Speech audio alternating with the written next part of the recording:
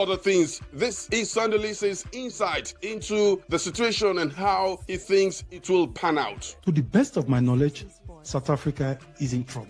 The Football Association is responsible for ensuring that only eligible players are fielded. If a team fields an ineligible player and the valid protest is upheld, standard penalties under the FIFA disciplinary code include forfeiture of the match. Now, some might wonder, this is what is creating the buzz now. Why it has taken so long? It is simply because the process can take weeks to months, as FIFA may request additional information from the associations involved. Simple. That is very clean. Don't worry yourself. The part that concerns Nigerians the most at the moment is notification and implementation. If upheld, FIFA notifies the association of the sanctions, not individuals, no matter who you are. All right, you're still listening to 360 Sport on this station. Time for us to go on a break. When we return, we will continue with other sports. Do stay. Hey, my people, it don't land again. Almost see ginger. Better no don't show love again. Oh, hey. Now the 15% cash back on slots promo now with the yarn about. Oh, see, make a salmon auditory, my people. From Monday to Sunday, just deposit 1,000 naira, 1K, and play correct casino slot games like Betano Bonanza and Chance Machine 5. If luck not jam body with you, no worry. No shaking at all, my people. Betano go refund you 15% of what you lose, up to 20,000 naira every Monday. Una dey hear me so? Wake up and collect your money.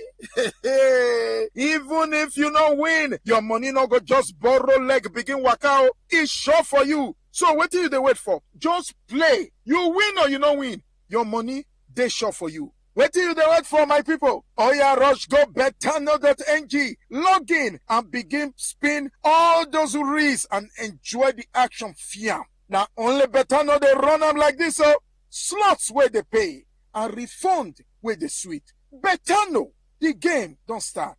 Now for people above 18 years of age, and make you play them with sense. Make I ask you the last question. Among the options where I go give you, choose the one where they give better gaming experience where person no fit forget. A, to use your data they watch match early momo. B, they listen to your uncle where be your bongest sports guru. C, Betano.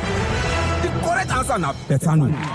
Don't go tell yourself, if you join the that betting platform for inside Nigeria, we get different betting options, fast cash out, missions where they engage you, data features, and we go welcome you with bonus of 200,000 naira. Betano, the game don't start. Bet responsibly, only for people who don't pass 18 years. Betano now proud partner of Aston Villa. 360 Sports. And welcome back from that break. Let's quickly do all the sport. The 2025 National Youth Games has come and gone, and Team Lagos has dethroned defending champions Delta to win the 9th National Youth Games in Asaba, Delta State. Team Lagos secured their first overall titles since the Under-15 Championship began in 2013, finishing with a total of 110 medals, including 52 gold, 32 silver, and 26 bronze medals. From there, let's move on to basketball to tell you that the Dallas Wings has signed D Tigers forward Amy Okonkwo for the remainder of the season, following her impressive performances during her double hardship contract with the franchise. Okonkwo has averaged 9.8 points and 2.8 rebounds over 6 games with the Wings this season. And on to tennis. After 2 disappointing finishes in major finals this year, world number 1 Aryna Sabalenka defended her US Open crown and ended her Grand Slam season with the title. On Saturday, she defeated American Amanda Anisimova 6-3, 7-6 in New York. In the men's singles at the US Open, Carlos Alcaraz claimed the latest chapter of their compelling rivalry against Yannick Sinner of Italy with a 4-set victory to regain the US Open title, powering to a 6-2, 3-6, 6-1, 6-4 win in New York. The 22-year-old has now won 6 Grand Slam titles, making him the second youngest man behind Bjorn Borg to reach this tally. And lastly, in other sports, in Formula 1, Max Verstappen took his 3rd victory of the season with a dominant performance ahead of the championship-leading McLarens at the Italian Grand Prix in Imola on Sunday.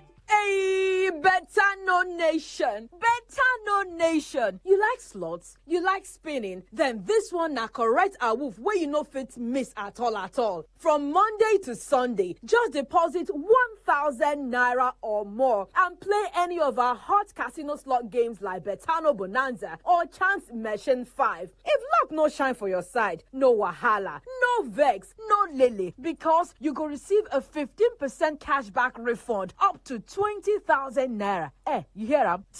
20,000 naira every single Monday. That's right. Betano got your back. win or lose. So go ahead and spin sharp, sharp, sharp, sharp. Get the thrill, and if the reels no pay, your wallet no go cry. Visit betano.ng now to join the fun. Betano Casino Slots. Play, spin, and bounce back every week. Betano. The game starts now. 18 plus. Play responsibly.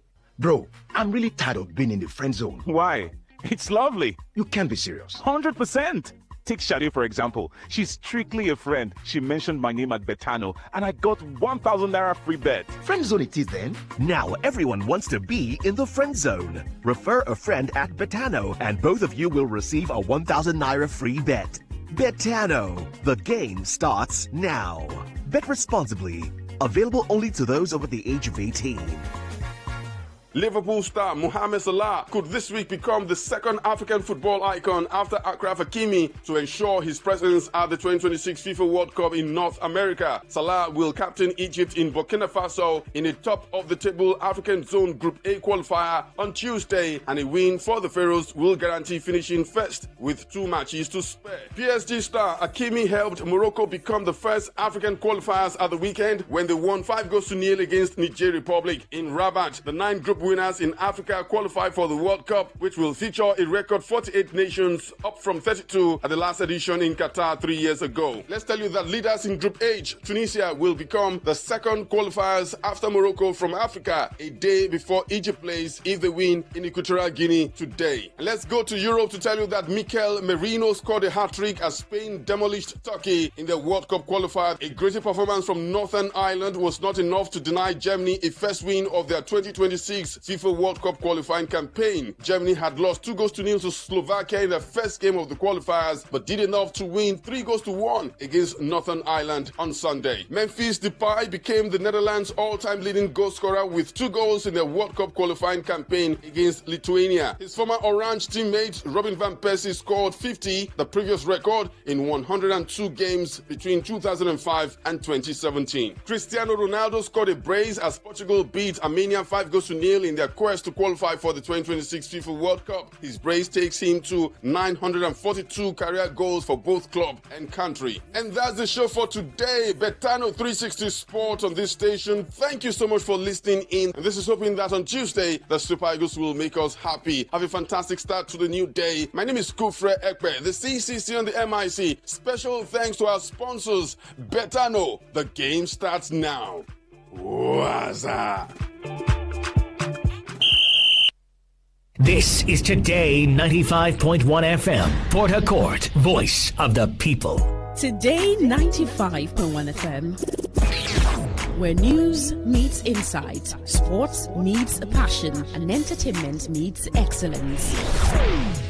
Expert analysis from seasoned professionals and our top analysts, informing, educating, and entertaining you. Your voice, your station. We are the voice of the people. Time for us to take you through the stories from the newspapers. It's the newspaper review segment on today's Quest Today 95.1 FM. Because the government of our country today is democratic. We elect our leaders. We don't select them. We don't appoint them. So voting is important. Registering to vote is a civic duty. It's not a political imperative.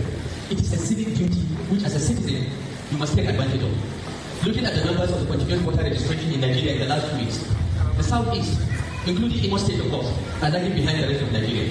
I want to appeal to you, our mothers, our sisters, our daughters that are in this room, to please take this up and get our children that are 16 years and above, who will be 18 years in 2 years and ready to vote, to please go out and register to vote. Nigeria is going down and down. It has never been this bad in my 65 years of being alive in South Africa. But this is not a conference of lamentations. This is a conference about the future.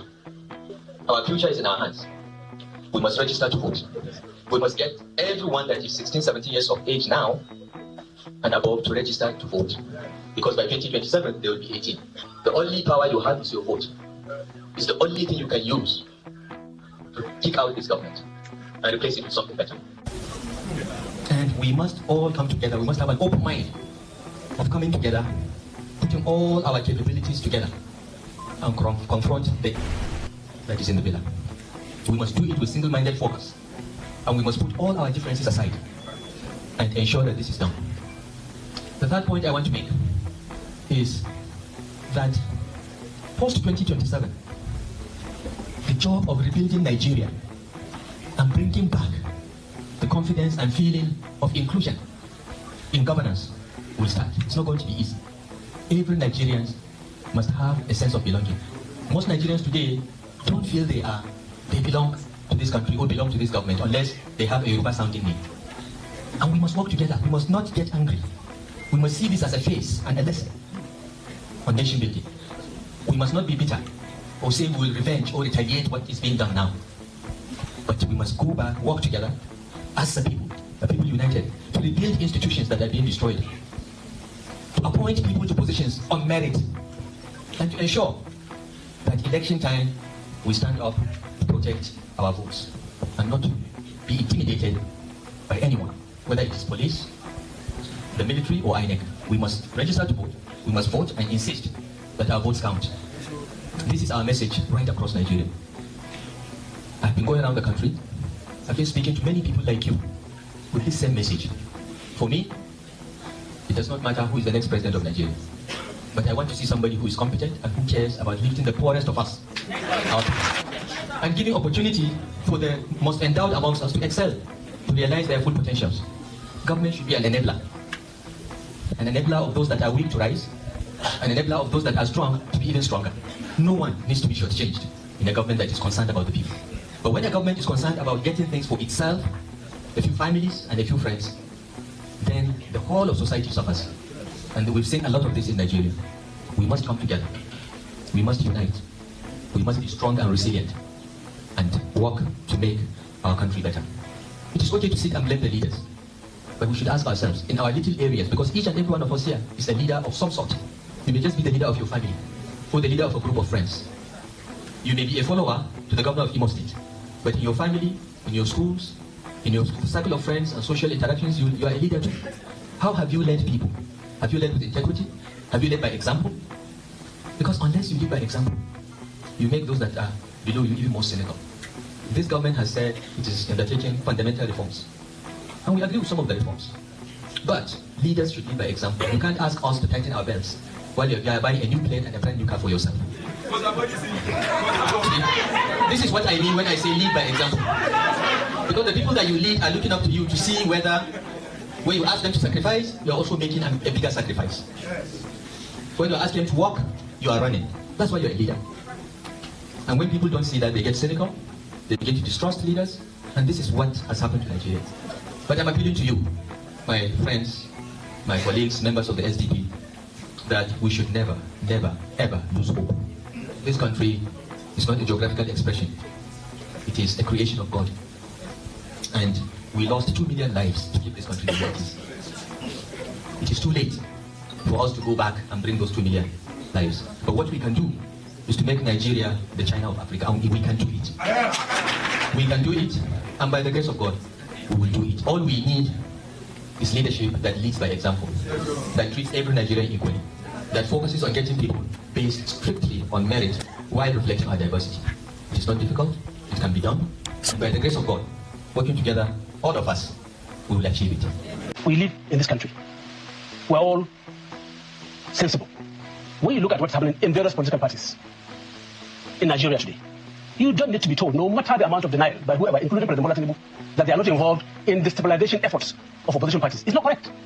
So you're accusing them directly that they are... I am not accusing them. I am saying that they are involved. The signs are very clear that the people in charge of our government today in Nigeria are interested in one-party state. I am shocked that under Bola Tinubu's watch, Nigeria is being run the way it's being run today. So you are disappointed? I cannot say I'm disappointed because I campaigned against him. And I went around throughout the nooks and crannies of Nigeria and told Nigerians to be wary of voting Bola Tinubu and APC in 2023. I was the DG of the Atiku campaign, and we went throughout this country and warned Nigerians against voting for Bola Tinubu and his party. Would you say I cannot say that I'm disappointed. It's not about my friendship with you. Sean, if today, and I'm saying this with every sense of responsibility, Vice President Atiku comes in here, and Nyesom Wike comes in here and requests this my phone, which is personal to me. Today, I will personally give it to Nyesom Wike. Oh, so he's not friend today than Atiku? As a personal friend. Oh. But when it comes to leadership of this country, and leadership of the people, Tomorrow, not even today, I will rather support Atiku than Nyesom Wike. So you believe in the leadership of an Atiku than a Nyesom Wike? It's nothing personal. It's about this country, and we are seeing it clearly. So you don't regret betraying Wike? I have never betrayed anybody, because it's only when you have an understanding with someone and you go against and outside that understanding that you betray him. But you told you that you wanted to be president. I was also running. He met me in the race. I was running for president of Nigeria. I have been in contention since 2012-2013. My friend Nyesom Wike was not in contention then. I remained in contention and in the political calculus of Nigeria for presidency of Nigeria since then. He decided to join in 2022. So who met who in the race? There is also an argument that the south of the years that civilian rule returned to Nigeria from 1999, if you add the years of Olusegun Obasanjo 8 years, you add the years of President Goodluck Jonathan 6 years. 5 years plus. 5 years. 5 plus 8 is how many years? 13. Plus 4 Bola Tinubu. Yeah, that would be 17. Add 8 years Buhari plus 2 of Yar'Adua. 10. Then getting the job done at Bola Tinubu? Oh, of course, yes. In what way? How do you think Atiku is better than Bola Tinubu? In many ways, in understanding the dynamics of how to run the government itself, the federal system. Because Bola Tinubu had always been confined to his locality in the local environment of Lagos, with due respect. And he had never been a federal operator. He doesn't understand the federal system. Look at it. Up till now, we don't have ambassadors. Up till now, 2 years, almost 3 months into the administration. What does that tell you? I'm fully involved in a process, democratically and lawfully, that will end by the grace of God in sending this government out of office. I'm not involved in coming together of the North to say it's the most that Bola Tinubu must go. I am involved in a national coalition, that there should be a change of guards in Asorok through a constitutional democratic process, May 29, 2027. It has always been of concern to every well-meaning member and leader of the party. How do you deal with it? Well, it has become almost a problem that has defied every solution. I don't see the PDP taking any measures or disciplinary measures against Nyesom Wike and his team. And unless that is done, it will be difficult. And they will remain members of the party, and they will have the right to either participate in whatever the party is doing and express their views and do whatever they like in the party. His Excellency and I are communicating. We are aligned. There's no step that's being taken that he's not aware of. And again, like I said, we have all agreed that the only way to have a successful election for us in the opposition is a coalition. Where, regardless of where anybody is at this point in time, we have all come to that agreement, and we are all working towards that aim. So you got Peter Obi's approval to join the ADC? Yes. But Mike is somebody that it's difficult for me to place. As a human being from my primary school to the tertiary level and gotten involved in politics by divine providence from deputy governor to the president of this country, most presidents have today. It's one of the few friends I have that can they give out their neck for me. Politics in the Nigerian standard is about betrayal. You will find it difficult to see somebody who will say the same thing in the morning and say the same thing in the afternoon and the same thing in the evening. I've witnessed a lot of betrayals, especially my 2015 elections. And Mike is somebody who, I have one other friends, but Mike is one person that will take a bullet on my behalf. So for occasion like this, I don't know how to comment or how to speak. But for me, it's somebody that you can take his words to the bank. You can take Mike's words to Access Bank. I'm saying the owner of Access Bank here. Most politicians, you cannot take their words to the bank.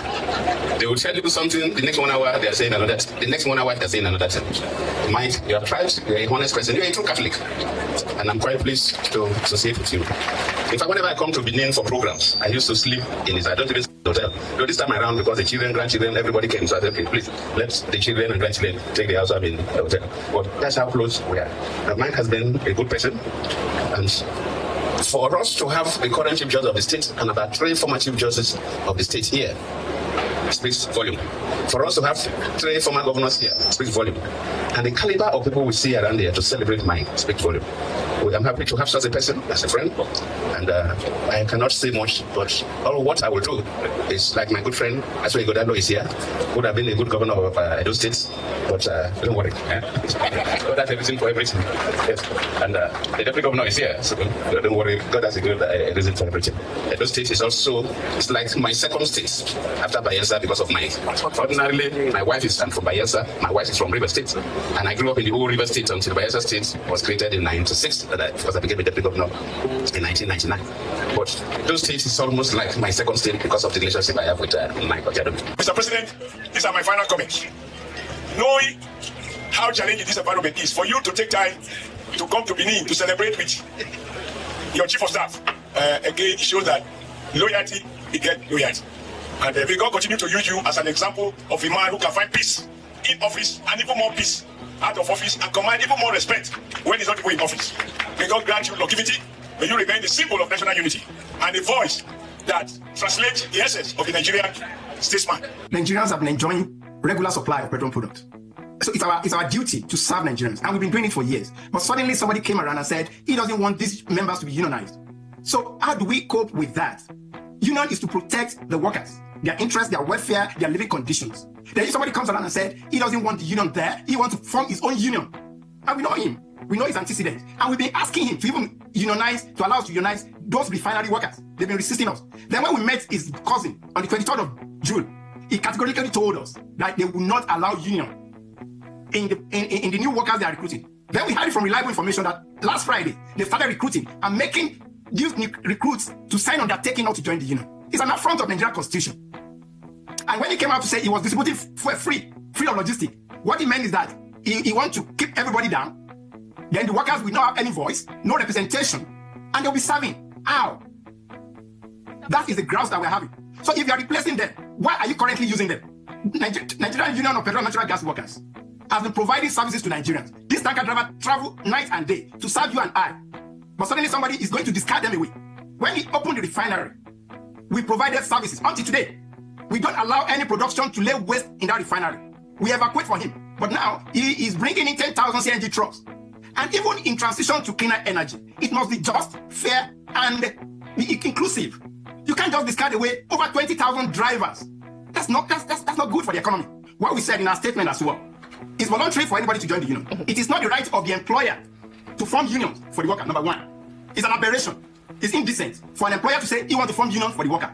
He's not making it voluntary again by asking them to sign undertaking that they will not join any other union. It's also unconstitutional. It's an affront. Number three is the fact that we are not working directly with him now.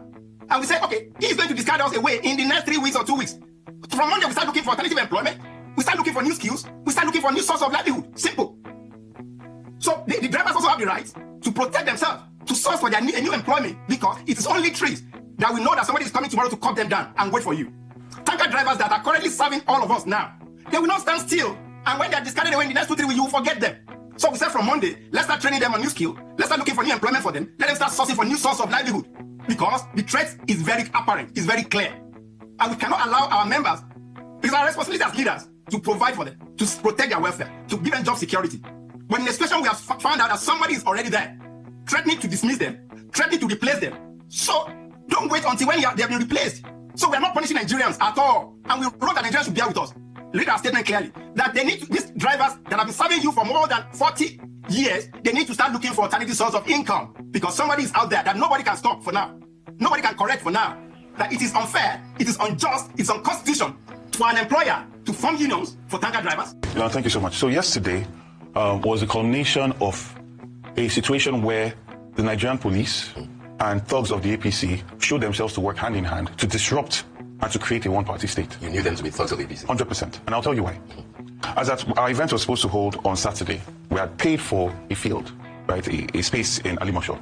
We had announced it. We had gotten permission from the police command in that area. Then on Thursday, we got reports that the Commissioner of Police says our event cannot hold.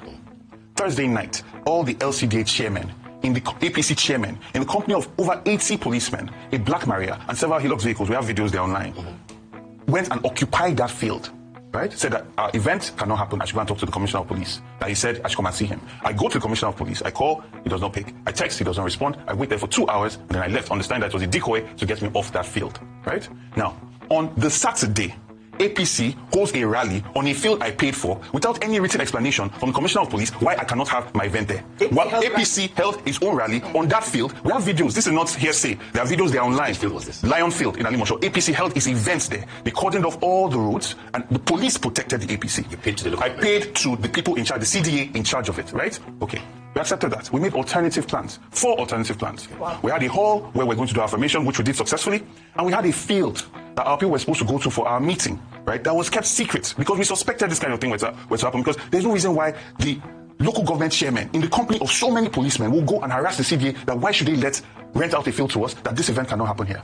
Now, our people have successfully started going to the other field, right? The DPO of that area came and saw them, went in, asked questions, came out, made calls, and shortly after, a whole team of police came there, opened the gate, stood back, and then let the thugs in. Again, we have videos of all of this. So you see a situation where the police yesterday superintended attack of property, violence. My own sister was rushed to the hospital. My blood sister, the director of RV Foundation that was there to do our healthcare outreach, was rushed to the hospital and was stitched on her head. Wow. My aide had a concussion. He's bleeding from his ears. Wow. Right? The police were there and superintended the destruction of all these buses. In Nigeria, as hard as it is today, think about how much it's going to cost to repair all these buses. I can see things that look like a bullet hole. So were they shooting? There was shooting in the venue. The police shot. But I cannot say that. I think those were stones that destroyed those buses. Those were stones. Yeah. But you see the level of destruction. Police supposed to protect rented buses. These were police supposed to protect lives and property. Yeah. Now, I'm telling you that this was happening while in Lionfield that I paid for, the APC was having a field day. No thugs, no weapon, no, nothing like this. All right. Thank you so much for staying with us. We had a delayed start. The technical issue in between the news, so that just delayed everything by some minutes. So thank you everyone for staying with us. It's the News Super Review segment this Monday morning. Here it's windy and it's pouring. It's pouring this morning. Children are back to school today. Okay. But whatever the case is, just try and stay safe out there. All right. Kelly Kemejima is my name. We'll go through the papers in a moment. Tell your channels to reach out and let's just get this show started. All right. So 0810-9510-951. Again, 0810-9510-951. So you can call this number when the phone lines are open so we can take your reaction. Okay. Messages you can send as well to 0701-9339-962. 0701-9339-962. A text you can send via WhatsApp or the traditional SMS plug, or you can just do a voice note if you prefer that. Keep it within 60 seconds, all right? 60 seconds. So we can take yours and others this morning. So that's that. On Facebook and X, on Facebook we have posts for the general post and opinion poll. General post and opinion poll on Facebook at Today951.fm, Today951.fm. Whereas on X we have just a post for opinion poll at Today FM 951, on X at Today FM 951. So you listen to a number of items. I'll just race through some of them. El-Rufai was in Imo State at the weekend and he was in church. You listen first to him speaking to mothers in church, encouraging their children, encouraging them to have their children enroll for the CVR exercise. That's the continuous voter something exercise. Yeah. But when he says if you have a child that is 16 and 17, they can enroll now. I don't know. That's not what the law says. Oh, they have to be 18 to enroll. His calculation is if you enroll now, by 2027, you'd have turned 18. But the requirement for CVR is that you have to be 18 to have the voter's card. So I'm not sure the information El-Rufai is relying on.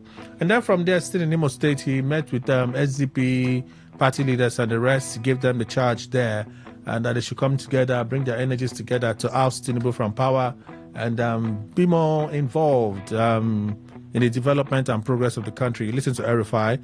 And after that, Senator Tambor was on TV on Friday, spoke about the opposition situation, that the ruling party seemed to be involved in destabilizing other political parties. He said that. He talked about his relationship with Nyesom Wike and so on and so forth. So you listen to that as well. Viva Rhodes Viva, that's Rhodes Viva, the Labour Party governorship candidate in Lagos State, officially found a way to defect to the ADC in Lagos, but there was a lot of drama from Friday. But he was asked about his alignment with Peter Obi. He said, aware that you defected to the ADC. He said they're totally aligned. Peter Obi actually sent representative that day.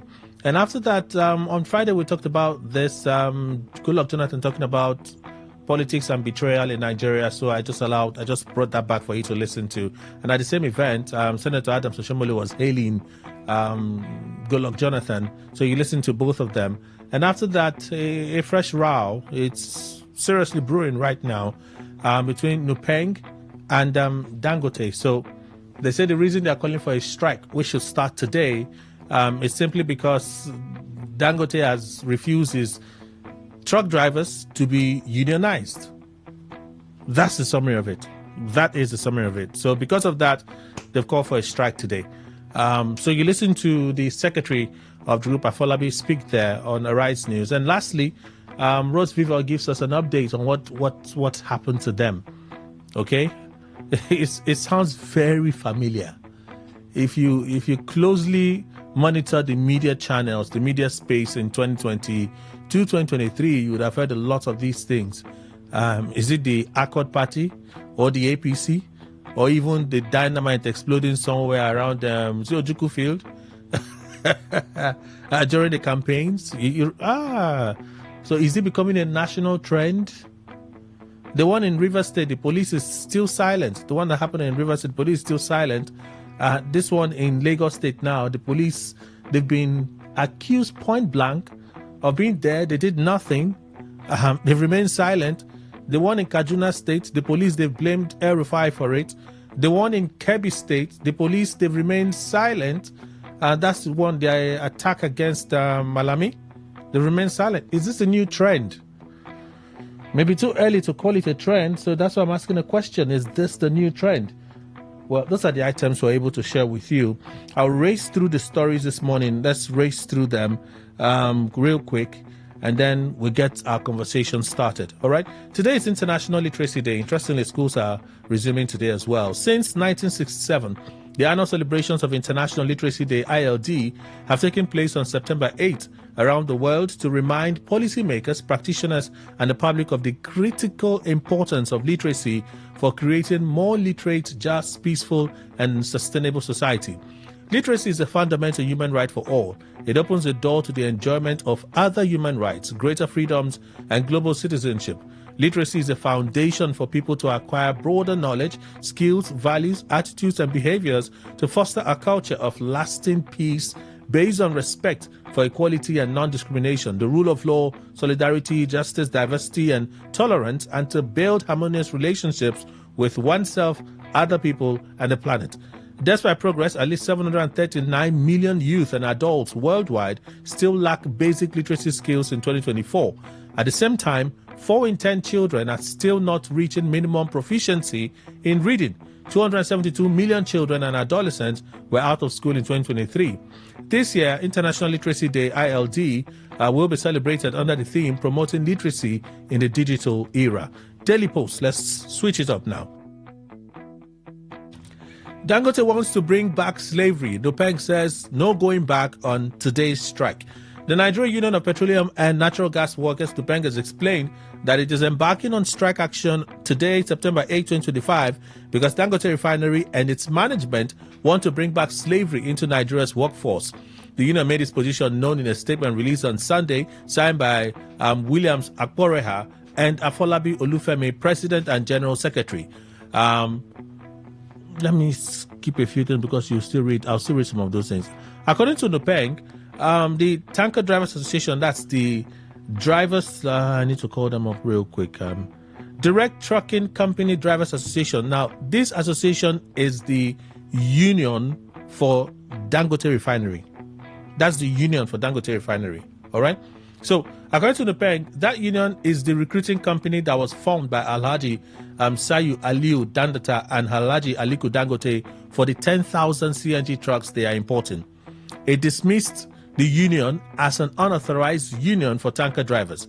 For the information of the public, the union is the association which the Dangote group of companies has formed for the drivers to join compulsorily rather than allowing drivers to join Nupeng, which is the only statutorily recognized union authorized to unionize petroleum tanker drivers. Slavery ended centuries ago, but some unscrupulous capitalists are making efforts to bring it back.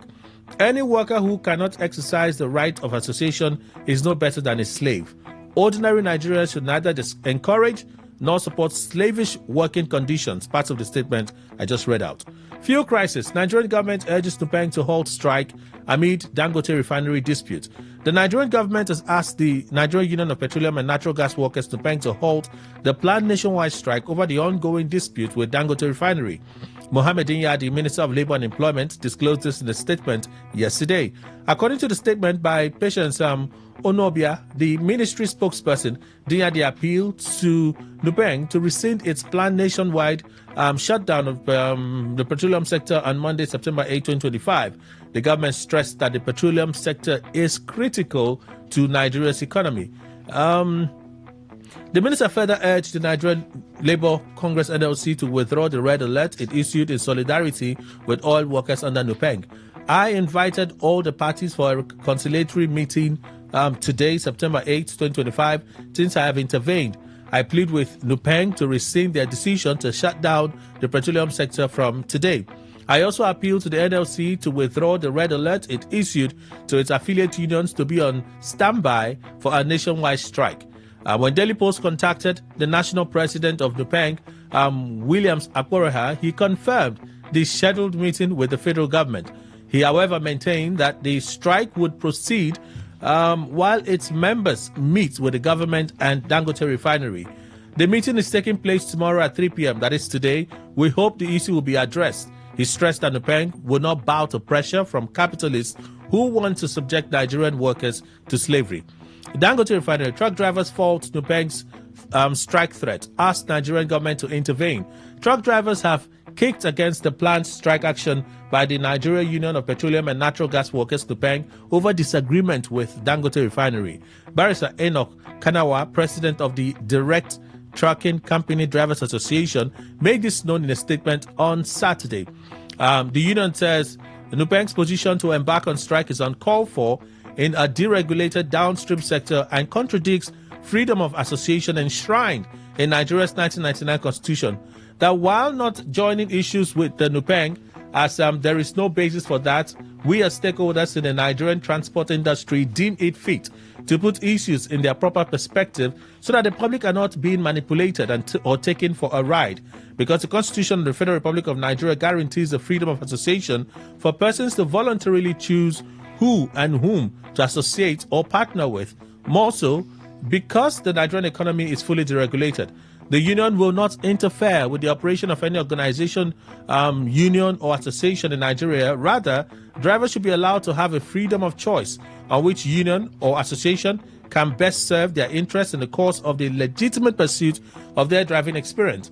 Any person that is licensed to drive a heavy-duty vehicle should be mature enough physically, mentally, and emotionally to discern which organization can best serve his or her own interests. Simply written part. The union also urged the federal government and its authorities to do everything to prevent Nupeng from carrying out the planned strike action. The union is in full support of the deregulation of the downstream sector of the Nigerian economy and the renewed hope agenda of President Tinubu, in which our members are poised to play an integral role in the distribution of goods and services throughout the country. Daily Post reports earlier that stakeholders of the petroleum tanker drivers, this is what is even most interesting for me, have also kicked against Nupeng, calling on members to ignore the strike notice. So this is the actual umbrella body of tanker drivers, petroleum tanker drivers. So they are also not in agreement with Nupeng over this strike. But then, 70,000 naira no longer sustainable. NLC, Nigerian Labour Congress NLC, and the federal government have demanded, or federal government workers are demanding, an urgent review of the national minimum wage, insisted that the current 70,000 naira is no longer sustainable. They made a demand following the bold steps taken by the several states across the country to increase the minimum wage of their workers above the 70,000 naira benchmark in response to the prevailing economic realities. Labour unions and workers who spoke to the News Agency of Nigeria, NAN, in separate interviews contended that in the face of the galloping inflation, rising cost of food, transportation, housing, and other essential services, 70,000 naira minimum wage could no longer sustain them. The acting general secretary of the NLC, Mr. Benson Opa, told the News Agency of Nigeria on Sunday in Abuja that inflation has eroded the value of the 70,000 naira minimum wage, leaving many workers unable to meet basic needs. The truth is that 70,000 naira is not sustainable under the present economic situation. Workers are under immense pressure, and unless the government responds quickly, the crisis of survival will only worsen. We have since engaged the federal government on this matter at different times and fora. And then Rhodes Viva alleges FG's plot to establish one-party state. We'll listen to him, all right? We'll listen to him. So let's roll the story over real quick. Nigerians poorer now than 1960. El-Rufai tells Tinubu's government how to end poverty. I wish we had the time to read this story, but I have to roll it over. It's almost 9 already, so I have to roll the story over. Tribune. Sowore defies SSS. Vows not to delete anti-Tinubu posts. Sowore defies SSS. Vows not to delete anti-Tinubu posts. This is what is really hot on social media. Activist and presidential candidate of the African Action Congress, AAC, in the 2023 elections, Omoyele Sowore has vowed not to comply with a demand from the State Security Services, SSS, to delete a post critical of President Bola Tinubu. Sowore's defiant stance follows his receipt of an official notification from X regarding a legal request from the Nigerian Secret Police. In a post on his X handle, Sowore confirmed that the platform had contacted him about the despicable threat letter from the SSS. He explicitly stated, "One option I will not be taking is deleting that tweet. Thank you," at X. The message from X, which Sowore also shared, confirms that the platform had received a request from the SSS alleging that its content violated Nigerian law. However, X stated that it had not taken any action on the reported content at this time. The platform's message, which aligns with its transparency policy, informs Sowore of the request and advised him to seek legal counsel or consider other options. As X strongly believes in defending and respecting the voice of our users, it's our policy to notify our users if we receive a legal request from an unauthorized entity such as law enforcement or the government agency to remove content from their account. We provide notice whether or not the user lives in the country where the request originated. We understand that receiving this type of notice can be an unsettling experience. While X is not able to provide legal advice, we want you to have an opportunity to evaluate the request and, if you wish, take appropriate action to protect your interests. Tribune Online earlier reported that the SSS had given X a 24-hour ultimatum to remove Sowore's post, which described President Tinubu as a criminal for a statement made in Brazil about corruption. The SSS letter claimed that the post was a threat to national security and it could incite protest. It violated several Nigerian laws, including the Cybercrimes Act and the Terrorism Prevention and Prohibition Act. The cable is our next stop. Jibrin accepts NNPP expulsion, but says he was denied fair hearing. Abdul Mumin Jibrin, lawmaker representing Kiru Bebeji Federal Constituency in Kano, says he has accepted his expulsion from the New Nigeria People's Party, NNPP, but insists the party failed to follow due process. On Saturday, Kano State chapter of the NNPP expelled Jibrin from the party over alleged anti-party activities. Hashim Suleiman Dugurawa, state chairman of the party, said the lawmaker had repeatedly launched media attacks against the party and its leadership. Dugurawa described Jibrin as a weak politician who owes his electoral success to the Kwakwasiya movement and the NNPP platform rather than personal influence. Responding to his expulsion, Jibrin described the decision of the party as a rude shock, arguing that the interview he granted in English and Hausa, which formed the basis of his expulsion, was consistent with the principles of the party and its movement. I strongly believe the contents of the interview should not warrant such a heavy penalty. No invitation was extended to me to defend myself before any organ of the party, even under military dictatorship. An accused is subjected to a court martial. The former Director General of the Tinubu campaign in 2019 equally added that although he would have loved to remain in the NNPP, he has no choice but to accept the decision of the leadership in good faith.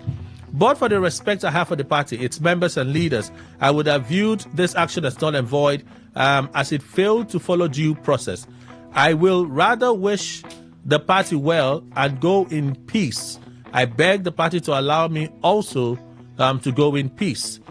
On allegations of failure to pay dues, Jibrin denied refusal to contribute financially to the party. I respectfully request the party to send me the invoice and I will promptly pay, he added, saying that there is no need for litigation. So that's a summary of that. NRC suspends Port Harcourt Aba train services for maintenance. There was a viral video, I think, on Friday that the train had developed a fault and passengers were stranded on that route. The Nigeria Railway Corporation, NRC, has suspended train services along the Port Harcourt Aba corridor, citing routine maintenance. The announcement was contained in a statement signed by Kayode Opeifa, NRC's managing director, on Friday. According to the corporation, operations on the route will remain suspended until tomorrow, that is September 9. Port Harcourt to Aba train services suspended for routine maintenance. NRC said to resume regular train services on the 9th of September 2025.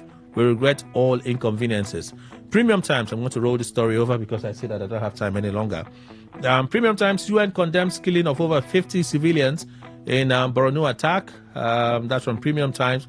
Peter Obi falls ill, cancels local and foreign engagements. The presidential candidate of the Labour Party, Peter Obi, in the 2023 general election, disclosed that he had fallen ill and will be cancelling some of his scheduled engagements within and outside the country.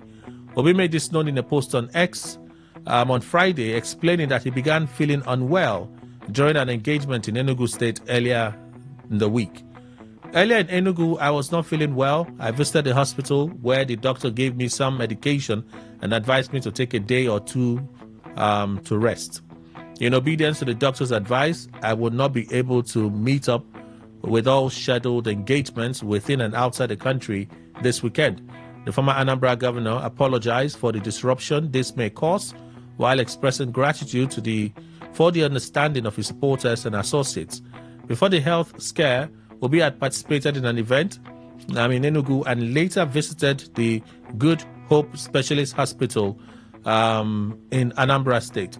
The hospital is being acquired by the Ugwuata Diocese of the Church of Nigeria Anglican Communion. During the visit, Obi announced a 10 million naira donation to support the diocese in revitalizing the hospital into a comprehensive health complex that would include a school of nursing, midwifery, and health technology.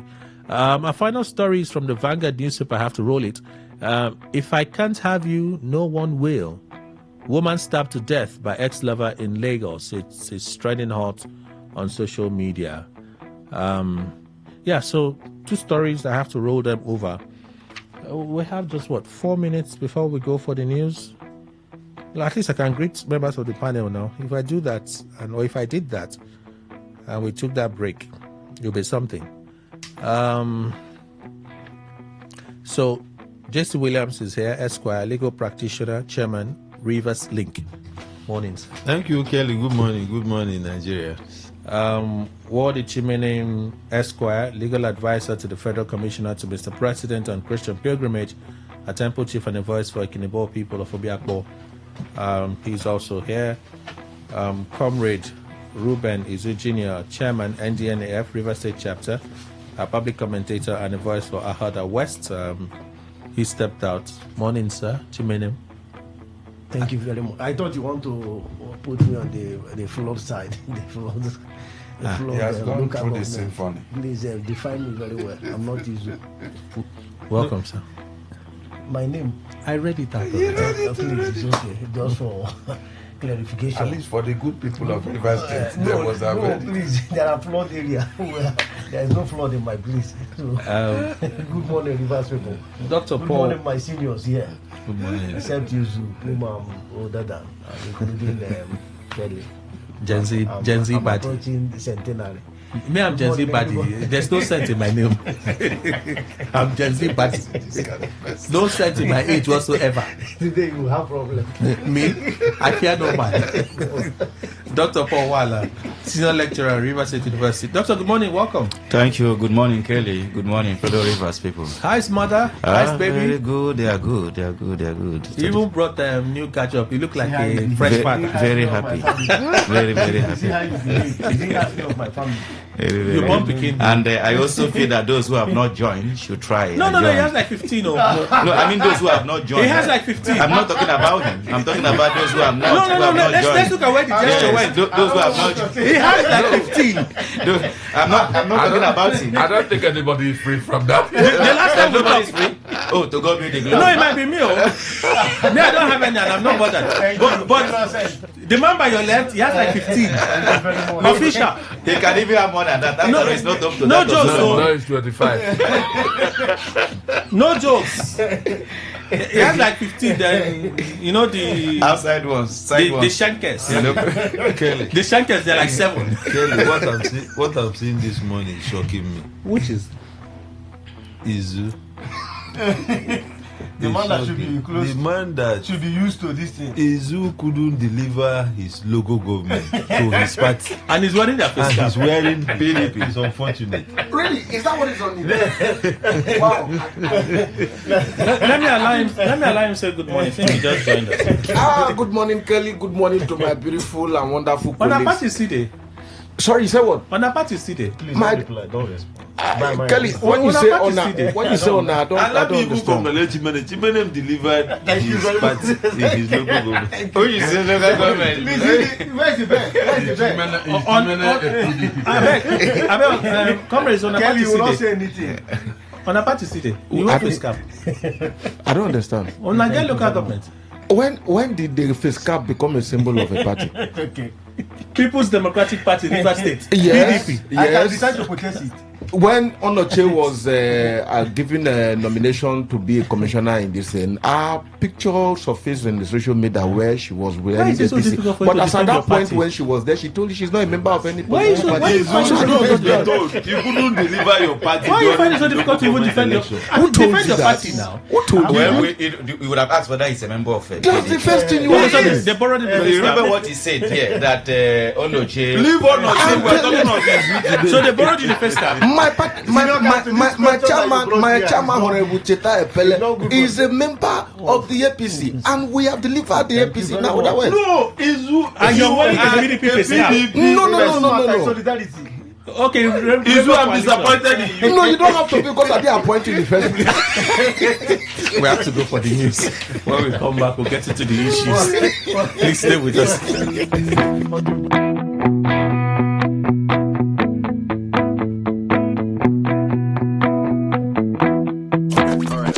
To know about this one is that 95.1 FM. Such a unique style.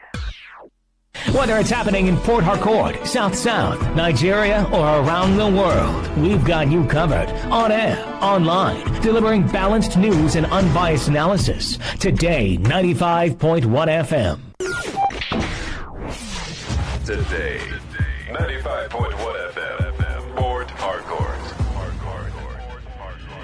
News update. A very good morning to you. Here's the news update on Today 95.1 FM. I am Kelly Ikemenjima.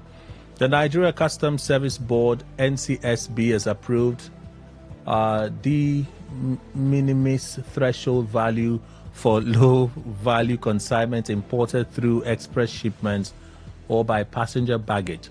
The decision, which takes effect today, September 8, 2025, was reached at its 63rd regular meeting held on September 2, 2025, chaired by the Minister of Finance and Coordinating Minister of the Economy, Wale Edun. The board said the approval aligns with the best global practices that aim to simplify clearance processes for low-value consignments, enhance trade facilitation, and provide clarity for e-commerce stakeholders and travelers. The minimis threshold is the value below which imported goods are exempted from payment of customs duties and related taxes established by the national legislation. It explained that under the new regulation, goods valued at $300 or less would be exempt from import duties and taxes, provided they were not prohibited or restricted items. Similarly, it said passenger merchandise in baggage not exceeding the same value shall also be exempted. Former Kaduna Senator Shehu Sani has explained the dilemma of regulating social media in Nigeria, warning that such regulation risks trampling free speech and shielding governments from accountability. Sani's statement made on X comes as the State Security Services SSS demands that X removes a controversial post by activist Omeole Sowore. Sowore, in a post in August, shared a video of President Bola Tinubu during a Brazil trip and labeled him a criminal over alleged corruption claims. Consequently, SSS wrote a letter to X demanding that it delete Showere's and other related posts. Shehu acknowledged that social media can be used for harassment and violence, but regulating it can be detrimental. Therefore, he argued that it must be handled carefully, urging the need to strike a balance between regulating social media and preserving democratic accountability. The Medical and Dental Consultants Association of Nigeria, MEDCAN, has called on governments at all levels to desist from appointing non-doctors to the consultants' cadre in hospitals. The call was made in a communique issued at the end of MEDCAN's biennial delegates meeting and scientific conference held in Enugu. The communique was signed by the new elected president of the association, Apollos Indukuba, and General Secretary Augustine Duru. The association also condemned the disenfranchisement of medical professors from contesting for the office of Vice Chancellor in universities. The association urged doctors to prioritize their healthcare needs in accordance with the physician's oath. MEDCAN concluded by expressing concern over attempts by other healthcare professionals to assume the duties of doctors, warning that this could affect patient care. On the foreign scene, Ukraine's main government building in Kiev have been hit for the first time in the war during Russian attacks. This was confirmed by the Ukrainian Prime Minister. The Prime Minister said the building's roof and upper floors were damaged and a fire ignited due to an enemy attack. At least 4 persons were killed in strikes across the country, including a baby and a young woman who died after a 9-story residential building was hit in Kiev's district.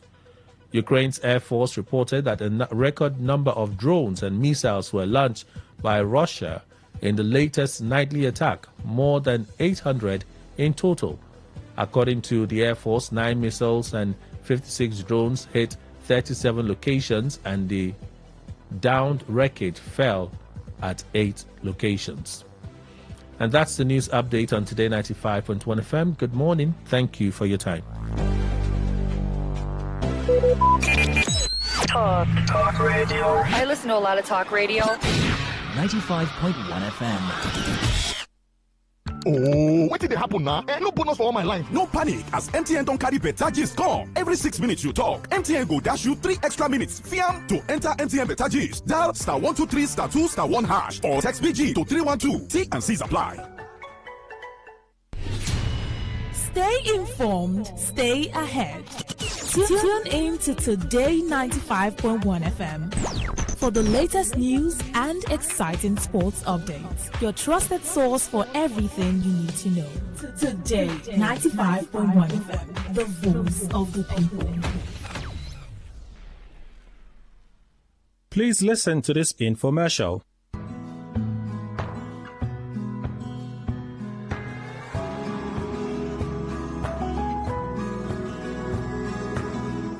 Welcome to another power-packed episode of the Smart Money Code, proudly brought to you by New Wave Tech. Well, this is the life-transforming online business and investment program that helps you create new income streams or supercharge your existing ones. For years, New Wave Tech has trained thousands of Nigerians in online businesses, financial literacy, and digital opportunities. And today, we're diving into something that's rewriting the rules of money and business worldwide. We're talking about AI-powered finance. Joining us is none other than Princess Ubo, an online entrepreneur, strategist, and partnership lead at one of Nigeria's top brokerage firms. She's an innovative certified consultant from the University of Sydney, a capital markets analyst and certified digital marketer from California, Miami University in the USA. With 5 years in consulting and a solid track record, Princess is here to simplify the complex world of e-business and AI. I'm glad to have her here join me this beautiful day. Princess, thanks for joining me. Thank you so much. I'm super excited to be here today. And I promise you, today is going to be loaded. This is one conversation our listeners truly need in this economy. Fantastic. Now let's begin. The topic is exciting. Accelerating your finances with smart AI businesses. But let's make them gradually. Let's take it one at a time. When you say accelerating your finance with the way things are going, is it really possible for Nigerians to, multiply their income? Honestly, yes, absolutely. It is very possible. Now, I'll give you some personal examples that has happened to me so far. Now, last year, in the middle of all of the chaos, I was able to scale 3 different businesses to 6 figures, and I'm already setting up 2 more. Now, the truth is simple. If your income grows faster than inflation, you're already ahead of the game. Now, every day money leaves our account. I can tell you for a fact, you check, see debit, but this shouldn't be happening like that. And if it does, you should also have money coming in daily. Now, let me show you why accelerating your finance is non-negotiable. In 2015, you could rent a 3-bedroom apartment in Lagos for about 400,000 naira. Now, today, that same flat goes for 2.5 million naira, if not more. Let's not even go too far. As at 2020, filling your car tank could cost you about 7,000 to 10,000 naira, but now you would need over 40,000 naira to have a full tank. So this economy isn't slowing down. One income stream won't cut it anymore, and to survive, you must accelerate your earnings and stabilize your income. Interesting. I mean, I can directly relate with the the house parts and the filling your car up. Now, those are powerful points, I must say. So how do we actually accelerate income? Let's talk about that. I would always like to say something. You need to stop playing it too safe, because most people miss out of a lot of opportunities. Why? Because they're scared of what will happen, what would go wrong, what if it goes right? No, people don't really ask those questions. But the last decade has shown us something very important. Some of the biggest financial breakthroughs come from businesses, and not just regular brick and mortar businesses. I'm talking about businesses that are online. Now, let's take a look at e-commerce or digital investment or even e-trading, my favorite of them all. These are industries that Nigerians have started to join and are thriving. Now, data shows that as of 2020, over 76 million Nigerians were active on e-commerce. Today, online stores have become a norm. It has actually outnumbered the physical shops. You go to places like Lekki, you don't see the stores being covered up. Now, because online stores have become so profitable that even the government is moving on to saying they want to tax them. But this is an actual data of what the scale up looks like. Small-scale online businesses, you can see them earning from about $1,000 to about $5,000 monthly. Medium-scale businesses can make up to $10,000 monthly. And then we have the large-scale businesses, which are called the SAS, that's software as service, pulling over $100,000 every single month. Now, here's the most exciting part. Even if you don't have a business idea yet, it shouldn't be the end of the road. You can leverage artificial intelligence, which is popularly known as AI, to not just suggest businesses for you, but actually help you run them. All you need to do is input 2 to 3 hours of your day with these AI tools doing the heavy lifting for you while you monitor and grow your income. Okay, so this is seriously sounding like a game changer. Now, let's look at some of the businesses that AI can power in this age. Well, if you ask me, practically every business, I know it might sound absurd, but every business can be powered by AI. Let me give us some very practical examples.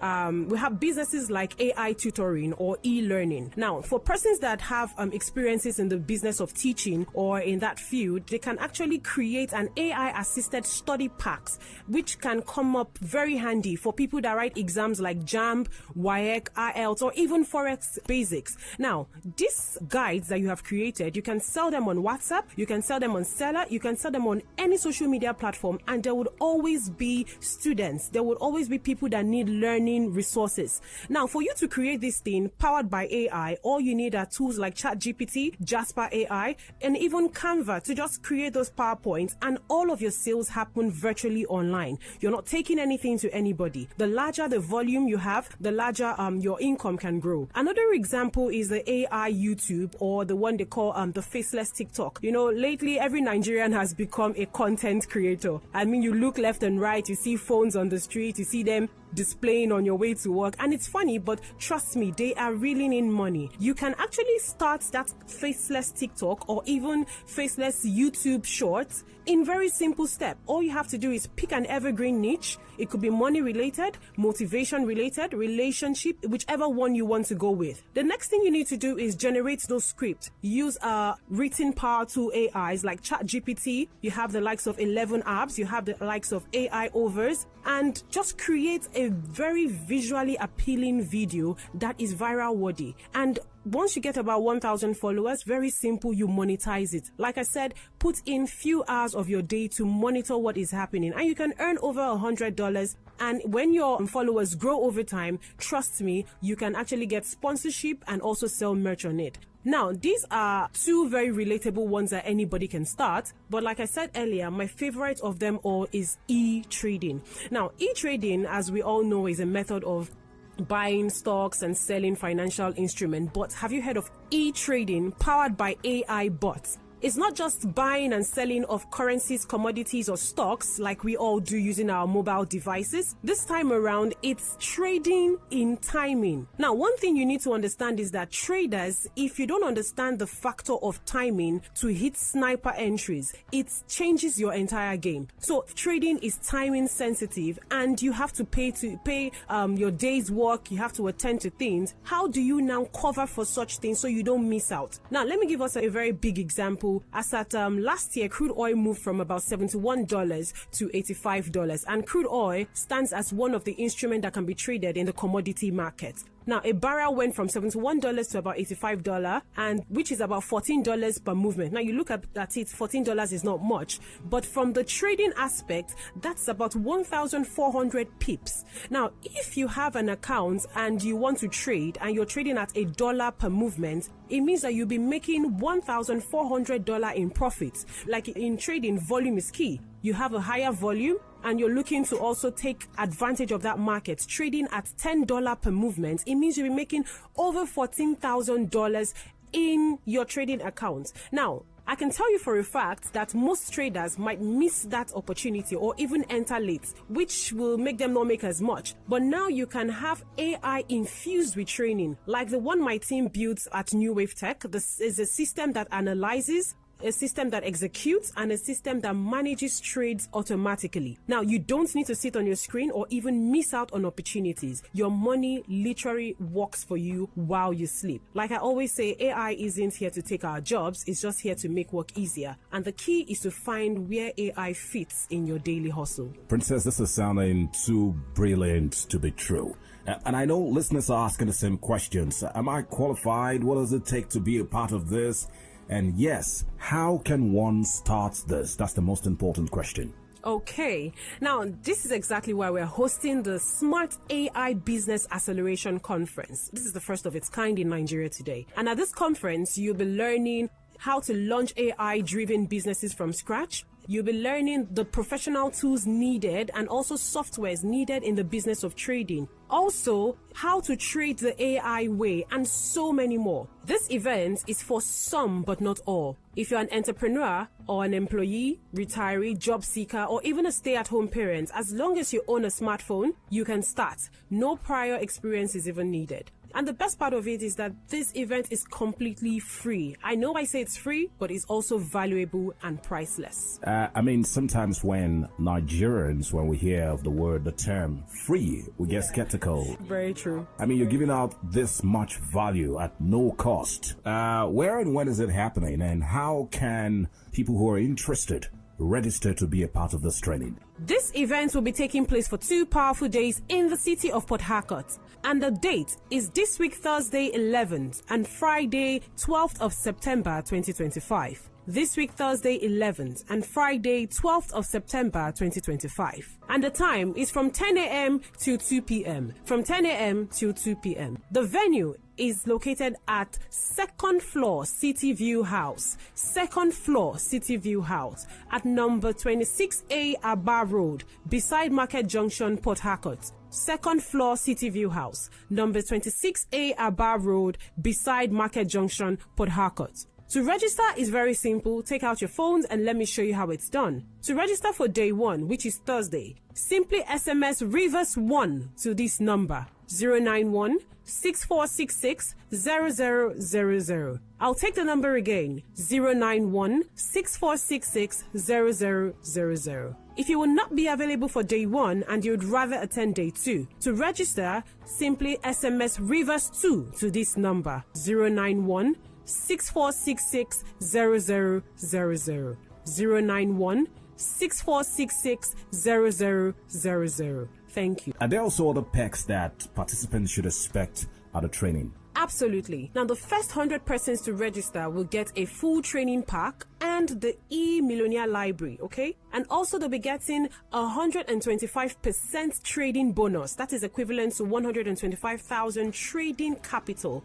Also, you'll be getting one-on-one consultation with experts that will be at the premises that day, plus lifetime access to webinars and follow-up training nationwide. Okay, tell us again the dates, the time, and the venue of the Smart AI Business Acceleration Conference. This event will be taking place for 2 powerful days in the city of Port Harcourt. And the date is this week, Thursday 11th and Friday 12th of September 2025. This week, Thursday 11th and Friday 12th of September 2025. And the time is from 10 a.m. to 2 p.m. From 10 a.m. to 2 p.m. The venue is located at 2nd floor City View House. 2nd floor City View House at number 26A Aba Road, beside Market Junction, Port Harcourt. 2nd floor City View House, number 26A Aba Road, beside Market Junction, Port Harcourt. To register is very simple. Take out your phones and let me show you how it's done. To register for day 1, which is Thursday, simply SMS Rivers 1 to this number 091 6466 0000. I'll take the number again 091 6466 0000. If you will not be available for day 1 and you'd rather attend day 2, to register, simply SMS Rivers 2 to this number 091 6466 0000. 091 6466 0000. Thank you. All right, you heard it here on the Smart Money Code. The future of wealth building is here, and it's powered by AI. Don't wait for tomorrow. Register now to attend the Smart AI Business Acceleration Conference and position yourself for the future of money. Thank you very much, Princess Ubo, for coming on the program today. Thank you so much for having me in the studio. All right, see you at the conference.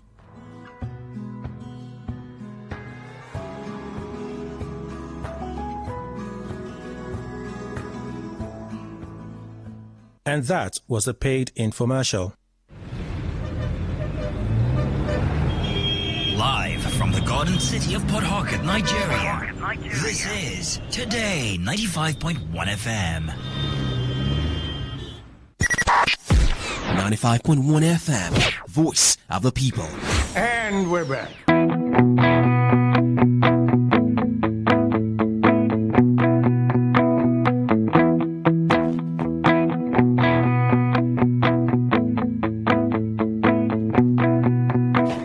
All right, thank you all for staying with us. Let's get into the issues this morning. I saw this post yesterday and I couldn't help but just chuckle. FCT Police Command, it's unlawful to give our officers money or any form of inducement while they are performing their duty. Let them discharge their responsibilities diligently without interference. The Nigeria Police Force is committed to serving you with integrity. Your cooperation is vital. Together, we can build a safer society. Not give them now, that don't go hold it down there.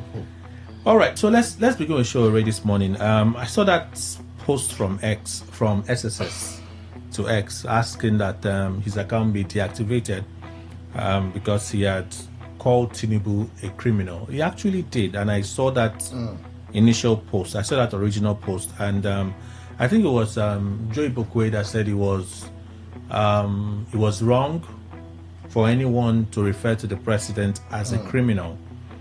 And Showore, in responding to, so SSS took their petition to X, take down the posts and suspend the account. So X, as a duty to Showore, now informed Showore of a petition against him. They say you can either delete it, take action, or you can go to court. Showore's response: this morning, X officially contacted me about the despicable threat letter they received from the lawless SSS over my tweet below on Tinubu.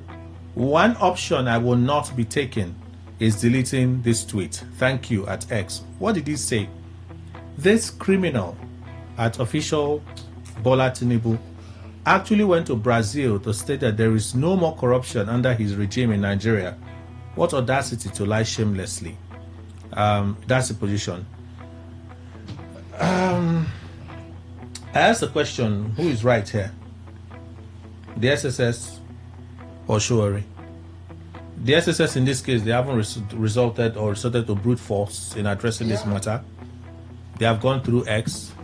When Buhari made that controversial comment, and it was on X, it was Nigerians that petitioned him to X. And they pulled it down.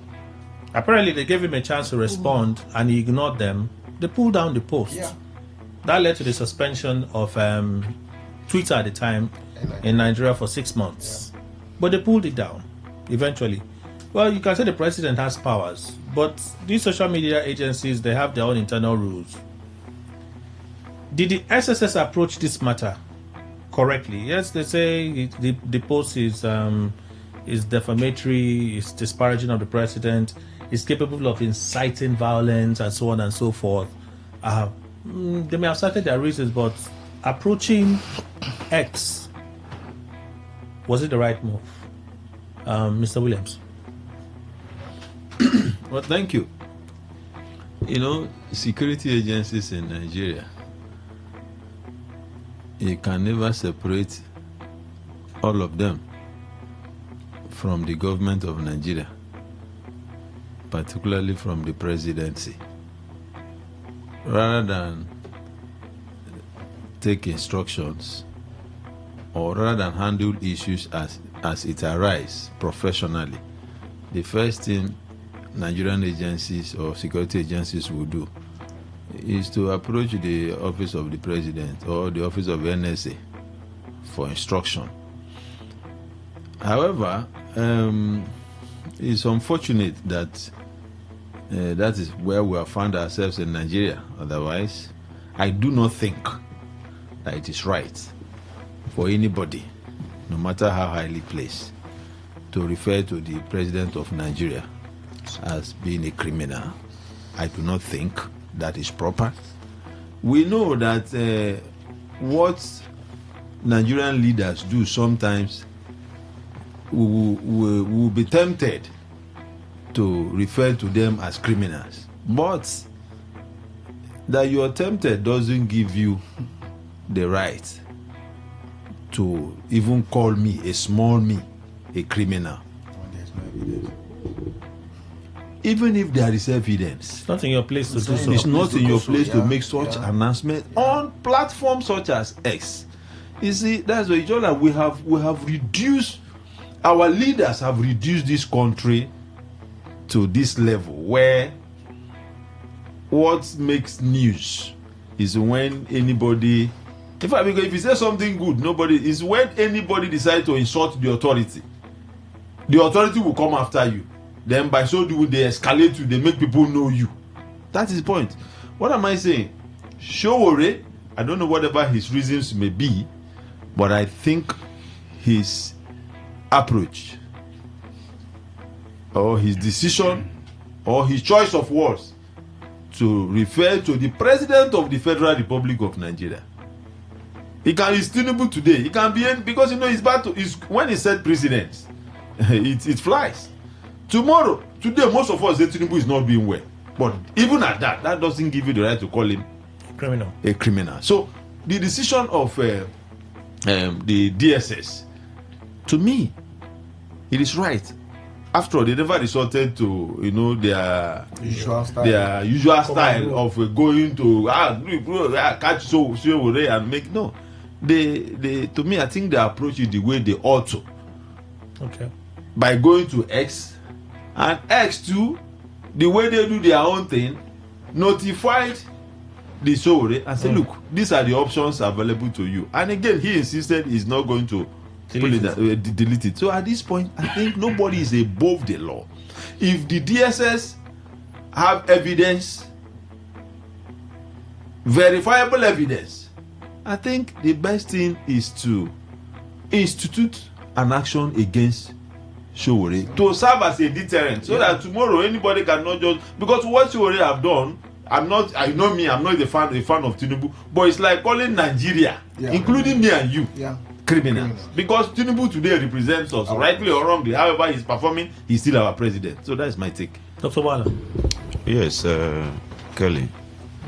I think no matter what the case may be, the Tinubu that is there is not just Tinubu as a private person. Based on the office he's occupying, he's representing Nigeria. And if not for how bad in terms of governance and provision of democratic dividends has been in Nigeria, how should Nigerians feel if somehow somebody somewhere outside this country calls your president a criminal? There would have been a war already on social media. So what he did, it was wrong. It was absolutely wrong to call the president a criminal. There was no respect. If he has a reason, he knows. He is educated. He should know the proper ways to follow it up. But going to that extreme to call the president a criminal is not what anybody reasonable should accept. The DSS on their own side too, I think they have done well. They have done well in the sense that the way they approached the matter, at least we are commending them and do believe that they will follow it up legally, not by now assuming, maybe based on what Nigerians are reacting and then want to assume the other coercive aspect of it. No, they should still approach it in a lawful manner. The S2, I think they are also very much careful. They are not the one that made that post. So they did well by contacting. And then the one who made the post have refused. The law should take its course. Chimene. Well, if this was in Cameroon, they would have arrested him, you know, and so what is, you know, biting more than he can swallow. Each time I look at that young man, born in 1971, 71 he should be close to 50-something years now. You know, he was lucky to be born during the days of Dr. Nnamdi Azikiwe and the Agin Rossi of this world.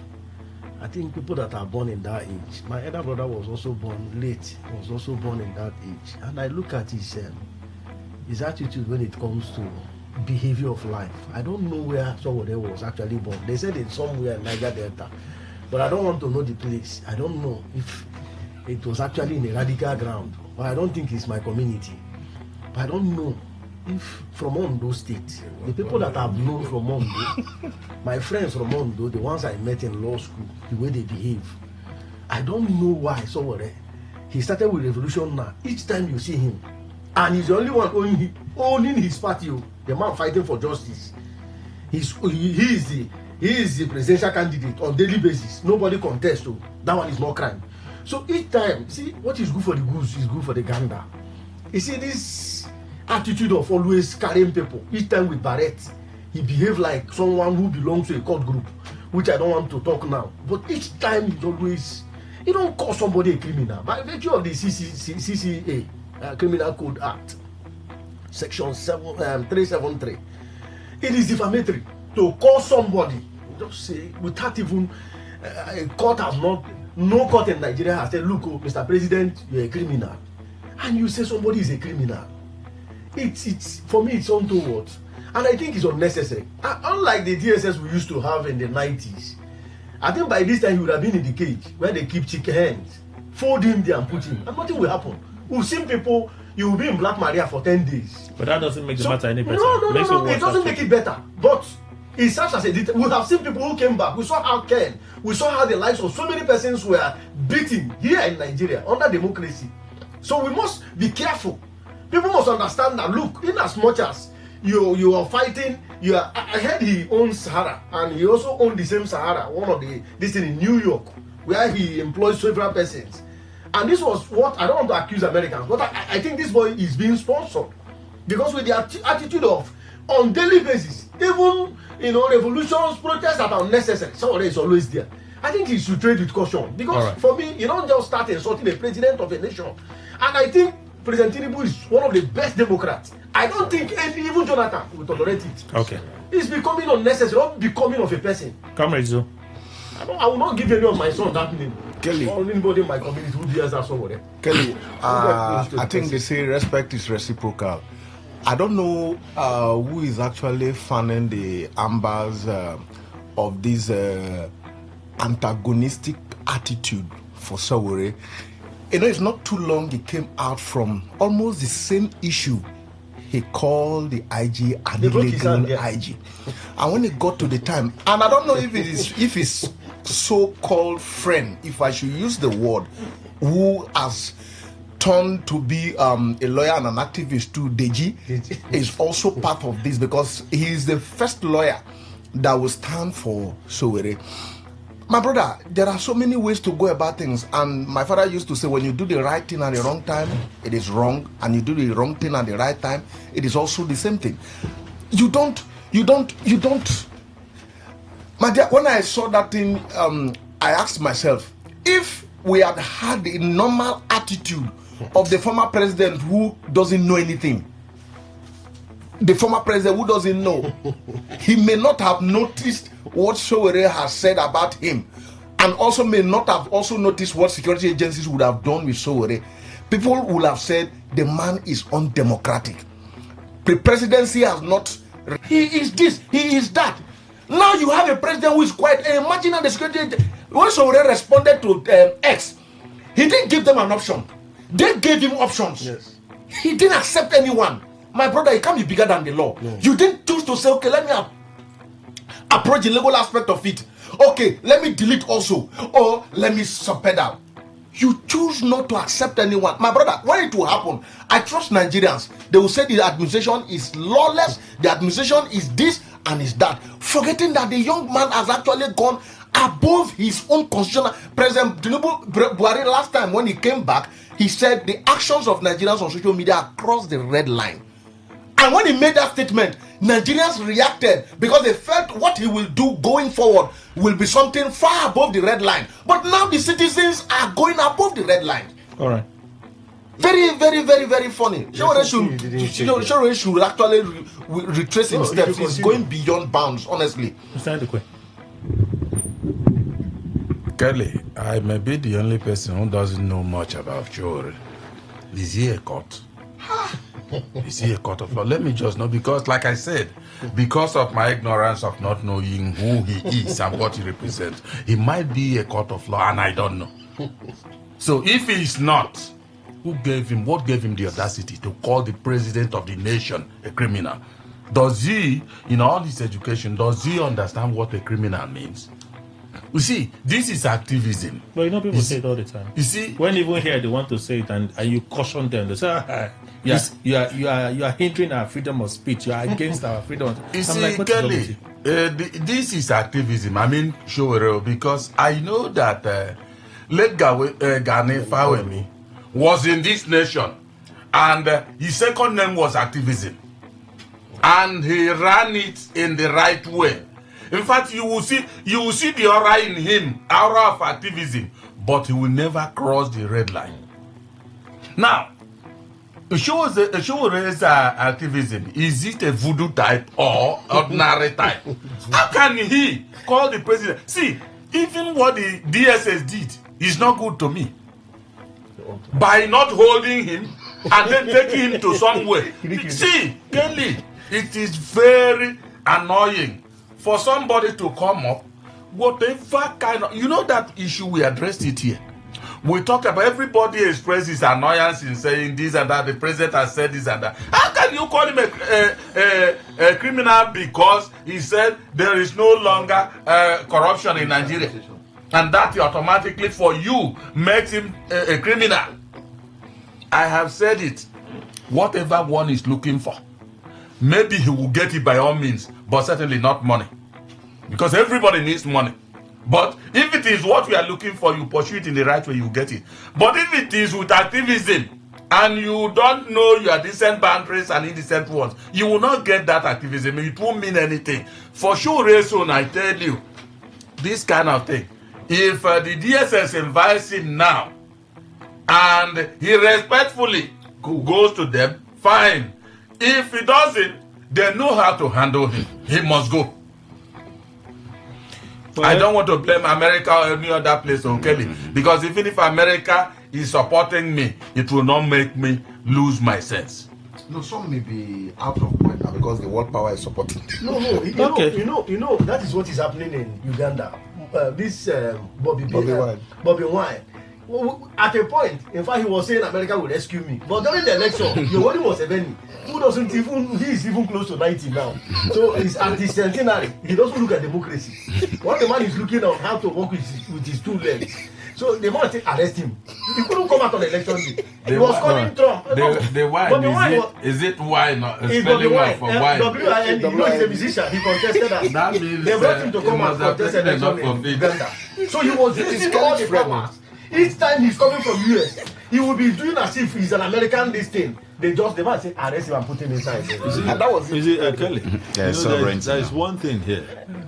You know what is like the immediate cause why Sowore unreasonably overstepped his ban was when he heard the president in Brazil say that since his emergence as president, that corruption is dead in Nigeria. Sowore reacted. Somebody like me, you know, when I heard that, what I did, I started laughing. Yes, I started laughing because, you know, there are some statements that will come from somebody. Even you making that statement. Somebody called me on a president the cap again. You know, even you making that statement, you know that you are lying. You know, if Sowore, I would have thought that rather than call him a criminal, I would even think that Sowore was too angry and became overzealous to be the first Nigerian to respond to that. If Sowore have said president is misrepresenting facts, I do not think what they call is it X or what? X would have, because anybody can misrepresent facts. That is not criminal. It's a civil issue. When you say president, what is like in court, you don't call, no matter how they lie, you don't tell somebody in court you are lying.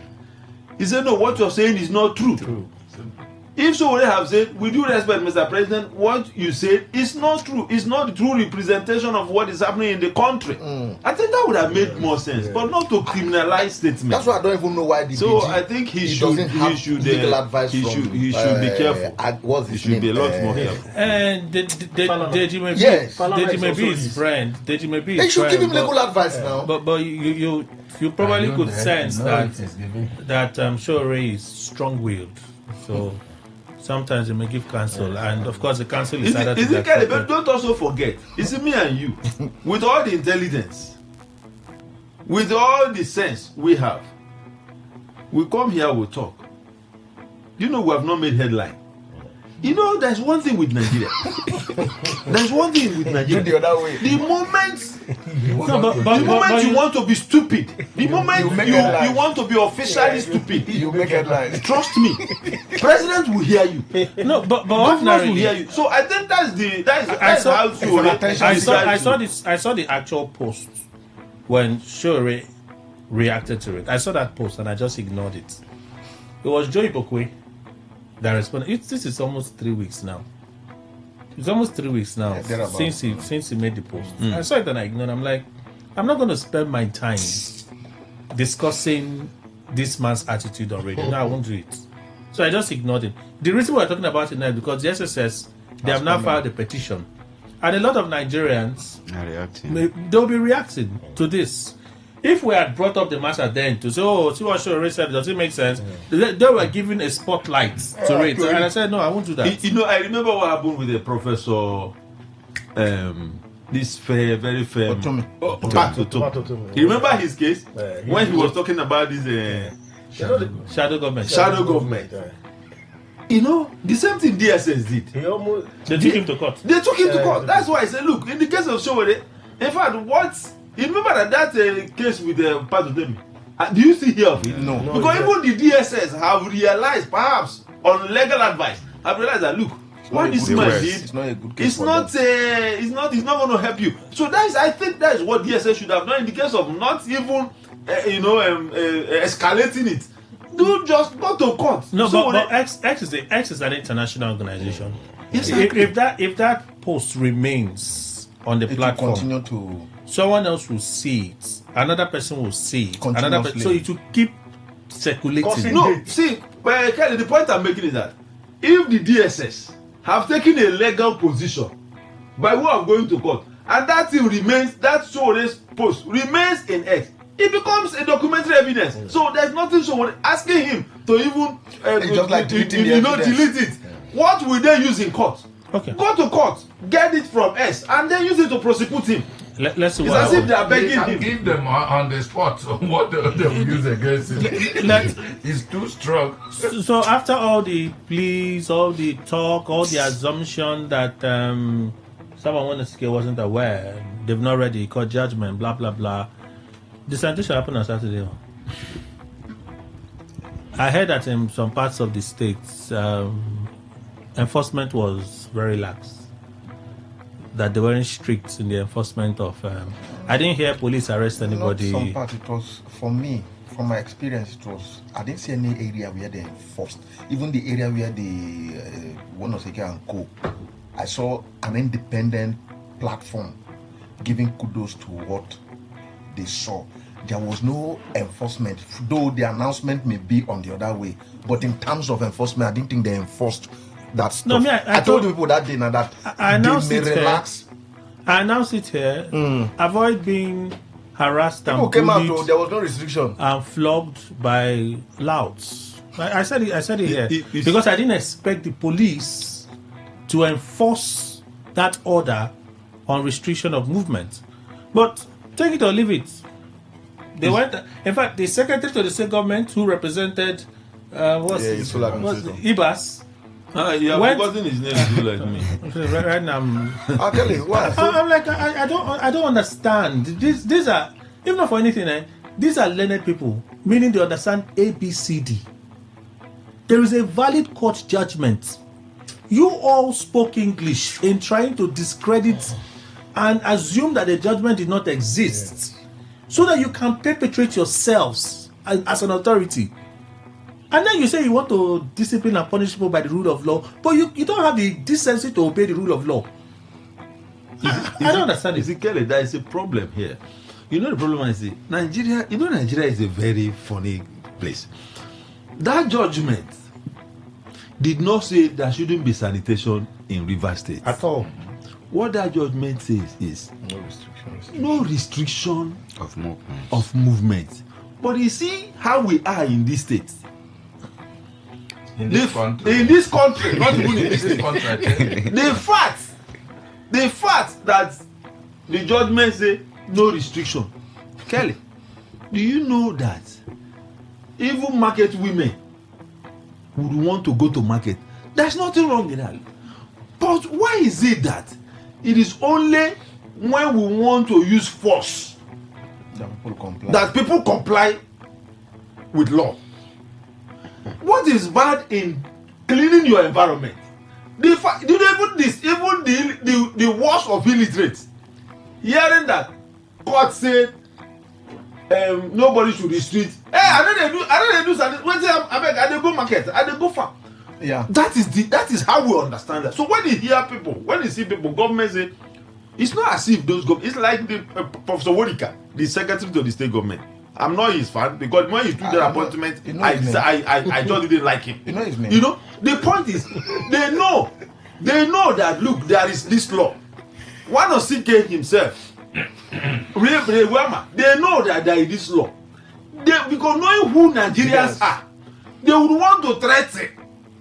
We will enforce, even police. Yeah. But that threat in itself is a violation of the court judgment. Words of mouth. That threat in itself. No.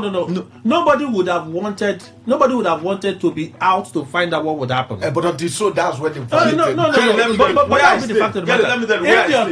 the authorities kept saying. When Osike was on this station on Friday on Funky 4, and he said the sanitation will now hold first of every month, and there will be restriction of movement between 7 a.m. and 10 a.m. He said violators will be dealt with by the rule of law. That's what I'm telling you, Kelly. Don't also forget that the same man visited MBA Port Harcourt branch. The discussion I won't come here to say. Let me tell you something. One of CK, even if he's not a lawyer, I'm not his counsel. Let me tell you, he knows. It's like when you go to police. For instance, now you go to police, say, the barrister Jesse Williams said he will break my head. Has he broken your head? The point is, he threatened you. Why don't you wait? This is not fundamental right. Where is it? When you perceive that your right is about to be infringed. One of CK and his group know that the only thing Nigerians hear is going to say, if you do this, we will do this. Yeah. But that is not to. Let me tell you, people, one of CK said all that. I listened to it on Friday. He said all that. Now go to ask how many people did they arrest? That's what I'm saying. So let's look at it's just to make people. Let's assume put their fear in them. Let's assume that people were not arrested. I heard reports from a sister station that in the Rumosi axis, people were driving, but they made a makeshift toll gate where they were collecting money from people. At where? From who? Rumosi from here. Police. Which people? That is the point. From who? This is what I said. This is what I said.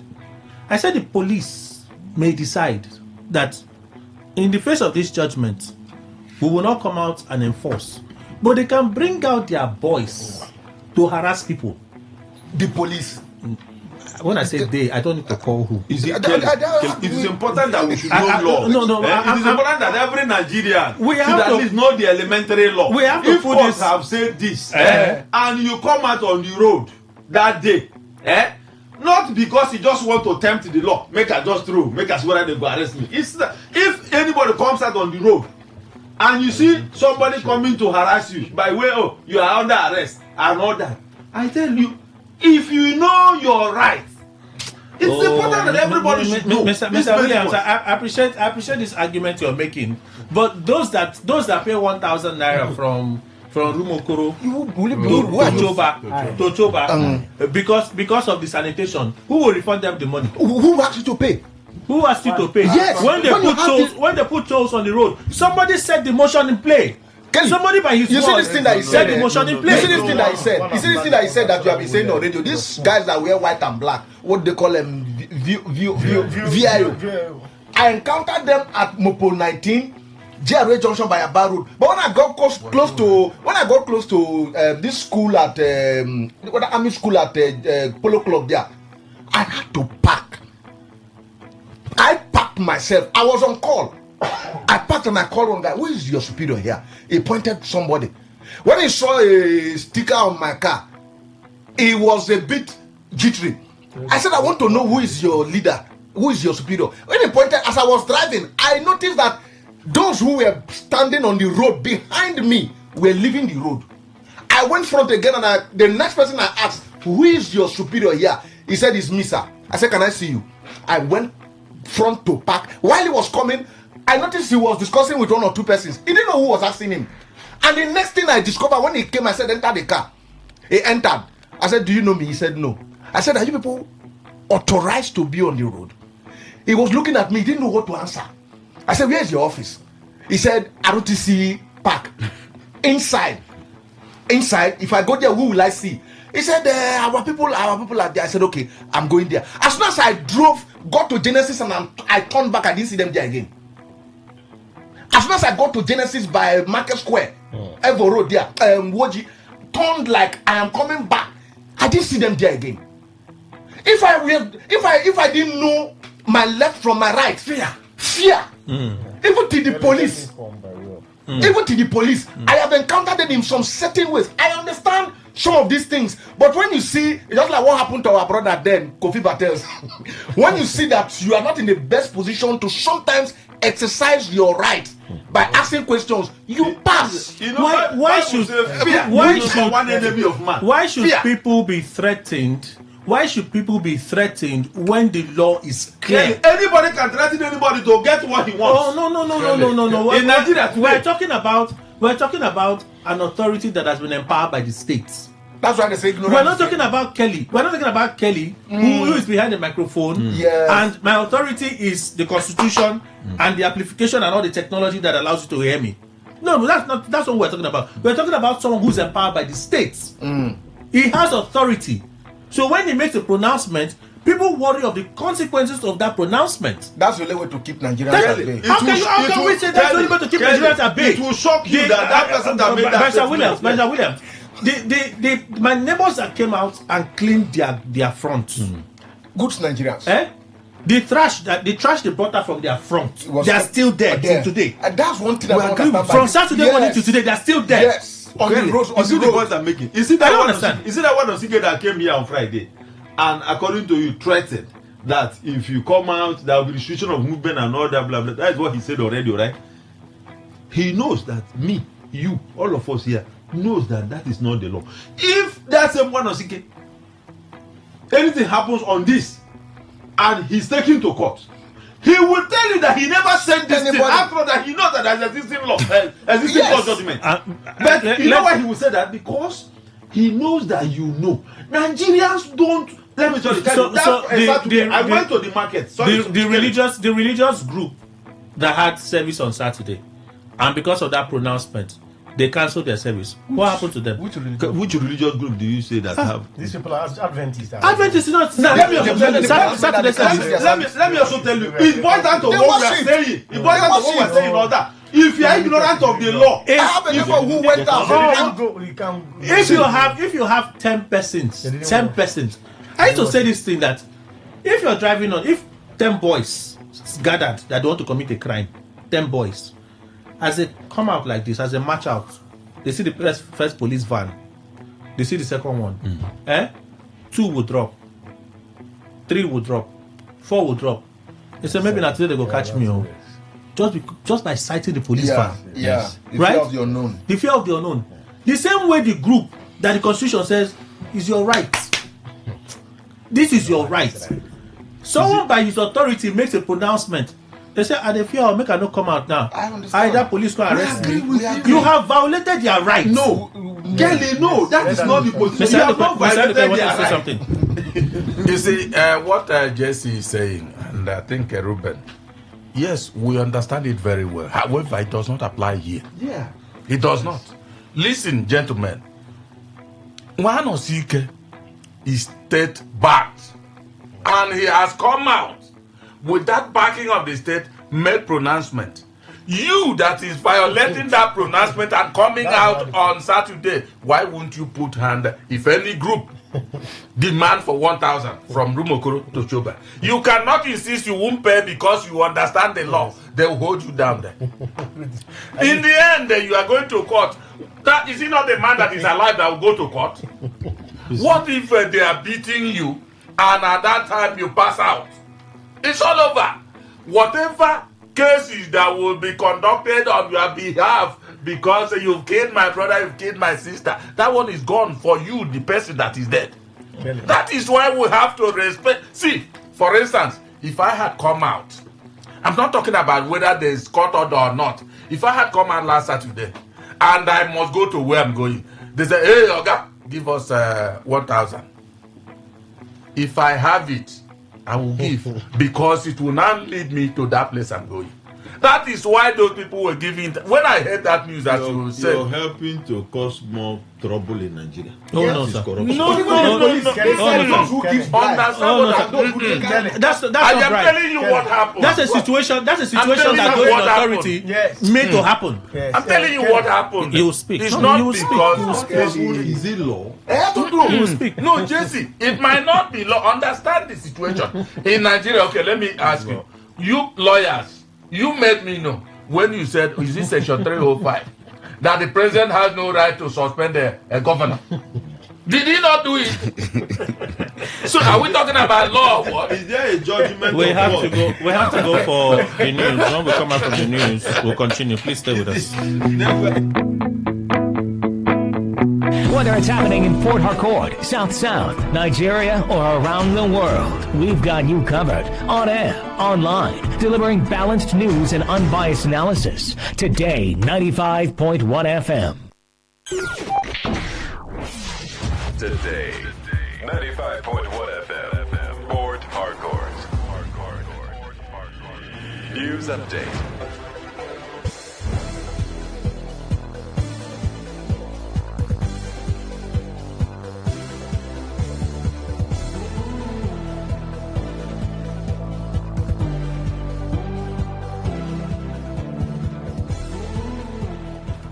Here's the news update on Today 95.1 FM. I am Kelly Ikemenjima. The Minister of Labour and Employment, Mohammeduddin Yadi, has summoned the management of Dangote Group and the leadership of the Nigeria Union of Petroleum and Natural Gas Workers, NUPENG, to an emergency meeting today in a frantic effort to halt the planned nationwide strike over alleged anti-union policy, among others. The summons comes against the backdrop of the oil workers' plan to begin a nationwide strike today, which is already endorsed by the Nigeria Labour Congress (NLC). NUPENG had alleged that a crude and dangerous anti-union practices, monopolistic agenda, and indecent industrial relations strategies being pursued by Aliko Dangote and his associates represent not just an attack on petroleum workers, but a full-blown declaration of war against the Nigerian working class, trade unionism, and the principle of decent work. The union also alleged that Dangote Refinery pays one of the lowest wages in the oil and gas sector in Nigeria today and treats its staff beneath acceptable standards, warning that its latest recruitment condition barring drivers from joining any oil and gas union was a violation of Section 40 of the Nigerian Constitution, the Labour Act, and the ILO Conventions 98 and 87. Ahead of the meeting, leaders of NUPENG have directed all members nationwide to begin an indefinite nationwide strike pending the resolution of all the grievances with Dangote Group. The Federal Capital Territory FCT Police Command has asked members of the public to desist from offering money or any form of inducement to its personnel while discharging their official duties. In a statement, the command describes such acts as unlawful and undermines the integrity of policing in the nation's capital.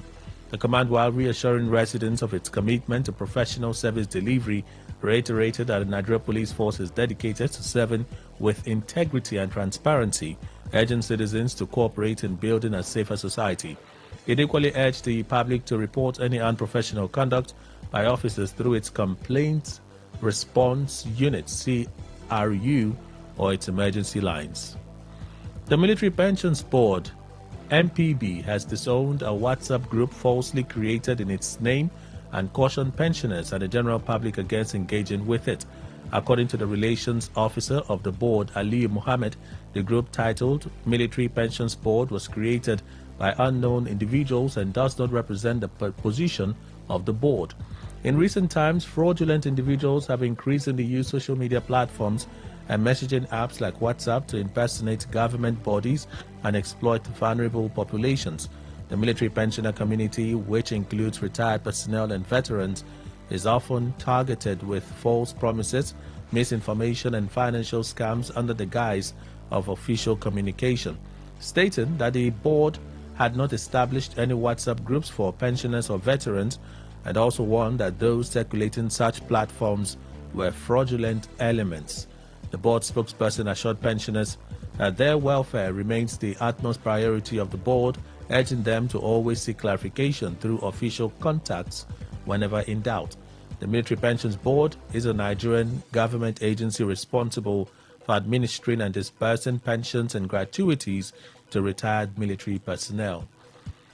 On the foreign scene, scores of young Nepalese have staged a protest in the capital, Kathmandu, demanding that the government lifts its ban on social media platforms and end the culture of corruption pervading the country.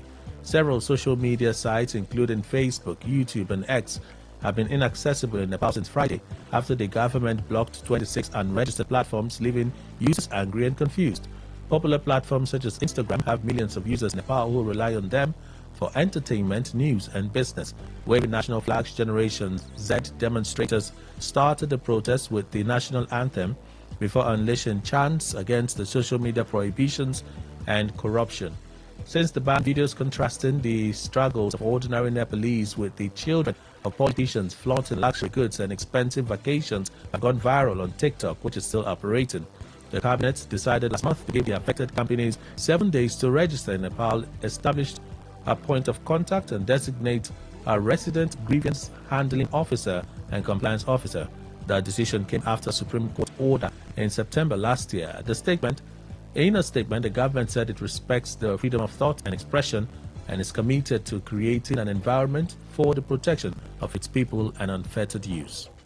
That is the news update on Today 95.1 FM. Good morning. Thank you for your time.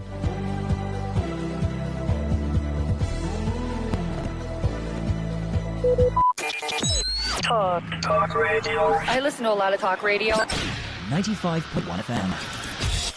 Oh, what did they happen now? No bonus for all my line. No panic, as MTN don't carry better G's come. Every 6 minutes you talk, MTN go dash you 3 extra minutes. Fiam to enter MTN better G's. Dial *123 *2 *1 hash or text BG to 312. T and C's apply.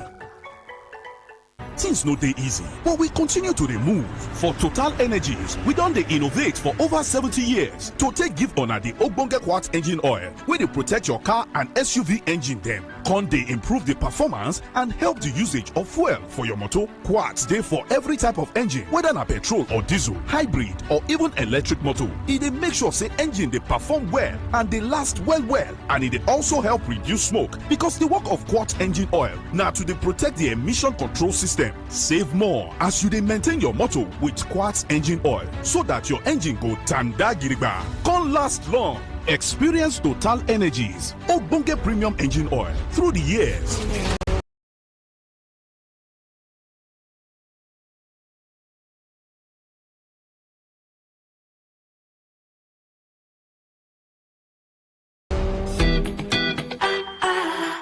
Radio has never been this good. Today, 95.1 FM, Port Harcourt.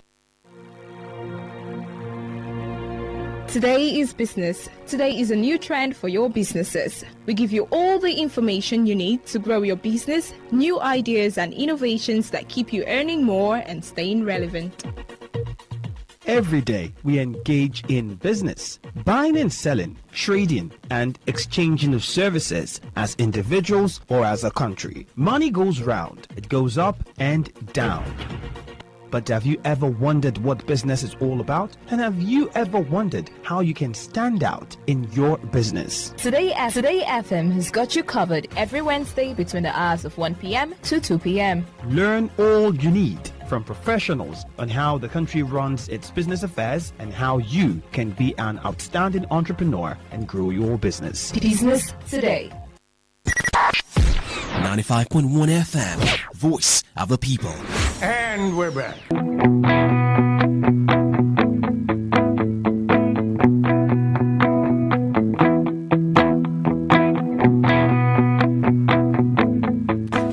All right, thank you all for staying with us. Let me take the views of Dr. Wala, because I'm listening to Bryce Williams. I'm trying to understand his arguments that we have to be compelled, we have to be threatened to do. But this is a case of the law. It's a case of the law. Don't clean your home. Okay, that's a separate thing. People plan their wedding. They kept monitoring. Would they change it? They moved the wedding by 3 hours. Some 10 o'clock. People planned events. The events were to start by 8 o'clock. You announce sanitation. They said, we're not sure. They moved it. All of those things, that's cost because someone decided to do what they wanted to do. I beg. Maybe it's just me. I don't understand it anymore. To me, it was not approached properly. The pronouncement he made is someone who is an authority and knows what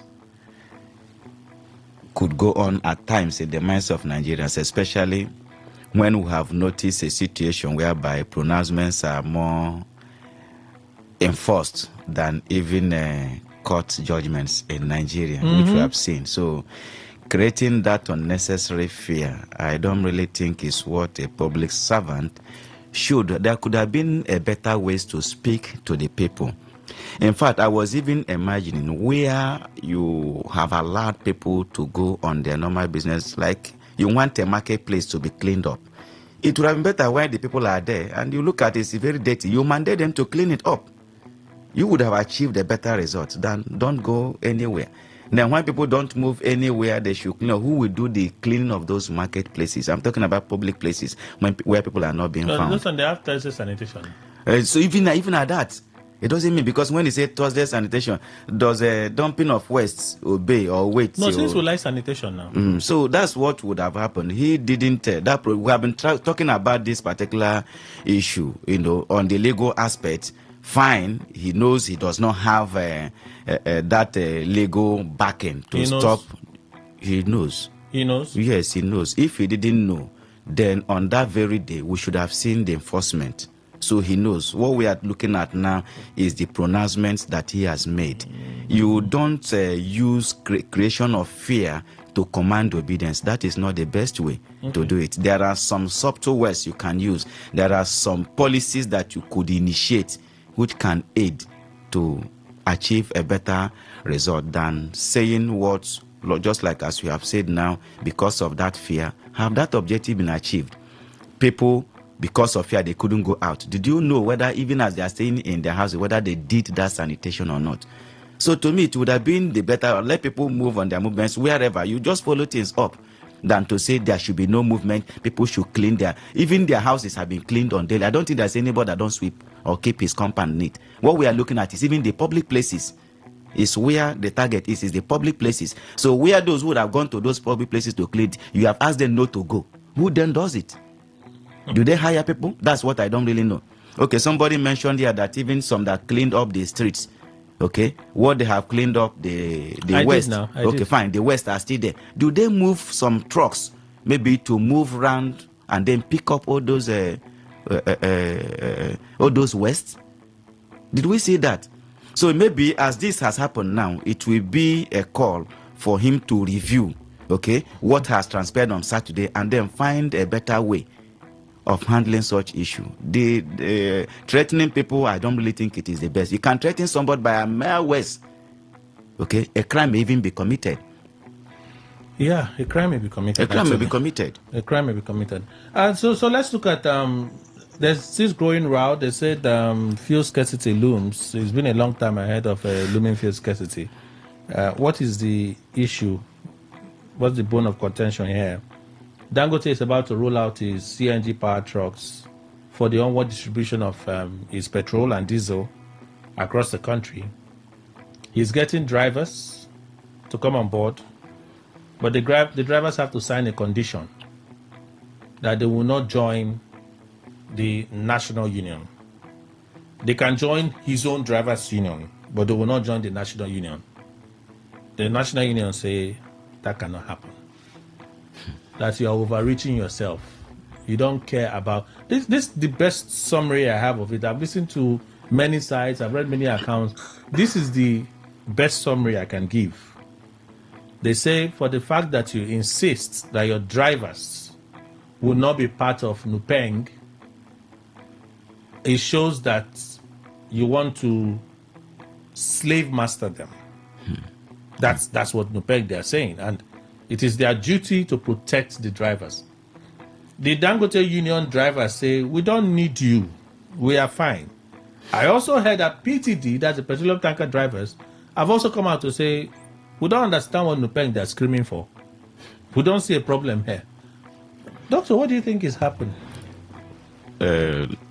I don't know what their intention is. I'm talking about the Nupeng and the statement again that has to do with threat of issue of strike, where it's coming from, whether they are out there to serve the interests of the people at large or to pursue their own interest.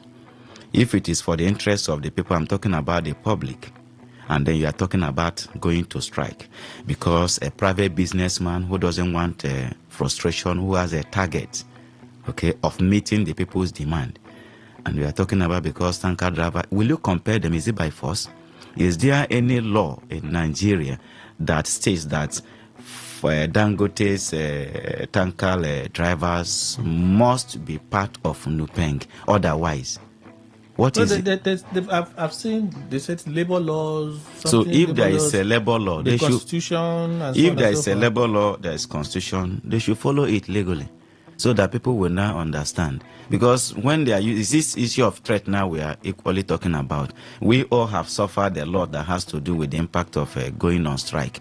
And then they are talking about, perhaps, are they trying to ensure that the smooth running of Dangote, products that we have for a very long time not heard about scarcity, should they return back? Are they not happy about that? Then if they are talking about they want to enslave them, my question would be, in the modern era that we are, I think it should be the workers, okay, who should, lay such complaint, and then they can now intervene, not them crying for another person who is not a... It's a shocking part for me too. That the drivers are telling you, leave us alone, we are fine. You are the one screaming at the top of your lungs that this man wants to kill you people. So they should come out more clean to explain their position, because with what they are saying now, to me, I don't see any. It doesn't make sense to me. It's rather, trying to portray another negative aspect of trying to frustrate not even the allegation of enslavement, but to cause some kinds of suffering to Nigerians. That's what I look at it to be. They are not employing them. They didn't help people to get employed. And now the people have not complained in any way what is affecting them. And you are now insisting. Then the only solution for you is that they must join you. Right? So when they join you, the enslavement will end. Is that what they are talking about? No, that way you can protect them. So you can protect them on what? Dangote cannot use them anyhow.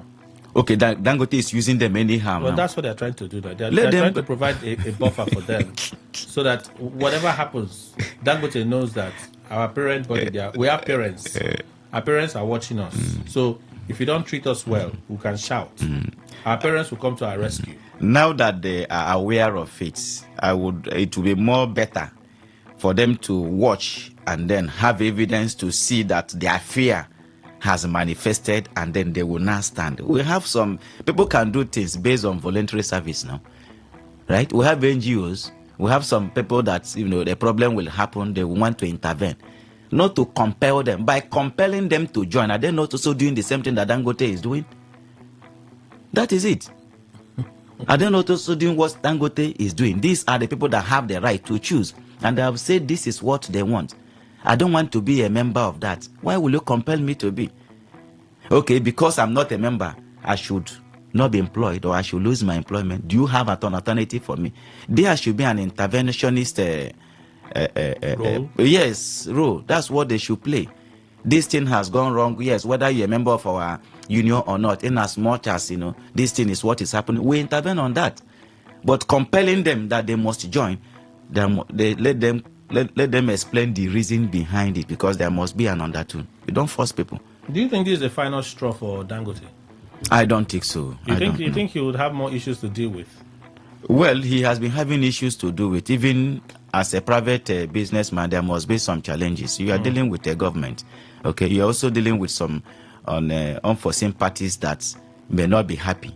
So it will always come up. But the man's determination, his vision that had been seeing him through, right from the kicking off of the operation of that particular refinery till now, he will surmount it. He will surmount it. So let them not think that challenges will not come. Okay, look at it today. If anybody have told us maybe 2 months ago that Nupeng will come up with this, we wouldn't have. So after this too, definitely another challenge will come. But let him do the right thing and then ensure that what people are afraid of does not in any way. Because if I ask for the reason now, what do you mean by enslavement? How will Nupeng define it? Is it that he's not paying them? They say he's paying I'm not hearing the latest now that he's paying the worst salary in the oil and gas sector. How much? I don't know. Let them come up. That's what they are saying now. That Dangote is paying the worst salary in the oil and gas sector. Let us know if what they are saying is the truth. Maybe he is capitalizing on the huge unemployment, and then you are employing people and then paying them peanut because there is no employment. Let them come out and tell us so that we will know.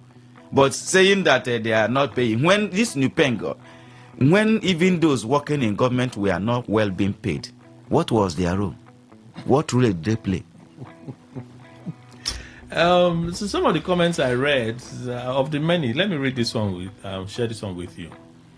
On this Nupeng versus Dangote issue, it was hot on social media. Like you flip like this, everybody's talking about it. There are two sides to the story, and we need to look at it dispassionately. Section 40 of the Nigerian Constitution guarantees the right to freely assemble and associate. Section 1 of the Trade Unions Act, TUA, expressly provides the right to form and join trade unions. Section 9, sub 6 of the Labour Act protects workers from being compelled to join or refrain from joining a trade union.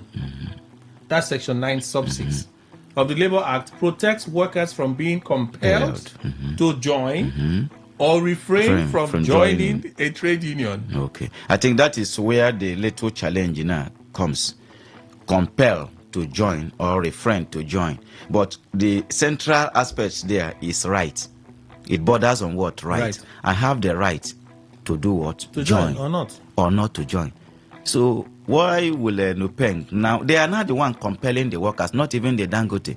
Because Dangote is employed. When somebody is employing you, definitely there are conditions to service, which you also have at free will to accept or not. But now coming up, they are the one now compelling that they must join their own and then leave the organization that they are working for. Section the ILO Convention 87, Freedom of Association and Protection of the Right to Organize, and ILO Convention 98, Right to Organize and Collective Bargaining, both ratified by Nigeria. The Trade Dispute Act prescribes a process to be followed before a strike can be called. When you analyze these 4 laws and 2 conventions, what immediately becomes clear is the following. Dangote's actions by allegedly making the 4,000 new recruited truck drivers to sign undertaking not to join any trade union, forbidding them in the process, contravenes Section 40 of the Constitution, Freedom of Association. It violates Section 96 of the Labour Act, since the company is imposing a condition of employment.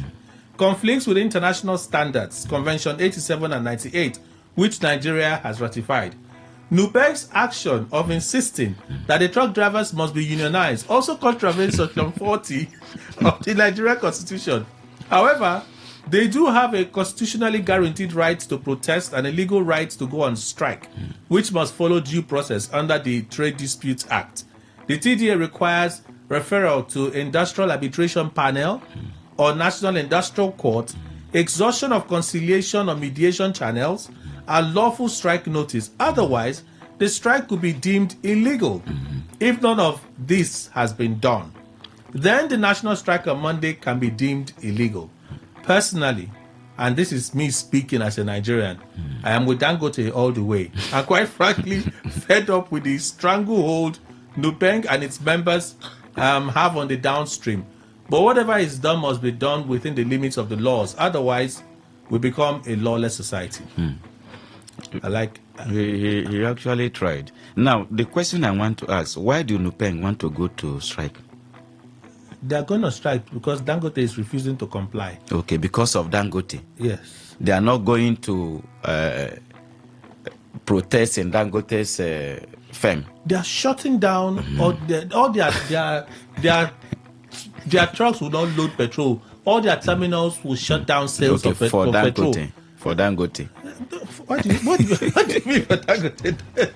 Dr. Wal, how do you mean for Dangote? Kelly, you see, I don't really know. They want to cripple the economy now to make a point. That's what I'm saying now. You see, that's why you look at their interests. These are some of the things that will make some of us to begin to say, perhaps is it that they are being sponsored? What could be the ulterior motive, behind shutting down the economy? And by so doing now, they are affecting the masses. Generally, everybody is being affected. Do they have that right? Does the law also accord them such rights? Let them understand that Dangote is a private businessman, and I'm sure his operations are also being guided by law, which he has not violated. Now you have read some of the legal provisions, both that of domestic and international, okay, that Dangote is compelling. His own, I will not even call it compelling, it's a condition of service which people are at will. I want to employ you. This is what I want. It's a choice. If you want, fine. If you do not want, you go your way.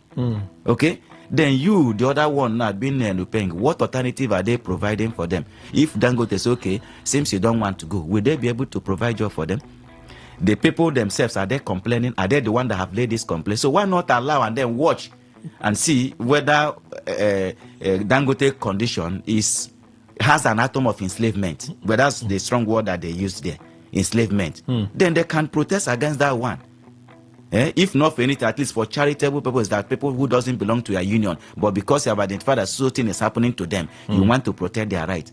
But at this moment, if Dangote lays them off, is there an alternative?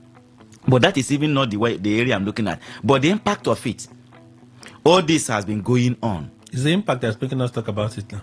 Sorry? Is the impact that is making us talk about yes, it? That's what I'm saying. Even them, I'm talking about the new parents. Have they considered the impact? So that when we look at the impact of Dangote decision and the impact of their own decision, which one should we align with? Is it the issue of the strike, the issue of crippling the economy?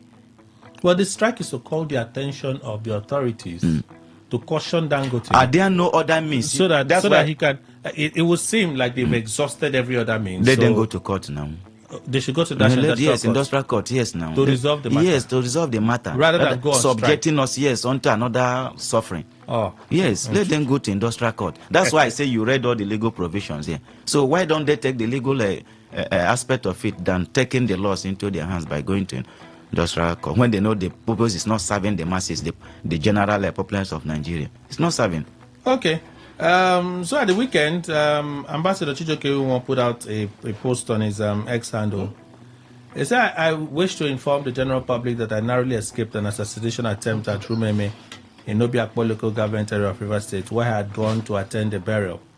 While I am grateful to God for sparing my life, I condemn in the strongest terms this act of violence and call on security agencies to thoroughly investigate the incident and bring the perpetrators to justice. Violence has no place in our society, and no one should be made a target for simply going about lawful and peaceful activities. I urge all well-meaning citizens to continue to stand for peace, justice, and the rule of law in our state and country. Okay, so he released that. I think that was on Saturday when he released that statement. Let me take the views of Chimenem on the sanitation, the statement of Wadosike. You wanted to say a lot. I know you have eaten, so you have power now. Well, that's what we get from Today FM. It's all right. Courtesy of Today FM. It's all right. Even though, let me leave it at that. I'm ready for you. Yes, sir. So after all the talk, they insisted on their sanitation, announced a restriction on movement. Maybe enforcement was lax. Maybe. I can't say for certain. Are we now showing that we are truly a lawless society? No, you see, there was no counter before this time. We had, the last time we had discussions here, I've not been privileged or privy to see that judgment. Should I send it to you? No, you can. Two things are there. You can. After here, I'm going to the court complex. Okay. So, but what I'm saying is that if there is... Should I send it to you? You can. You're my friend. You can send it. If there is no... I don't like talk too much. No, if it is not manufactured. These days, people manufacture judgment. Okay, the judgment is manufactured. I don't know. That's what I'm saying. I don't know if you manufacture... It can be AI doctor. It can be. You understand? So, that is if I don't know where you're coming from. So, it's a CTC copy you're sending to me. I don't know if it is a CTC. So, there's somebody that will send it to you, but it will be manufactured. No, so long as it's coming from not Kelly. Because of him. What is going on now? It can be manufactured from any brewery. So, no, what's the point you're trying to make? The point is, just be patient. I know time. Oh my God. The point is that people don't read. You see, I met somebody, I won't call him a friend. He was just speaking English. The English was so much. And I said, please, can you just name one newspaper here in Nigeria? Because it was actually a challenge. He said he has read several books. In fact, he was doing his hands like this. I said, no verse. Name one current newspaper that you have. Kelly, since we were here. One of my friends say, since long. So, what I'm saying is that if there is a judgment of such valid judgment, I'm a member of PDP. And I think it is, for me, it is one of the wrong contrasts that somebody who is leading, Wadosike Samuel is my leader and I respect him so much. If there's any such thing, we condemned it here. That judgment should be appealed. And that, it subsists unless there is an appeal in favor of Rewama.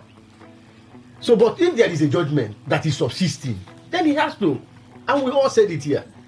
But another thing, the angle is that there's what we call citizenship responsibility. For those of us that are from River State, have we been able to look at that document? Do you know that our people don't read? The people you call the aboki, they are well informed. Do you know I met this cat, what do they call them, this truck pusher? Immediately I met the guy, he was telling me what was going on in Kanu, where I stay in Kanu. I said, how? They configure their phone in a way that, it speaks, it interprets. For the first time, I don't know that you can configure your phone in that form. Language selection. Yes. He said something is going on, and that something is going on somewhere again. I'm looking at this guy. So, if our people, like we're arguing here, you know your rights, and that you can go and say, look, please, look at the judgment of what, and that this thing has not been. Do you know that for the mere fact that they announced that there is sanitation, people have gone inside their houses? Because I know that Thursdays, marketers are always working. They are doing sanitations on Thursdays, virtually in everywhere in River State. So that is not that one is not sand or tea. It's still sanitation. So for me, I think, Kelly, why are you frying your face? For me, I think I'm not sand or tea. It's sanitation. It's all right. So I think I'm not satisfied because so many persons there was. In fact, it actually. What are you not satisfied with? Thank you. From the information and from the eyewitness reports, a very close friend of mine said that immediately he got to Rupoku, that their boss was accosted and monies were collected from them. Kelly, you should know, I always come here and defend my party and say, look, this is. And maybe the chairman may not be aware, but I think it also go to his credit and discredit. After 2 weeks. You should investigate about No, that's I why I think say concerning the sanitation, it's not been up to. Maybe he may not be aware of the harassment. That's what I'm saying, because there are sanitation marshals. But he said the ones in Opiakwa, according to the reports, according to the reports which I listened to, the one here, they were wearing Opiakwa sanitation vests. Thank you very much. Now let me condemn that now. Let me say something concerning that one, that of Opiakwa, because that is where I'm from. You see those people. They are not part of the sanitation people. But those you even know. No. You see what those people who was inaugurated that have not sworn in. They've not even. Do you know? I don't understand. People went and printed it. You mean the local government has not been existing? It's brand new local government. Let me. The local government is brand new. Kelly, let me respond. It could be from other hangovers. Other hangovers. We are even coming from. Kelly. The local government they don't have facility, they don't have equipment. Kelly, that's how we do it, so we can take opposition. Kelly, from the left, we left from the man I work with, my Oga, my principal. We left from Rewama. We were working there before we now went to. God now took us to a higher plane. It's all right. Now, for you to be in Rewama, you have your verse. You must be inaugurated. They have it's an organized place. What you're seeing is that most of the local government officials who are not even part of the sanitation, even today they are putting it on. If you pass that Corona, you see them wearing this thing. And this is a high form of impersonation going on in Obiako. I don't know. What you see is that not only on sanitation day, they accost drivers. In fact, it's becoming obscene. Okay. And I said I would inform the chairman, Doctor. The recent chairman, as soon as they go in, who runs the place? Is it the chairman or the MD? Who runs the place?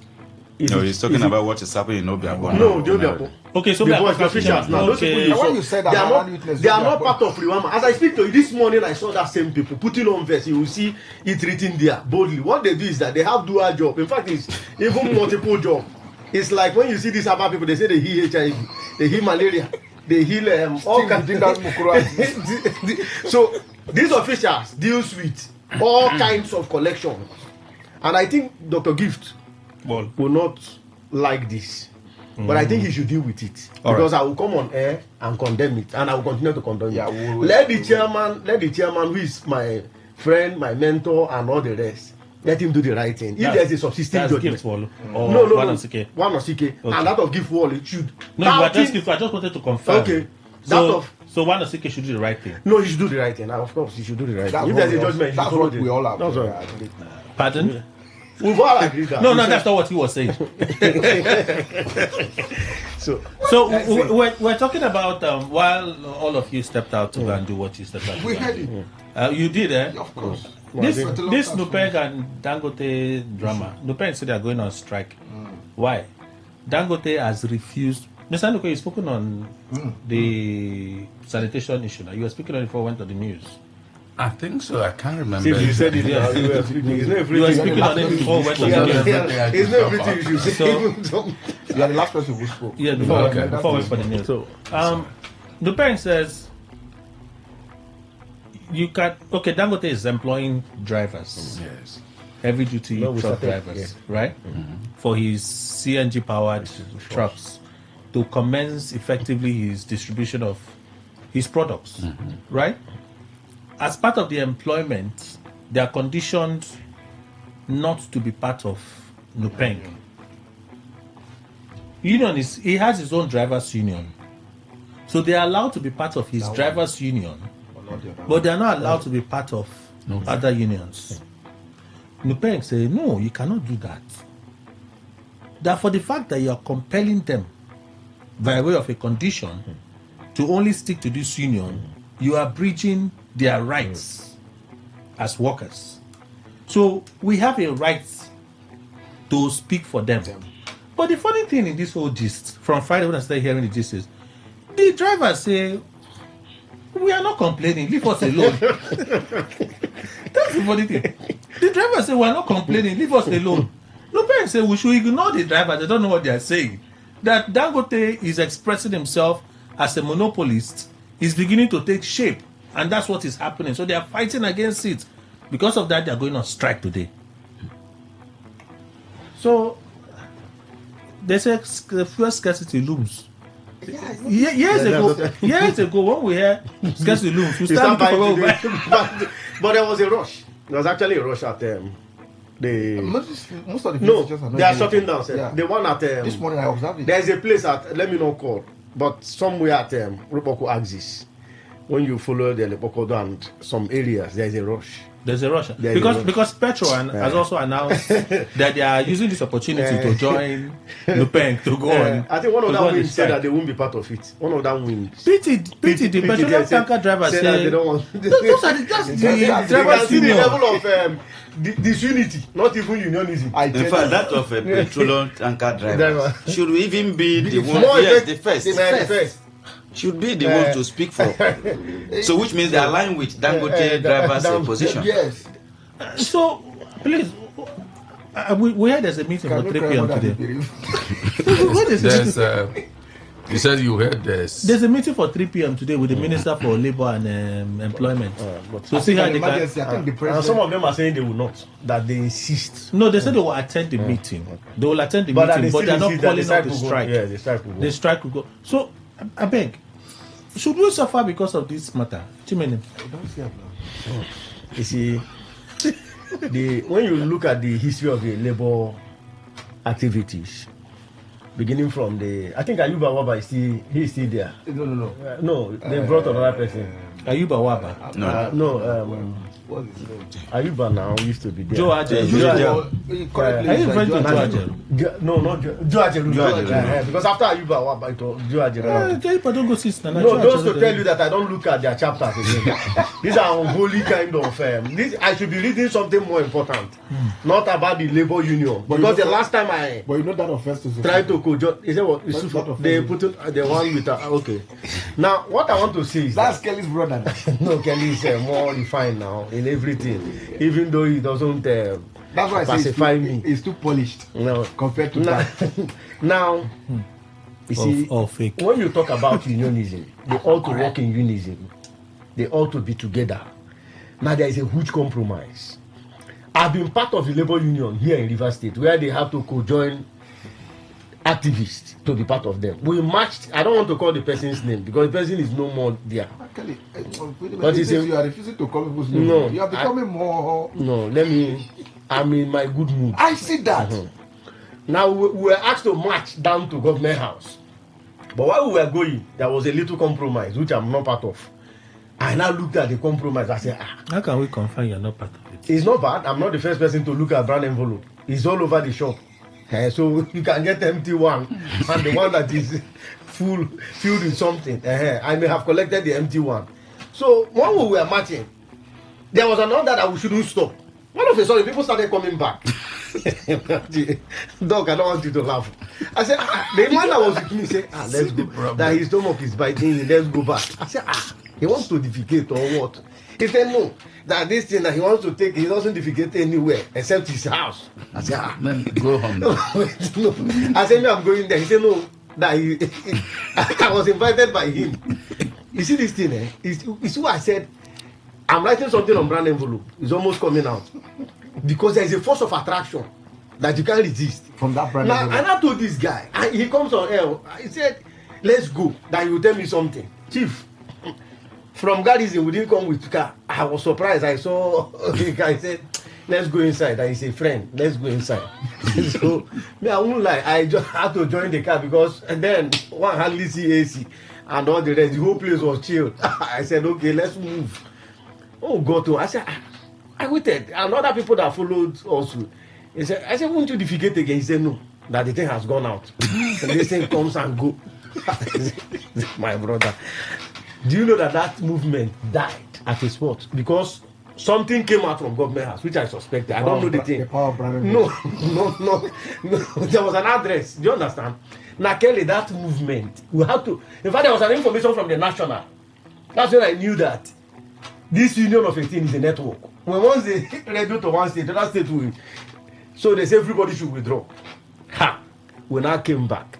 The another group, which I don't want to call, that is part of the wing, said they don't want to be part of it again. And they were the same people that wrote to us that please, activists should be part of this movement and that it has to be holistic and that everything that we are going to do must be actualized.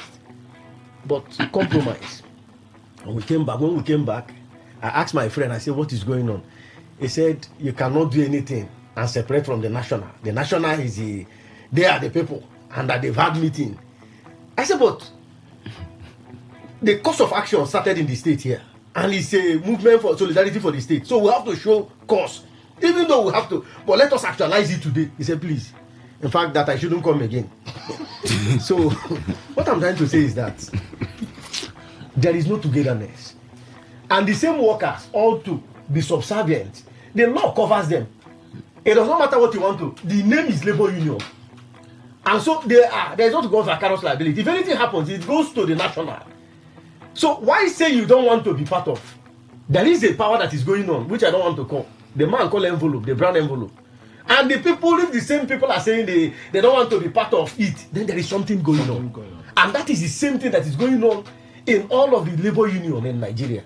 You don't see them come with one mouth. Okay, so why should we have to suffer for their beef? Quite unfortunate.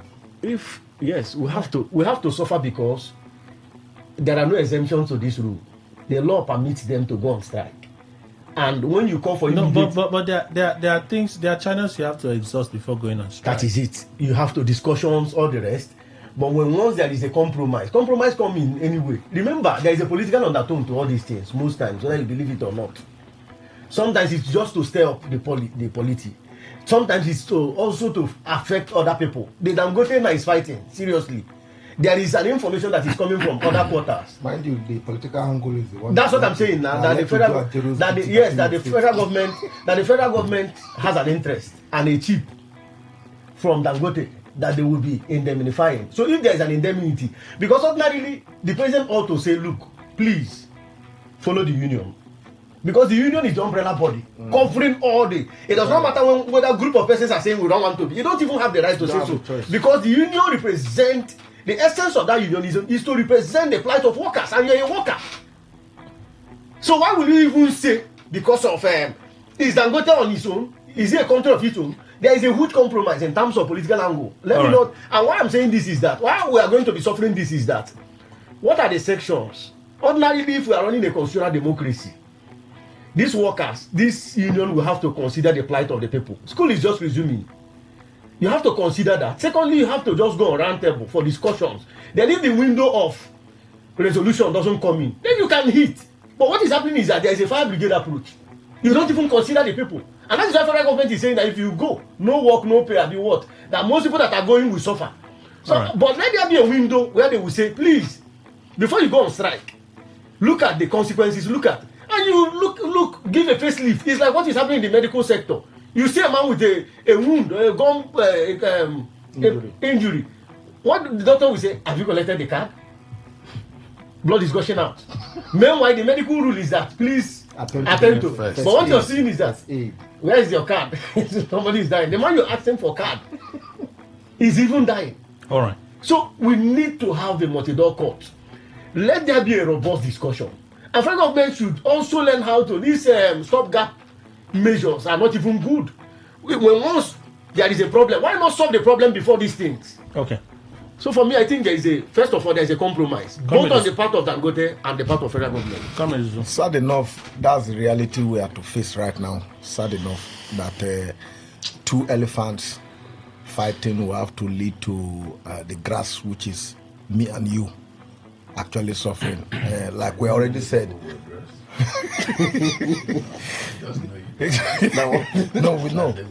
No, we are. Yeah.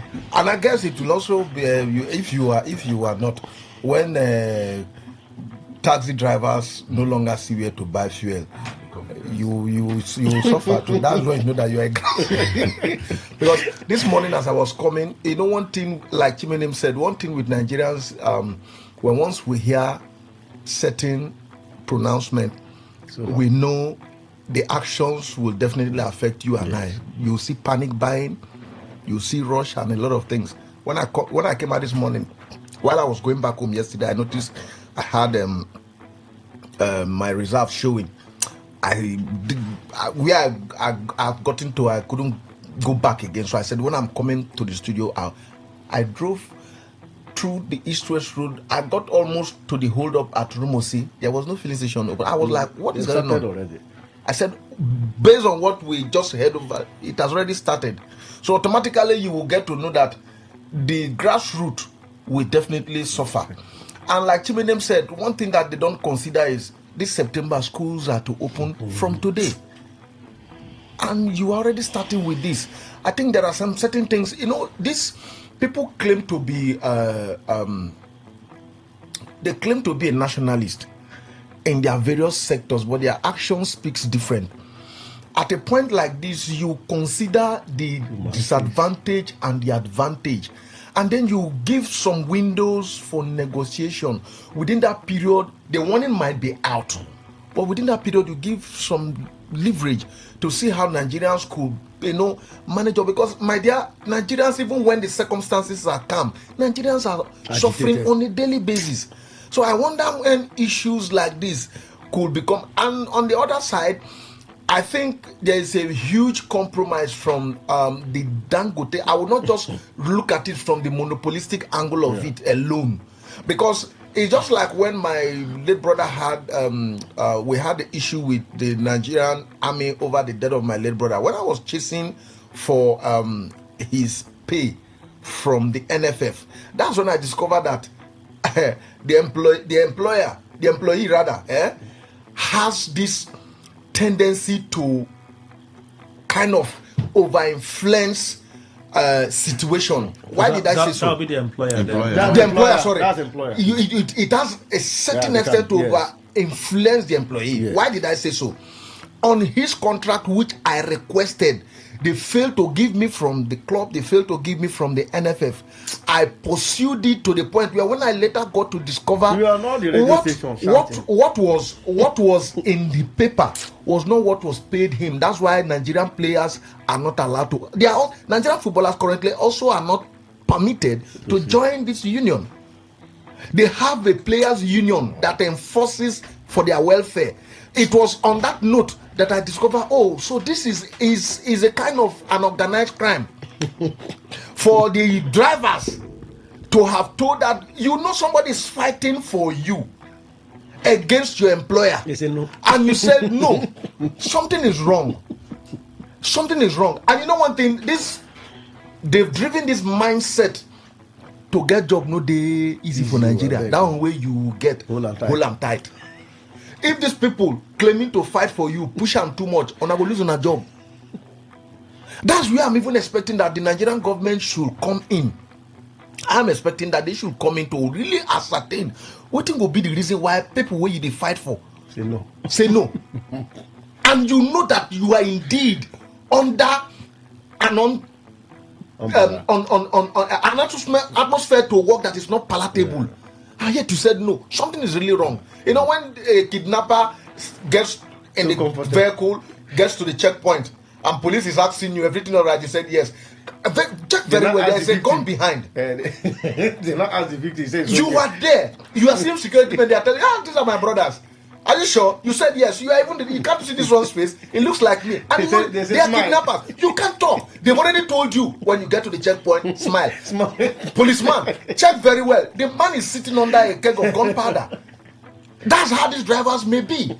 Before you're seeing them telling you don't commit, they are not willingly saying it. Told them to say so I beg you. The only fear is just this suffering that you and I, who are the grass, is with the man will be suffering now based on these two elephants fighting. Kelly, I don't think the suffering can be pushed aside. No, it must happen. Yes, it's part of the vicarious liability that Chimene is talking about. But in the first place, I wouldn't know whether the law establishing this union, like NUPEN, means that anything that comes under petroleum industry should be under them also in terms of these drivers. Now, if that be the case, what is the right Dangote has to stop them from becoming part of NUPEN? Because whatever happens, they, like Chimene mentioned, vicariously will be, I'm talking about NUPEN, if there is anything that went wrong with these Dangote people. So for me, they should belong, especially if the law says so. But one thing, Kelly, you know, when Dangote was coming with this and coming with that, I hinted at a monopolist. Yes! Till tomorrow I'm still saying it. The man is widening his dragnet to, in fact, one thing federal authorities will do is to checkmate him. If not, in the end, for now it might be sweet. But later in future, it will overburden Nigeria. And at that time, he's sitting like Pharaoh of ancient time. We talk about that refused the Israelites to leave. And at that time, it will take the elephant, like Ruben has said, to drive him. I am saying it's not a good posture. He's certainly straddling wide and wide. He's looking at that monopolistic posture, and they want to grab everything. So all the unions that are coming up, whether is it Petron, all of them coming up, let them fight it if they can, because one man should not supervise everywhere. The little these people are making, leave it for them now, because he has the financial muscle. He comes in and annexes everything. It will be bad for the country later on in future. All right, let's take some of your reactions. 0810-9510951. That's the number you can call. And then for messages, 0701-9339-962. So the phone lines are open. Let's speak with you this morning. Former Governor Rufai and Tambuwal, you both are not innocent. Nevertheless, I'll support you both fully to see and ensure that President Tinubu is defeated come 2027. Okay? Brightner from Moji. Today 95.1, good morning. Good morning, Mr. President. Welcome. Yeah, I'll get you later. Good morning, please. Good morning. Yeah, Mr. Kelly, I listened to you since on Friday when you are trying to lecture us what the law says concerning these sanitation things. But I was surprised he still held on Saturday. Some person might argue, but I want to tell us that in these states, there is the document that says that EFCC cannot investigate the finance transaction of these states, and it has been obeyed from that day of all delay till today. Then why is it that the court give a judgment that sanitation can be held, but the movement cannot be stopped? But people are turning it upside down. Some person are turning it upside down. Kelly, let me tell you that even the one they said is on the market it's only on the market on Thursday. Some of these guys do enter estate just like this. All right. They will enter estate to disturb shop people. And I told them that next time I see you in this estate, you will know if I've served this country or not. I told them next time I see your leg in this estate, you will know if I serve this country. All right, sir. Thank you. Thank you. Today 95.1, good morning. Good morning, Kelly. Can you speak up, please? Kelly, now one ask for the talk. Okay. Kelly, I want to ask a question now. Dangote build refinery, in get free station. We're not aware that it has filling station, but it's in partnership with some stations. It's partnership with the station.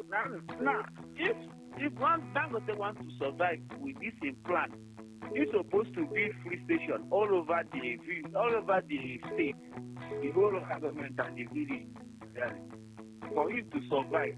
But for him to partner with other free stations, he will be law-abiding with the pen. He cannot be have a conflict. He are giving another person way as you order what he needs to do. No, he wants your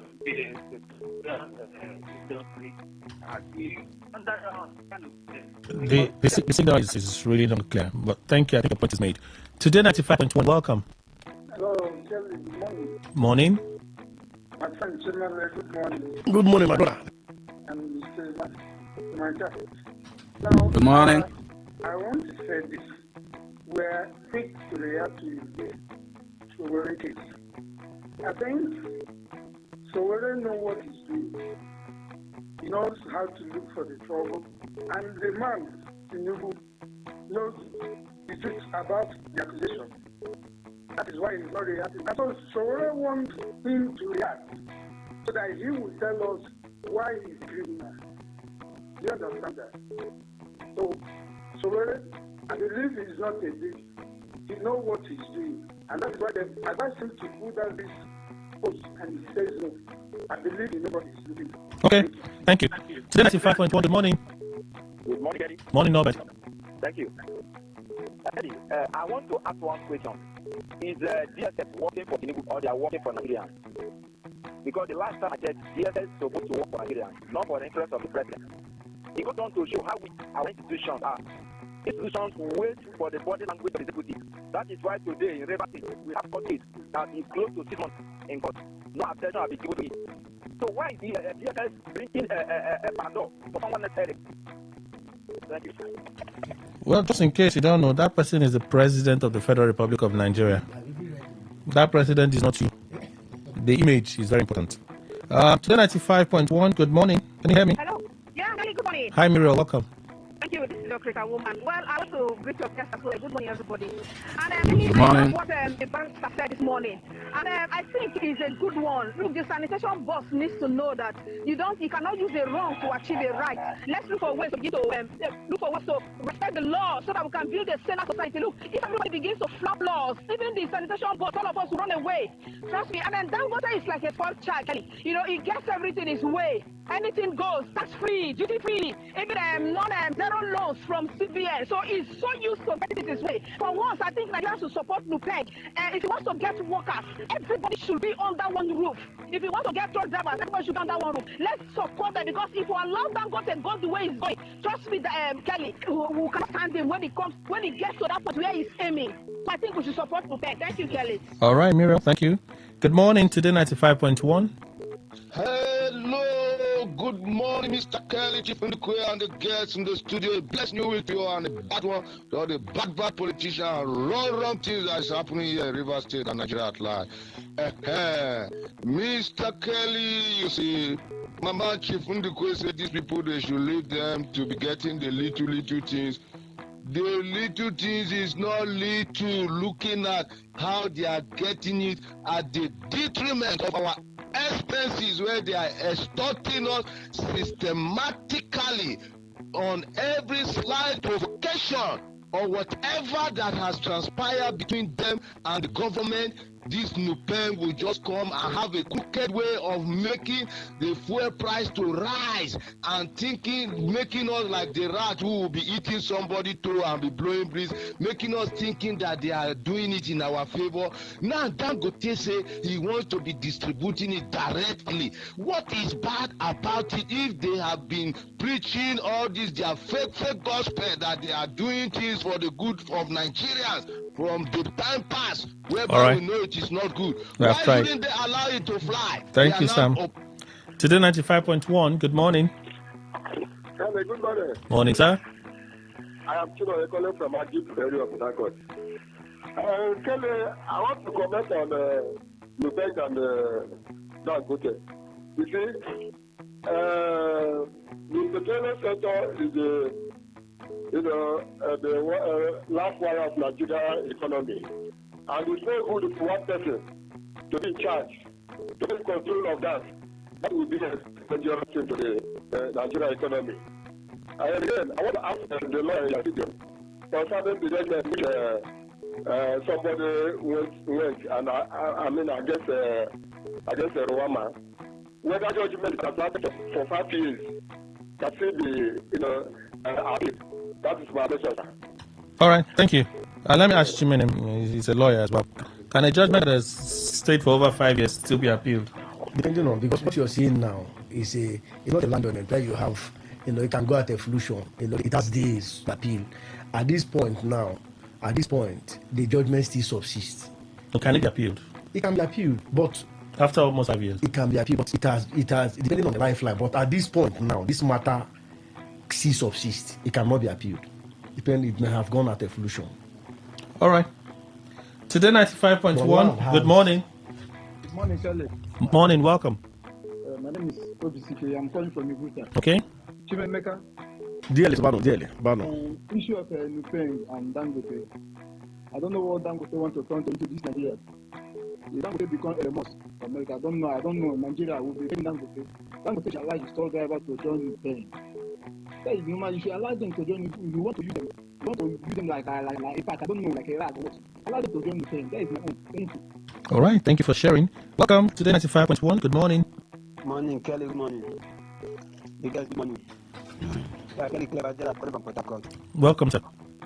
Kelly, I think it's unfortunate that the Nigerian institution is how would I put it? I don't want to use a foul language. It's a tool being used by the government of the day. Yes, it's unfortunate that so they use a statement like criminality, but even the president itself, was he saying the right thing? He was not saying the right thing. He was lying to the world, not even to Nigeria, to the world. He was lying.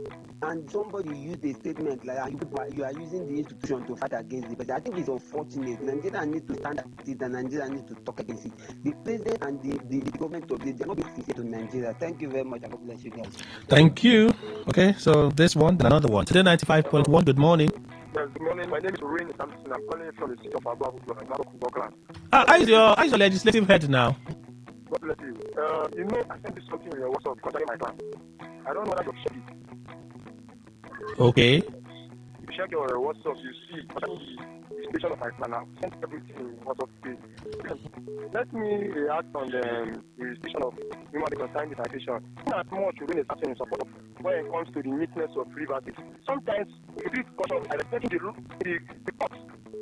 Why are we not respecting the rules of the courts? I don't like it, but the good brother. Doesn't mean that apart from the people that we cannot ensure that our surroundings look clean, that is what I want to ask. Yeah? Doesn't mean that we must continue to restrict people from not moving or not going to their different business activity. It's like I will start doing the needful. My beloved brother. Thank you, God bless you. But one thing again, can I look in your WhatsApp page concerning the station of my God? Okay, thank you. Final caller today 95.1. Good morning. I'm on my 50 seconds. Wellington, welcome. Good morning, sir. My brother. Dearly. And we're not talking about the environmental. I think the environmental board, the Roma board to educate his workers, those who are enforcing the law, most of them are drug addicts. That's a strong allegation. Even if you have seen with your eye, and not with your mouth, you go talk. So allege. That's why we have allege. Oh, and Well, it's not correct, though. Okay, Alex. So if you try and educate them, tell them what to do at the receptor who you need, when to dump, how to dump, and where to dump. And then put some notice at the receptor who you need. Put some planters. Make people know what to do and how to do it. And then also is evacuator, the company that they have employed to do this job, and then enlighten them more better. I think that will help you and not insult the river people. The river people are people.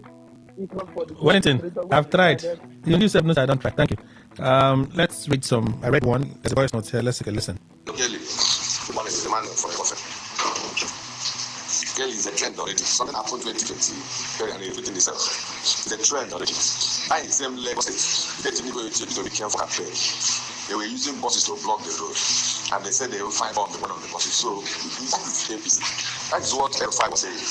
APC, that you know when they buried that there, and they should have started using electronic voting because he knew what they were doing, and they have started again. And that is why the Canadian government called them a terrorist organization. Is it not terrorists that do that, burn cars, chase people and shoot guns? I am tired of these people, though.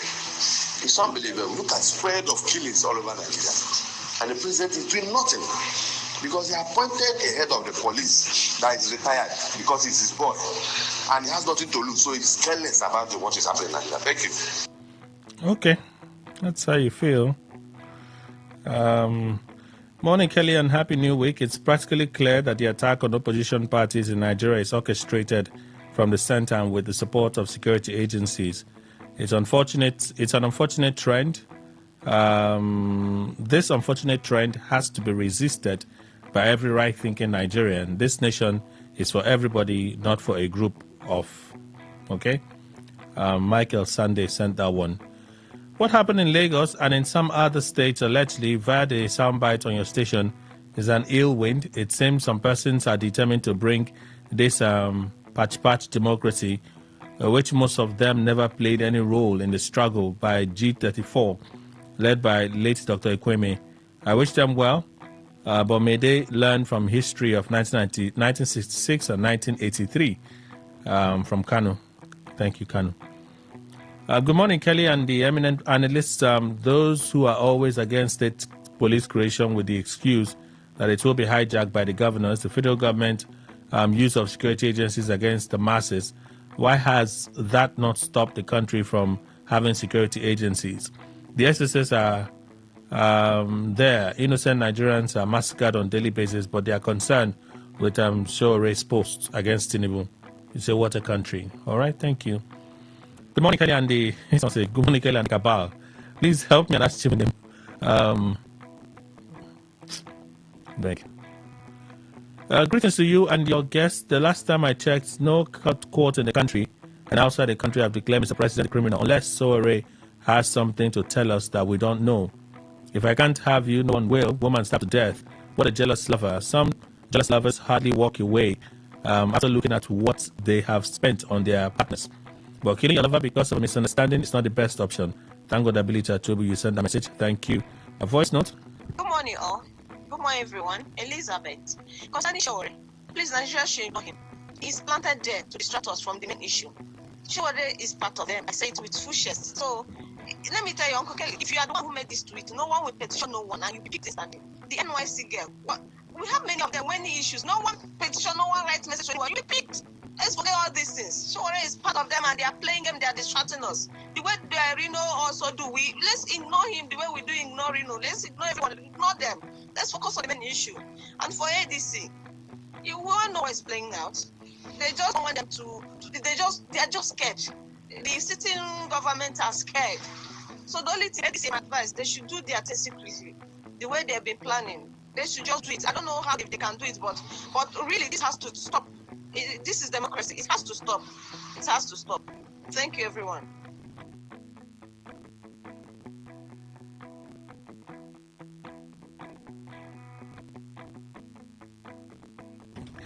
All right, Elizabeth. Oh, that comment you made, Sha. You touched me. Oh. I think I'm. I heard that this thing. It rang a bell to me. I think I'm. Wow. See, Nigeria is big. Anything is possible. I tell you.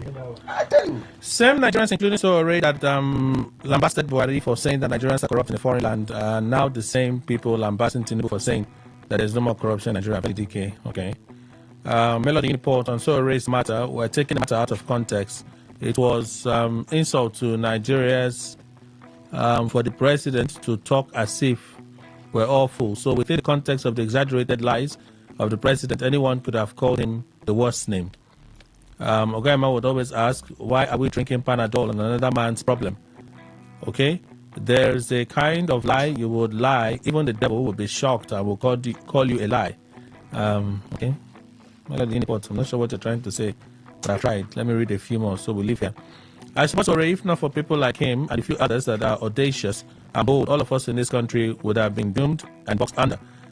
They keep testing the waters. What is happening in Rivers State today is criminal because it's unconstitutional, and so many of Tinubu's actions since he assumed power, Nigerian government doesn't understand decorum. All right. Okay. If someone tells a lie with the intention to deceive the public, is it not criminal? Tinubu told a lie at an international arena that corruption is no longer in existence in Nigeria, while every day on our roads, police are extorting commuters.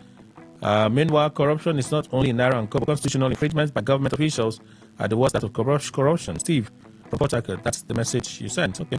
Morning, based on this tanker strike thing, I was in Dangote at the weekend.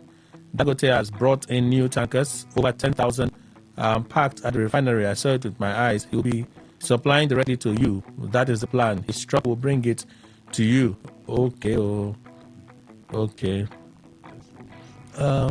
This is a long one. Jay from Magic, what's up? Okay. Jay, finding it difficult to follow what you're saying here. So let me read two more. If you ask me, I corroborate with the view of your speaker. This Nupeng of the people, they never served the interest of Nigerians. They, with their markets, have showed Nigerians pepper, using strike to hike the price of to hike prices every time. Suffering Nigerians, it's high time they allowed us to enjoy the cruise we have been enjoying for some time now, hence or since the Dangote advent. All right, thank you. And the last one we can take from here. This man spoke so well last week. When some people commended him for speaking out, he acknowledged the Wama board. Okay. I'm truly not a fan of President Tinubu because he's really not doing well, but sorry went too far describing him as a criminal. But you from Rumukuta, you sent that message. Thank you.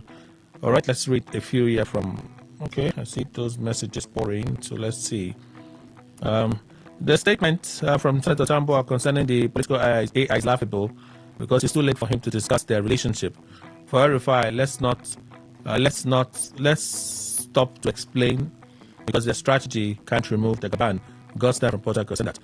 Who are the attackers of ADC members nationwide that do not want ADC to hold meetings anywhere in 2025? I allege APC has launched nationwide attack. The love. So because we say if you allege means I can just say anything you want to say.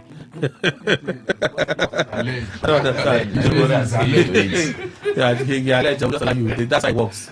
In fact, you can see somebody that will devote the page. Allege. I allege Kelly wants to come to my house tomorrow. Even though he has not said anything. The current outcry in this deregulated economy reminds one of some River State latter days political activists who cry more than the bereaved, okay? Having guiltlessly applauded unconstitutionality previously, only enough to turn sanctimonious following some counter response. Whoever complained to Nupeng that the intending Dangote CNG truck drivers preferred to still be driving rickety trucks or to even be unionized. Please let them rest. Spell Douglas from Jerry. Thank you. Labour says 70 minimum wage is no longer enough. I thought Tinubu said the economy is stable now. Okay, Adam, so they should increase it now. At this point, I as a person will not sugarcoat anything concerning our leaders. Everyone in the studio is condemning Sowore. I've condemned him for all I care. I suppose Sowore, our country is in a deep mess of retrogression because of our leaders.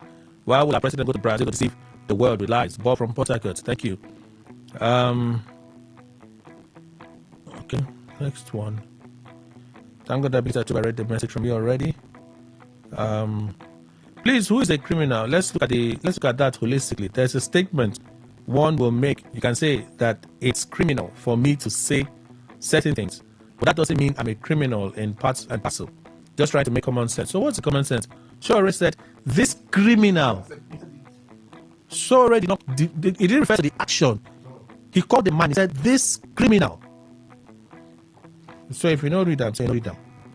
What the SSS should have rather done is to reaffirm that there is no corruption in Nigeria. Again, since Tinubu became president, as he told Brazilians, ABC governing states are now restricting other political parties from holding meetings, and they are attacking their meeting venues and are harming people. Is that not confirmation of a Canadian court judgment that the APC and PDP are terrorist political parties? Okay. Mr. Law, I know and I will agree, but that's not what the judgment said, though. That's not what the judgment said. I'm surprised that the panel is carried away by Shore's diversionary tactics. Shore is working for the president, and this drama is to make people believe that he's against the government. It's a game they are playing. Charlie sent this message. I can't read so much from here. It's already 18 past. It is wrong for Shore to call Tinubu a criminal, but we should also remember that an LJ chairman called the sitting governor an idiot, and that person is now being given a higher appointment, elder. So what now? One wrong justifies another one. Tony from Port Harcourt, morning Kelly and Today FM morning team. But during 2015 election, Shore and his Sahara reporters worked with Tinubu to oust Jonathan. Recall Sahara reporters was the first to flash the result of the election before INEC announcement, which was against the law. Me thinks, as an investigative journalist, Shore's reaction today is motivated by the past relationship and unknown to us present actions of the president and presidency. Okay. Shore's comments when Dr. Wadasike called Governor Sim Umo governor and said he, Sim, is sponsor of terrorism in the FCT. Okay. Last one we can take. Nupeng knows that without tanker drivers, they're irrelevant. Came from Choba, so that's why they are fighting. It's a lifeline for them. Okay? I think I read this message from Epele from Ada George. Accept that Shore is not right, tagging president as criminal, but why should Mr. President go to lie at Brazil by saying that he has curbed corruption and that the country is corruption-free? Is that not an embarrassment to the entire citizens of Nigeria? Epele from Ada George. Who said it's not? Even I was shocked when I saw the comment. I thought it was fake news. I had to wait. Then I saw it from their official channels. I said, what? Wow. My God. I need to read contributions from Facebook. Let's do Facebook real quick. I'm even looking at it yourself. I saw something that distracted me. I'm like, well, it's human beings. What can we say? It's all about interest after all. What okay. I love your belay. Say both sides are wrong. Sunday, I read a message from you already. Serious only says a criminal who stole items from Nigeria. I don't know what you're talking about. Harry Opera, does SSS have the legal right outside of a court backing to make such a request? If as a citizen has a right, it's SSS that doesn't. They play. Believe in Bukai innocent child. If X fails to take down the post themselves, then I must say Shore is right. So SSS should know where to channel their energy and fight. If SSS says Shore lied against him in his post, then they should arrest Redo Mokri, who is now working for them. Danny Tinoboku, the statement is wrong, but bandits sometimes make live videos on TikTok, but still government has not gone after them. Why are we not talking about the killers of Benue State citizens in bringing them to justice? All right? We see classic. Everybody can criticize the bad government, but calling your president a criminal is very bad and should be condemned. Can Shore dare call Obasanjo a criminal when he was the president? Okama Charles, Shore does more of activism than politics. He's very wrong in calling the president a criminal. If he's charged to court on defamation, he will cry to the heavens that the judiciary is corrupt. I won't be surprised if he's arrested on this one. Okay? Desi Zokolaka, calling Tinubu a criminal is wrong, but it's unfortunate the president lied to the entire world and disrespected Nigerians. After April, they should arrest him. Joel Ojuel, I think Shore has gone beyond his boundary and he needs to be taught a lesson. And Makachi Kadikinoba, Shore is wrong and should be arrested and charged for defamation because no court has declared Tinubu a criminal. I'm quite surprised at the reactions on social media. I think it was going to be one direction. Sometimes people surprise me. I think somehow the work we are doing is beginning to sink in small, maybe small. No, I wasn't expecting these reactions. General Posolo John, good morning, Kelly. And the panelists, I think the plan qualifies to describe as anti-people. They are groaning and threatening strike because it's not business as usual, but the entire nation was held hostage at their will. Obina, good morning, Kelly. We class of today embark on okay. Dr. Mrs. Malibra from Owerri. Nigerians are perpetually groaning, embarrassingly tracked, wandering and gallivanting aimlessly without proper nurturing and guidance. The masses are always at the receiving end all the time. Why all these policies that would inflict pains and suffering? So, madam, what are you talking about? I'm the prince. Nigeria are poorer now than 1960. That is correct. The facts are there. Okay. I have to leave. So let's quickly look at X and see how many we can squeeze in from that channel. Let's see quickly. X. All right, so let me say thank you to everyone for being part of the conversation. J.C. Williams, Esquire, legal practitioner, Chairman Rivers Link, he left already. But Wadi Chairman Esquire is here. He's a legal advisor to the Federal Commissioner, to Mr. President on Christian Pilgrimage. He's a temple chief and a voice for Kinebo people of Obiakpo. Thank you, sir. Well, thank you. Let me advise Sore and the likes of Sore to please seek a legal means. Nobody has the right to say this person is a criminal unless there is a court of competent jurisdiction who may have in their wisdom declare the person a criminal. But even at that, let him do the right thing and seek a proper advice from his lawyer. All right. Thank you, sir. Dr. Paul Waller, Senior Lecturer, University Port Harcourt. Doctor, thank you. And congratulations again. Thank you very much. Comrade Ruben is engineer, Chairman, ADNAF, Rivers State Chapter, a public commentator and voice for Ahota West. Thank you, sir. Thank you, Kelly. Thank you, my colleagues also. And Mr. Emmanuel Nikwe, our in-house analyst. Thank you, sir. Thank you very much, Kelly. Thank you, Nigerians. That's the show, everyone. Enjoy a fine day. Good morning. Talk radio. I listen to a lot of talk radio. 95.1 FM.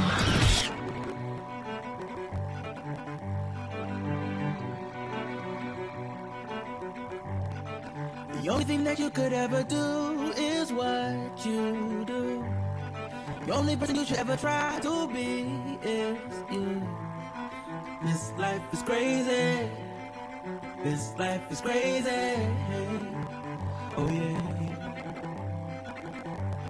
Don't you know you're never gonna know what's coming next? So take a second, take a breath, and then just give your best. This life is crazy. Oh, this life is crazy. So smile. All you gotta do is smile. Even when there's nothing left to say, go and smile. Don't you worry, it'll be okay. Life is what you make it. Keep your head up, go and face it with a smile. With a smile. I know you're feeling like you never have a way to make it different now, but it don't take too much. Forget your troubles, all your worries, all your problems, all you ever need is love. Life could be better. Life could be better with a smile. Just go ahead and smile. Even when there's nothing left to say, go and smile. Don't you worry, it'll be okay. Life is what you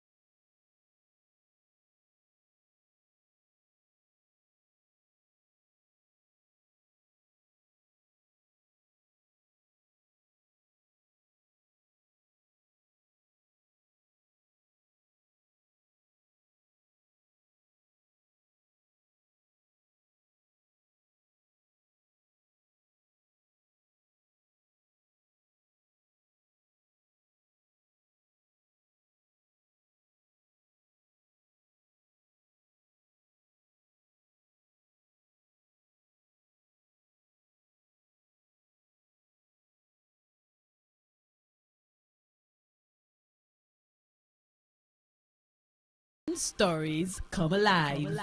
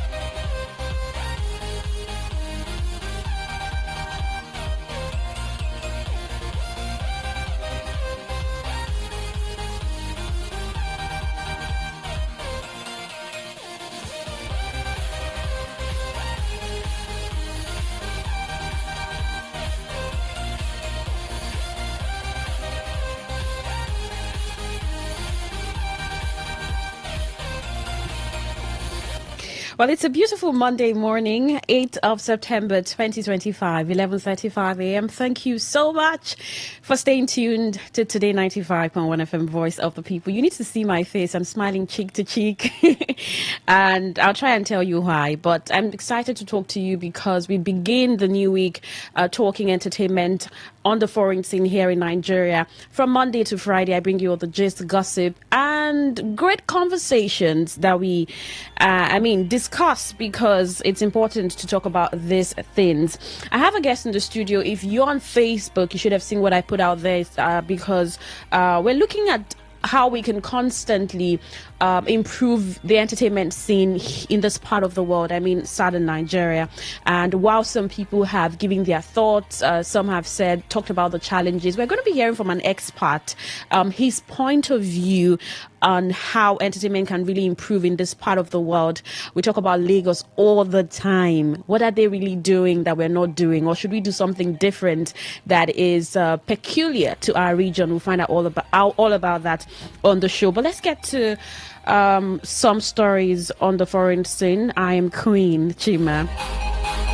Well, Supertramp founder Rick Davies, who wrote and sang some of the rock band's hits, has died at the age of 81. The English vocalist and keyboardist died on Saturday, a decade after being diagnosed with multiple myeloma, a type of blood cancer, the band said. As co-writer, along with partner Roger Hodgson, who was the voice and pianist behind Supertramp's most iconic songs, leaving an indelible mark on rock music history, a statement said. His soulful vocals and unmistakable touch on it became the heartbeat of the band's sound. Davies wrote songs including 1974's Bloody Well Right, their US chart breakthrough, and 1979's Goodbye Stranger. Born in Sweden, Wiltshire in 1944, Davies started off in a series of bands, including one called The Joint. They didn't make it big, but did attract the support of Dutch millionaire Stanley August, who offered to back Davies if he started a new group. Davies shared writing and vocals with Hudson, and the band found chart success with their third album, Crime of the Century, in 1974.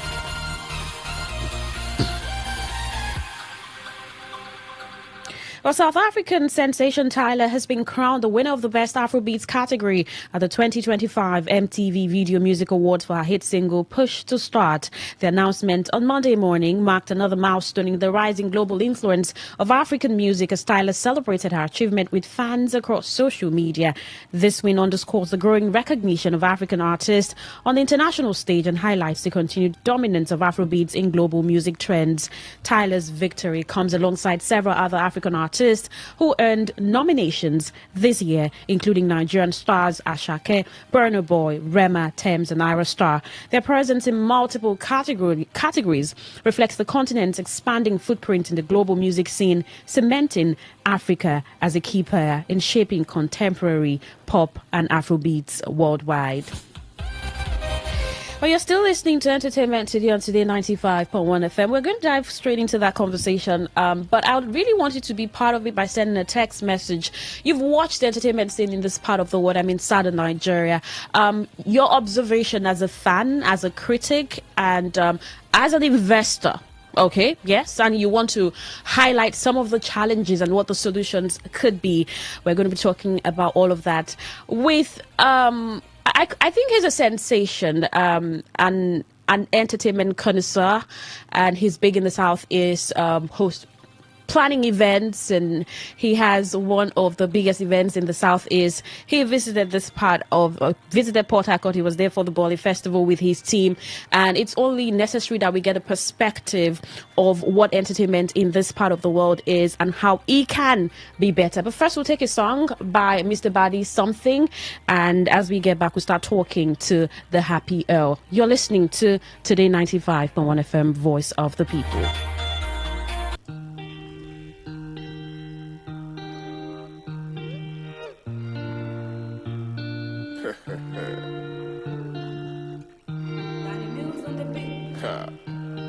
Step out the day I saw. It's a spontaneous vibes. Jah is my confidence. My music go shut down the continent, but these people won't mess with my conscience. No, I know fi done cause now one ticket. I got too many foes and some few good friends, and I know fi relent cause I want the best. So now I'm up to something like a day. I work from Monday to Sunday. I sum the price go wale. Make them they look and no complain. I'm up to something like a day. If they make them they look and no complain. I work from Monday down to on Sunday. Just let your grace fall upon me. Yeah. Me I go fight, I no go ever rest. I go beat in my chest. You know about man never rest. I'm ever ready when I'm on my vest. I know they give any man anything where you know they deserve. Many people there for my back. With number one, that's what they call me. Yeah, I be bad man, but I don't sing. So many things I did easy from my mind. Every day, me, I want a better life. Make a kill it, no go come my side. No pity party, I know they alright. I know if you lose a day, oh my God. But I see body now, me get my life. I'm up to something like a day. I work from Monday to Sunday. I sum the price go wale. Make them they look and no complain. I'm up to something like how they live. They make them they look and no complain. I work from Monday down to on Sunday. Just let your grace fall upon me. Yeah. Me I go fight, I no go ever rest. I go beat in my chest. You know about man never rest. I'm ever ready when I'm on my vest. I know they give any man anything where you know they deserve. Many people there for my back.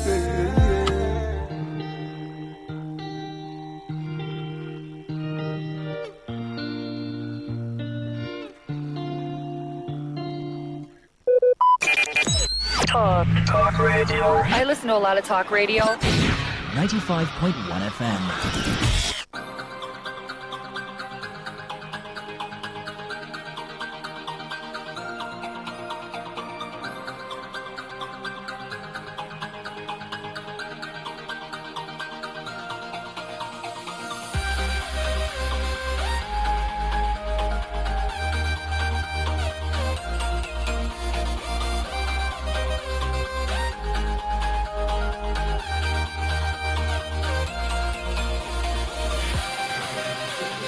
Entertainment Today on Today 95.1 FM, Voice of the People. Now, earlier when I started the show, I told you that we'll be looking at the entertainment industry in the south away from Lagos.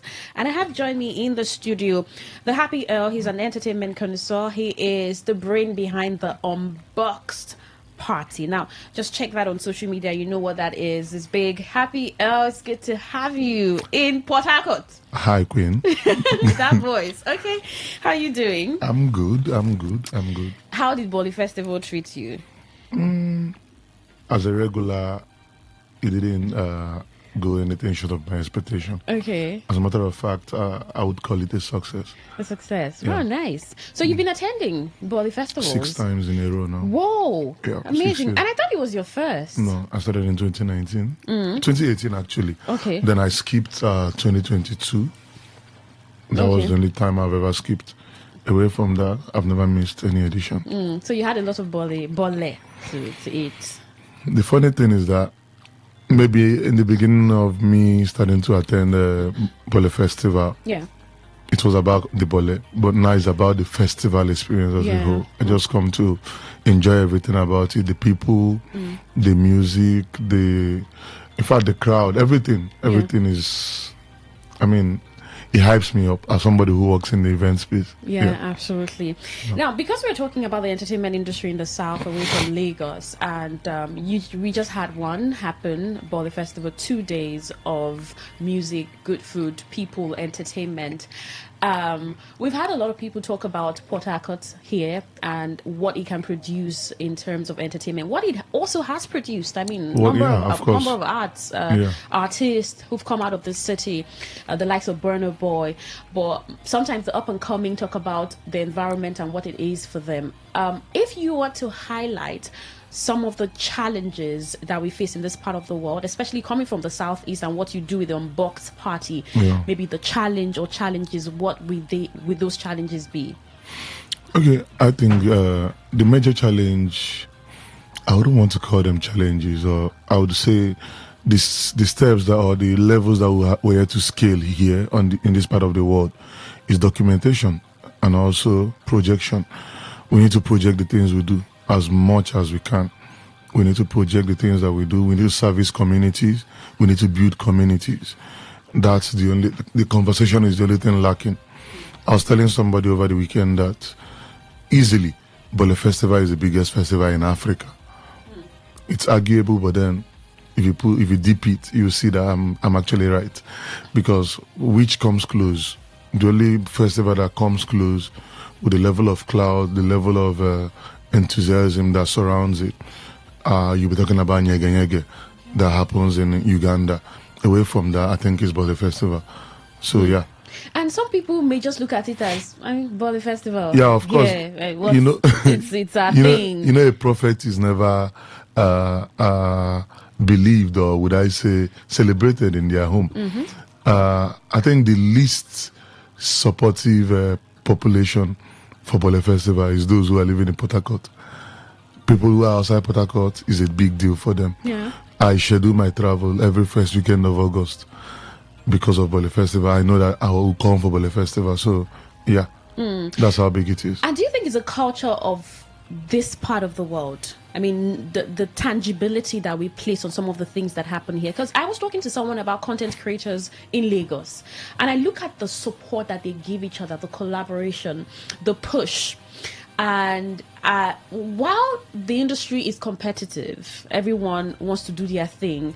Some people have said our competition here is a dangerous one. It's not a healthy competition. Do you agree?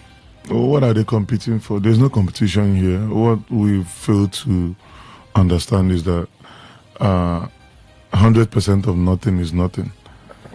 100% of nothing is nothing. Yes. Okay.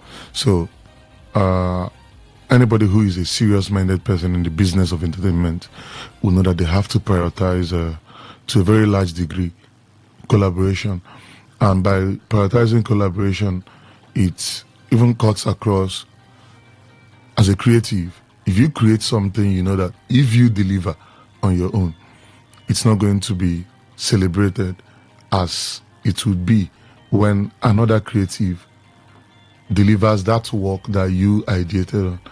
It is not dangerous. It is not out of your way to approach that person who has the fitting delivery for that particular form of art, to deliver it, to push it out there.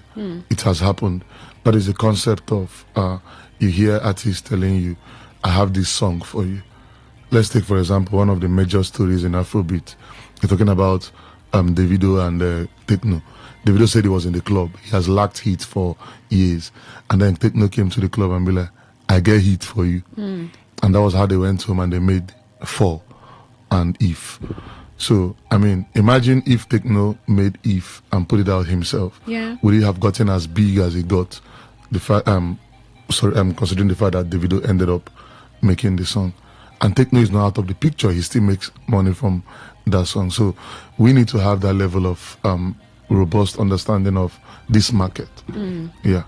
So is that do you think we should take because I know that you frequent Lagos, Yeah. most of the entertainment events Yeah, there and yeah. all, some artists who are big will also stay there. Yeah.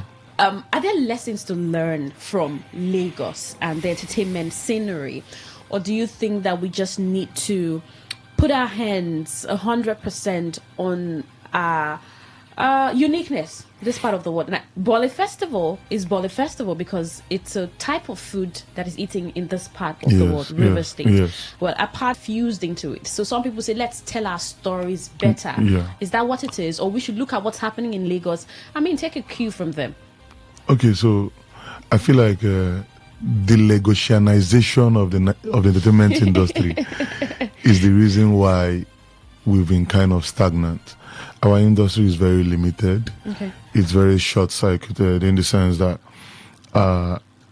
the workforce in this industry doesn't well correlate with the perception in the outside world.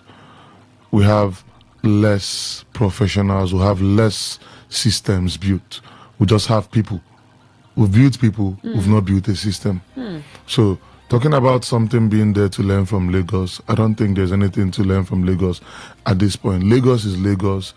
Lagos will always remain Lagos. You can never rival Lagos. You can never write off Lagos. But should we benchmark our entertainment industry around Lagos? Absolutely no. Because that's going to give us a very stunted growth like we've seen so far. If we want to actually scale, if you're looking for cities to model our Nigerian entertainment ecosystem after in Africa or within, you should be looking at places like South Africa. Okay. That's where I can borrow a leaf from, certain level of leaves from them.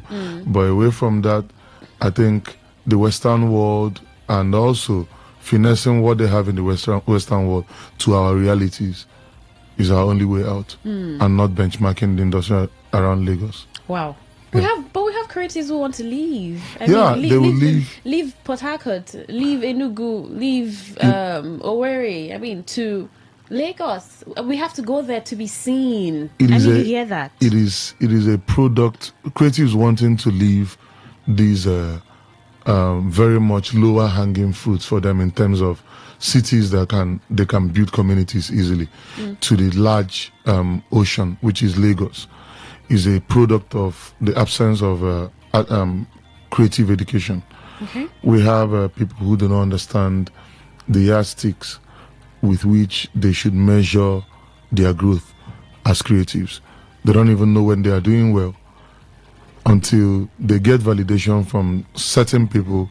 They do not believe that they've scaled a lot. Okay. So until we start getting intentional artists who understand their journey, who knows how they want to take this thing to, like how they want to scale, how they want to move, until we have such artists, we'll keep on having this story of wanting to go to be seen. And they go there, they're never seen. And the worst thing, the annoying thing for me with these artists who wants to leave these so-called very supportive cities to that place where they think they will be celebrated is that most of them have terrible work ethics. So they go to Lagos, the terrible work ethic becomes very, very obvious. Of course, they can't compete. They don't have work ethic. They are called for shoots early in the morning. They get there late because they do not understand the uniqueness of their terrain. They do not factor in certain unforeseen circumstances into their schedule. And they go there, they fall apart, like they are swallowed. And it turns out to be like their artist careers are jinxed. And they come back where they left years later. And they can no longer find their footing because they've lost years of not building. They've never nurtured the crowd that made them. So when you nurture the crowd that make you, that crowd is going to project you to that place you think you're going to be seen. Dandizi is out there, is a very good case study for that. Dandizi is out there because of Port Harcourt. Yeah. And he will never talk down. As a matter of fact, I think I've never seen anybody who reps his city like Dandizi does. Absolutely. And I'll give it to him. Well, you can drop your thoughts. Discussing the entertainment industry in the south away from Lagos. What challenges do we face here, and what are the solutions? I've been speaking to the Happy Earl, and he's giving quite a number of thoughts that you may agree to or not. Well, I want to get your thoughts. Drop a comment on Facebook, Today95.1 FM. Send a text message to 0701-9339-962. Because you've attended Bole Festival for years, and you've seen the work that's put into what you call a success, you've called a success. What do you think the organizers have been doing? Maybe you want to point out on one thing that has made it this successful and this enduring to even a number of people outside of Port Harcourt. The story. Okay. The story. Personally, I think one of the major drivers of tourism for River State in recent years is Bole Festival. I don't think there's another event that happens in River State on a yearly basis that triggers the level of economic boom. There were some, but I mean, like a short-lived economic boom, like Bole Festival. I can tell you for a fact that this weekend alone, that had Bole Festival, billions were injected into the River State economy, and that's a big win. So it's not me calling it success. It's a success anywhere in the world. Anywhere in the world, Bole Festival is a success. Anywhere in the world, it is. It is a success. Yeah. So, just to wrap up, a way to wrap up.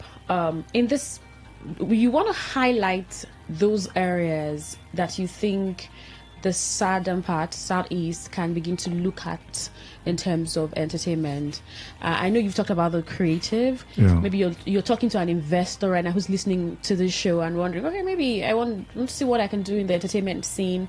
You're talking to that creative who's thinking, oh, it's not working as much as I want it to work. Maybe what is the area that creative should look at, and then what's the area that investor should look at? Maybe the government too, because I mean, government should be interested in entertainment and the creative space. Yeah, I think the government on their own part, I wouldn't want to speak very much on the government's role, because our government do not know how to publicize that which they've provided for the creative economy, and they don't even know how to reach out and hear firsthand from those who are playing in this industry and know what they actually need.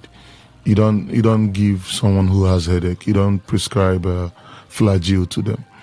Flagyl is for something else and not for that. But then away from that, I'll start by saying that one major factor that needs to be taken seriously into consideration for the entertainment industry in southern Nigeria, which is away from Lagos, thrive as much as Lagos have thrived, and that is unison.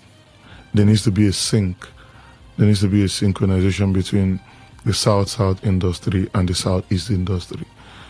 They need to understand that they are not competing each other, and until they marry each other and form one very big block, that the entertainment here will keep on being seen as a child's play until this industry marry together, these two industries marry together and understand that they are the biggest economic corridor as regarding entertainment in this country. If you do not understand that, pay attention to where the shows happen at the end of the year. Yeah. In December, where you have shows happening everywhere, pay attention to where more of the shows happen. At least 75% of shows that happen in December happen in this belt of Rivers, Delta, Edo, Anambra, Enugu, Abia, and Owerri, Bayelsa, and so on and so forth. Yeah. This is the belt where most of the events happens. And if these two industries cannot understand that, they have a crazy purchasing power, like looking at them in the eye. Like, these are the richest people in the country. These are where they stay. Yeah. And if you put this population together, you're looking at about 60 million Nigerians. Yeah. And if 60 million people can power any economy anywhere in the world. Wow. So we should put that to our own advantage. Well, someone might just be saying, I hope this happens and happens as soon as possible. If we become as intentional as we should, it will happen. I mean, that's the word. Become as intentional as possible. That's a good way to wrap up the conversation. Meanwhile, Jay from Ajib says, what does your guest do? Kudos to him. He's so good because he understands the creative and entertainment industry so well. I mean, I did an introduction of him when I started. He's an entertainment connoisseur. His name is the Happy L. You can look him up, and then maybe you want some collaboration and all. But that's Jay from Ajib saying that to you. Kudos to you. Okay, thank you very much, Jay, you from understand Ajib. You understand the creative and entertainment industry so well. Thank you so much, the Happy L, for sharing your thoughts. Thank you, Gwen. I think what the listener or creative or an investor is taking back at the end of this conversation is that we need to be intentional. I understand that this region, we can pull the weight. Of course. And if we can come together, we can do it better. Yeah.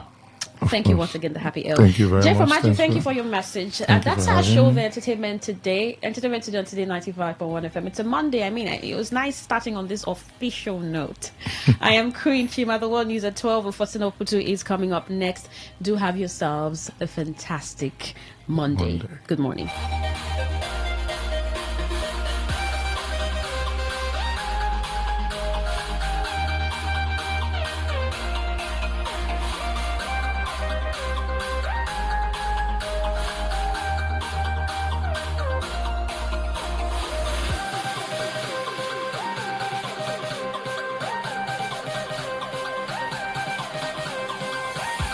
Say no to the ordinary.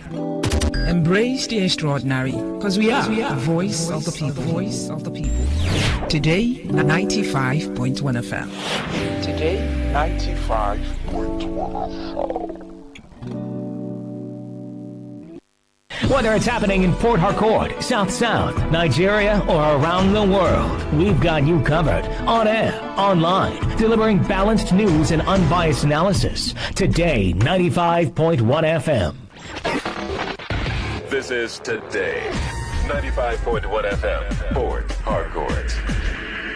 News.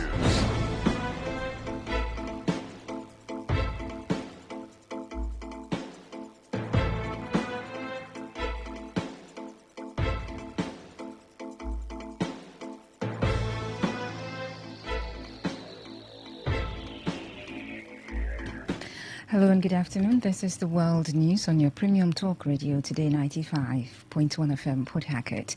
I am Faustina Uputu in the headlines. Federal government summons management of Dangote Group and Nupeng over planned nationwide strike. Association of Resident Doctors in FCT commences a 7-day warning strike.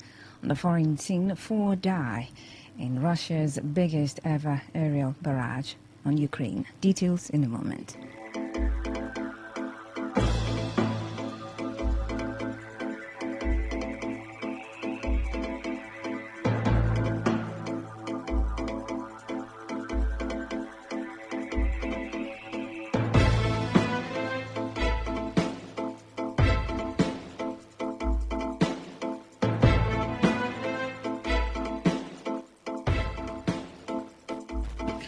The Petroleum Product Retail Outlet Owners Association of Nigeria, Petron, says the federal government has begun engaging its members to resolve the issues surrounding its proposed nationwide strike.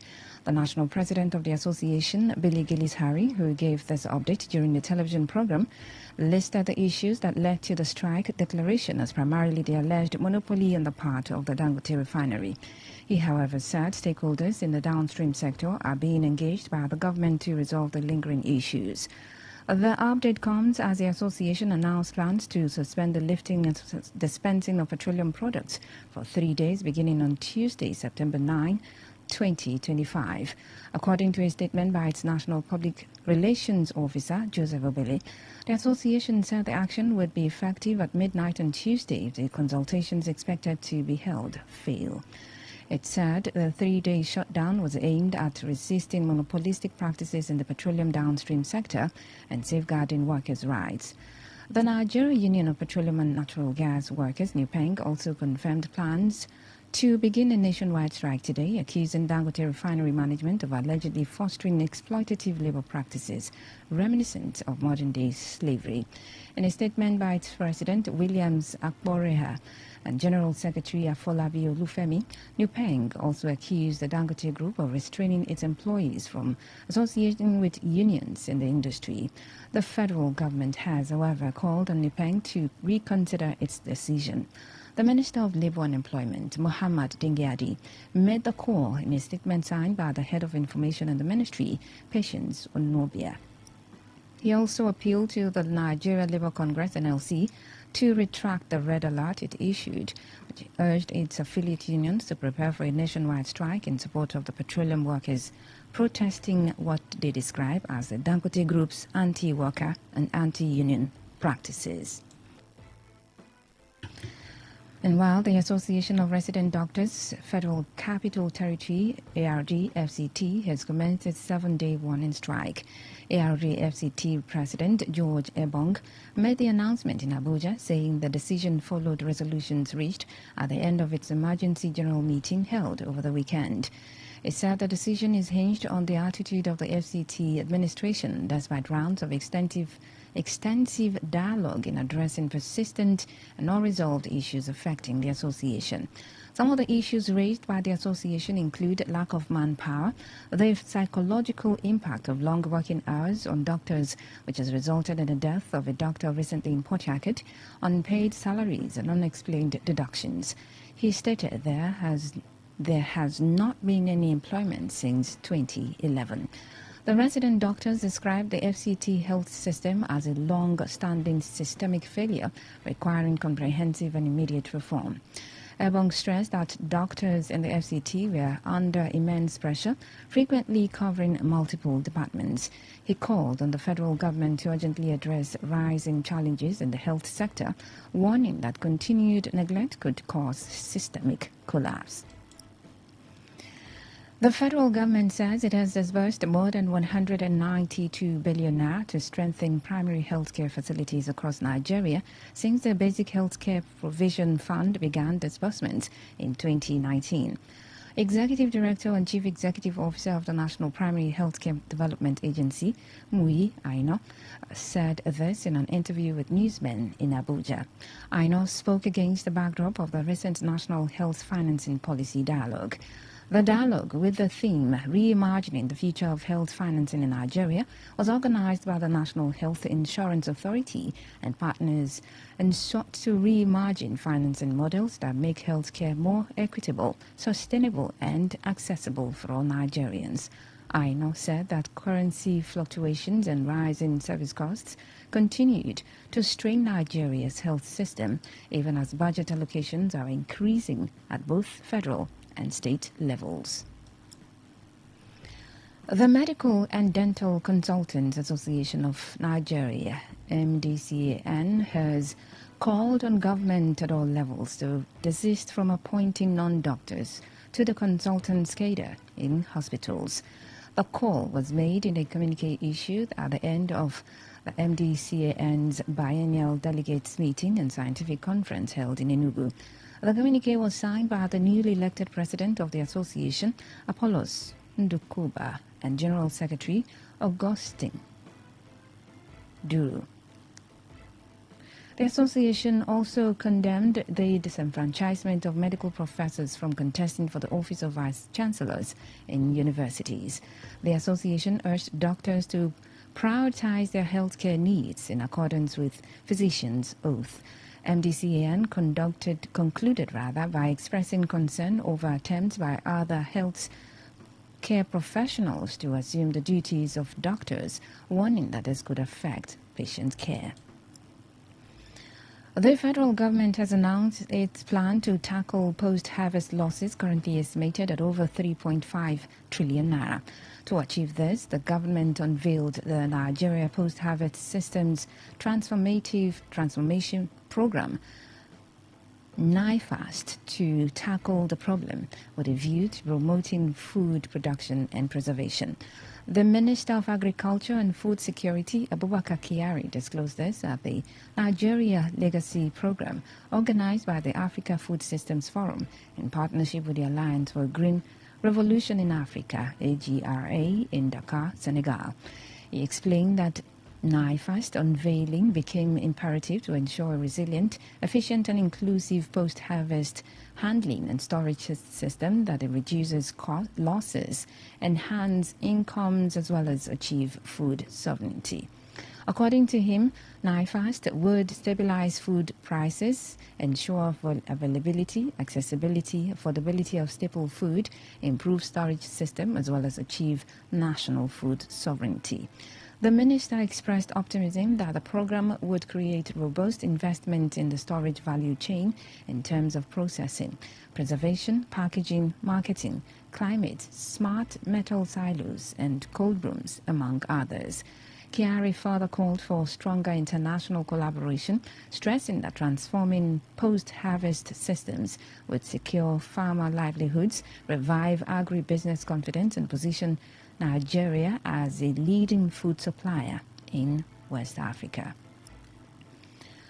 The Nigerian Labour Congress NLC and the federal government workers have demanded an urgent review of the national minimum wage, insisting that the current 70,000 naira is no longer sustainable.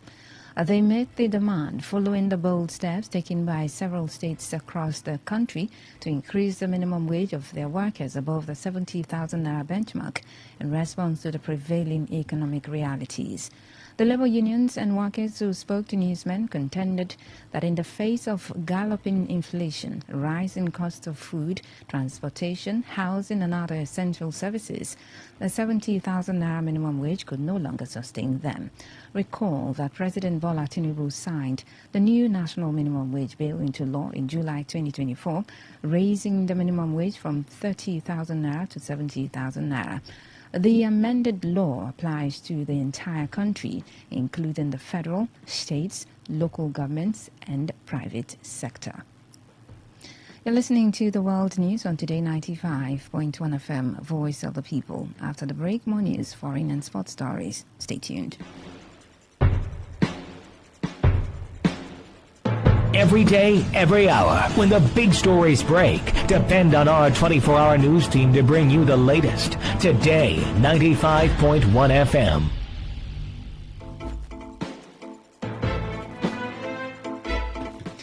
Thanks for staying tuned. Welcome back to the rest of the stories. The Military Pensions Board, MPB, has disowned a WhatsApp group falsely created in its name and cautioned pensioners and the general public against engaging with it. According to the relations officer of the board, Aliyu Mohammed, the group, titled Military Pensions Board, was created by unknown individuals and does not represent the position of the board. In recent times, fraudulent individuals have increasingly used social media platforms and messaging apps like WhatsApp to impersonate government bodies and exploit vulnerable populations. The Military Pensioner Committee, which includes retired personnel and veterans, is often targeted with false promises, misinformation or financial scams under the guise of official communication.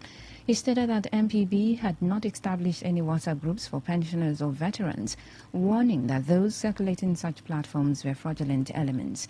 The board spokesperson assured pensioners that their welfare remained the utmost priority of MPB and urged them to always seek clarification through official contacts whenever in doubt. The Military Pensions Board is a Nigerian government agency responsible for administering and disbursing pensions and gratuities to retired military personnel. The chairman of the Rivers State Independent Electoral Commission, RISEC, Michael Odi, has disclosed that the commission is working round the clock to verify the account details of all ad hoc staff who participated in the just concluded local government elections in the state. Odi, who is the chief electoral commissioner, said the verification of the account details will soon be concluded and their honoraria be paid. Odi, in a statement he signed, quoted the commission appreciating the patience and understanding of the ad hoc staff. Some residents of rural communities in River State have indicated their willingness to participate in the monthly sanitation exercise organized by the River State Waste Management Agency, RUWAMA. While Port Harcourt Metropolis has remained the major focus of the exercise, several communities are now joining the monthly program.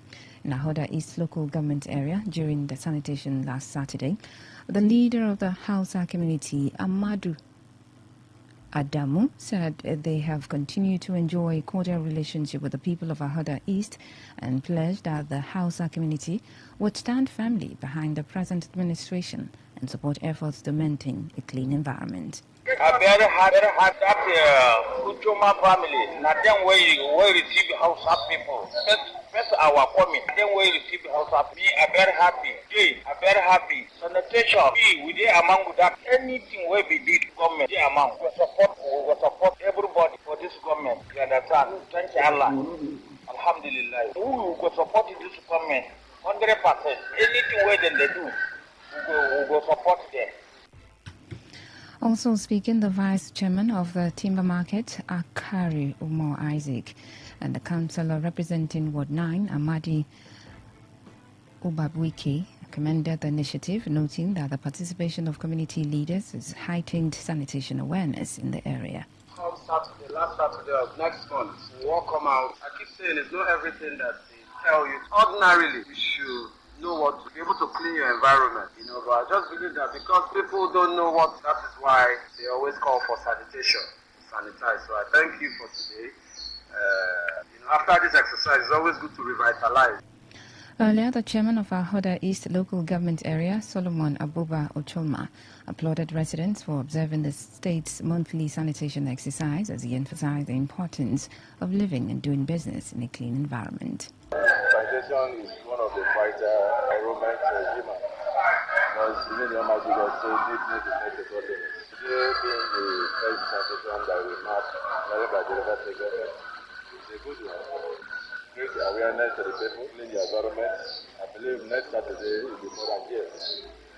The awareness will be more than here, and people will indulge to this nice and the cleanness of the environment. The foreign thing, Russia has fired its biggest ever aerial barrage at Ukraine, killing 4 people and setting the seat of the Ukrainian government in Kyiv ablaze. In an attack President Volodymyr Zelensky warned would prolong the war. The attack was the first to hit Ukraine's cabinet of ministers, a sprawling government complex at the heart of Kyiv. Emergency services said drone strikes also damaged several high-rise buildings in Kyiv. Russia has shown no sign of halting its 3.5-year invasion of Ukraine, pushing hardline demands for ending the war, despite efforts by the United States to broker a peace deal. Russia, which denies targeting civilians in Ukraine, said it had struck a plant and a logistics hub in Kyiv. Police cordoned off the area surrounding the building, the roof and upper floors of which sustained damage. According to the Ukrainian Air Force, Russia fired at least 810 drones and 13 missiles at Ukraine between late Saturday and early Sunday. Still on the foreign scene, U.S. Department of State, the U.S. says starting November 1, 2025, all the immigrant visa applicants must attend their interviews in the consular district where they live or, if requested, in their country of nationality. Right now, applicants can choose where to go for their visa interview, but under the new rule, that flexibility will end. The DOS explained the change is part of the Donald Trump administration's effort to tighten immigration rules and increase oversight. All immigrant visa categories are affected, including family and job-based visas, as well as diversity visa lottery winners. For countries where U.S. embassies are closed or visa services suspended, the DOS has chosen other locations where applicants must go. To end the news, is a summary of the major stories. The federal government has summoned the management of Dangote Group and Nipeng to halt planned nationwide strike over anti-union policy. We told you that the Association of Resident Doctors in the FCT has commenced its 7-day warning strike over government's failure to address demands. On the foreign scene, you also heard that at least 4 people have been killed in Russia's biggest ever aerial barrage on Ukraine. And that's the news is edited by Stella Sasongo Korea. For comments and inquiries, please call 0818-389-2850 or send your emails to news@todayfmlive.com. You can also read our stories on www.todayfmlive.com. I am Faustina Putu. Good afternoon and thank you for listening.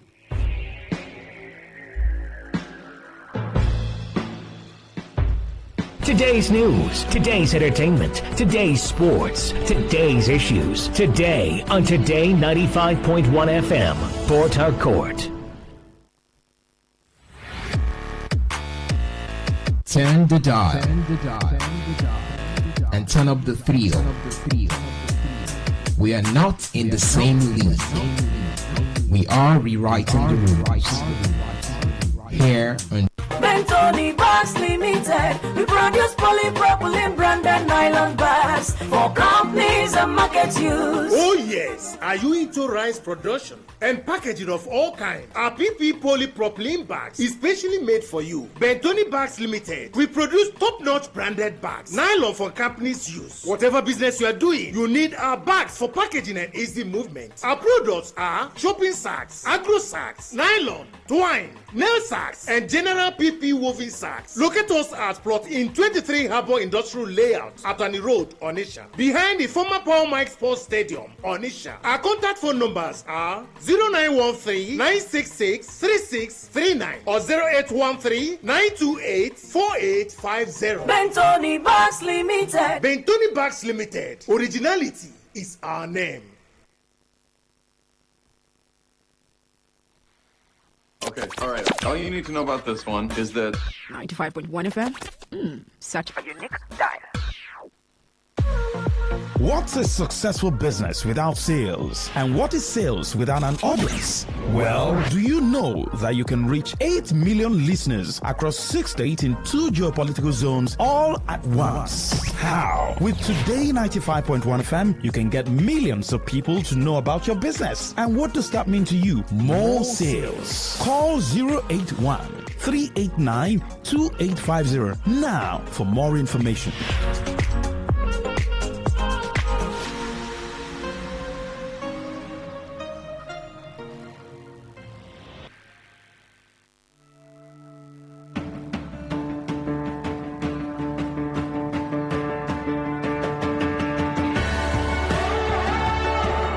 Education never ends, and we believe it starts even way earlier than most of us think. On Andre Gorgie, every Tuesday, 1 to 2 p.m., we unravel these various building blocks and its challenges of ourselves. Andre Gorgie on Today 95.1 FM.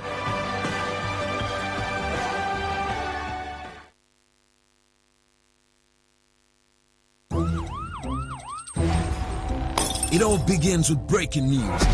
Now make no mistake, this is a difficult mission, and it will remain difficult for some time. Then it keeps trending. Events, issues, personalities, all struggling to gain attention. But in the race for deadlines, the intrigues, power play, undercurrents are often missed or underreported. Insecurity here is basically a product of poverty. But not anymore. As the platform on radio steps in to fill the missing links on events, issues, and personalities in the news. I'm not afraid of anybody. Yeah! The platform on radio serves only the hottest topics and trending issues. Only on Today 95.1 FM. 95.1 FM. Port Harcourt. Weekdays, 4 p.m. Get on the platform on radio and be served.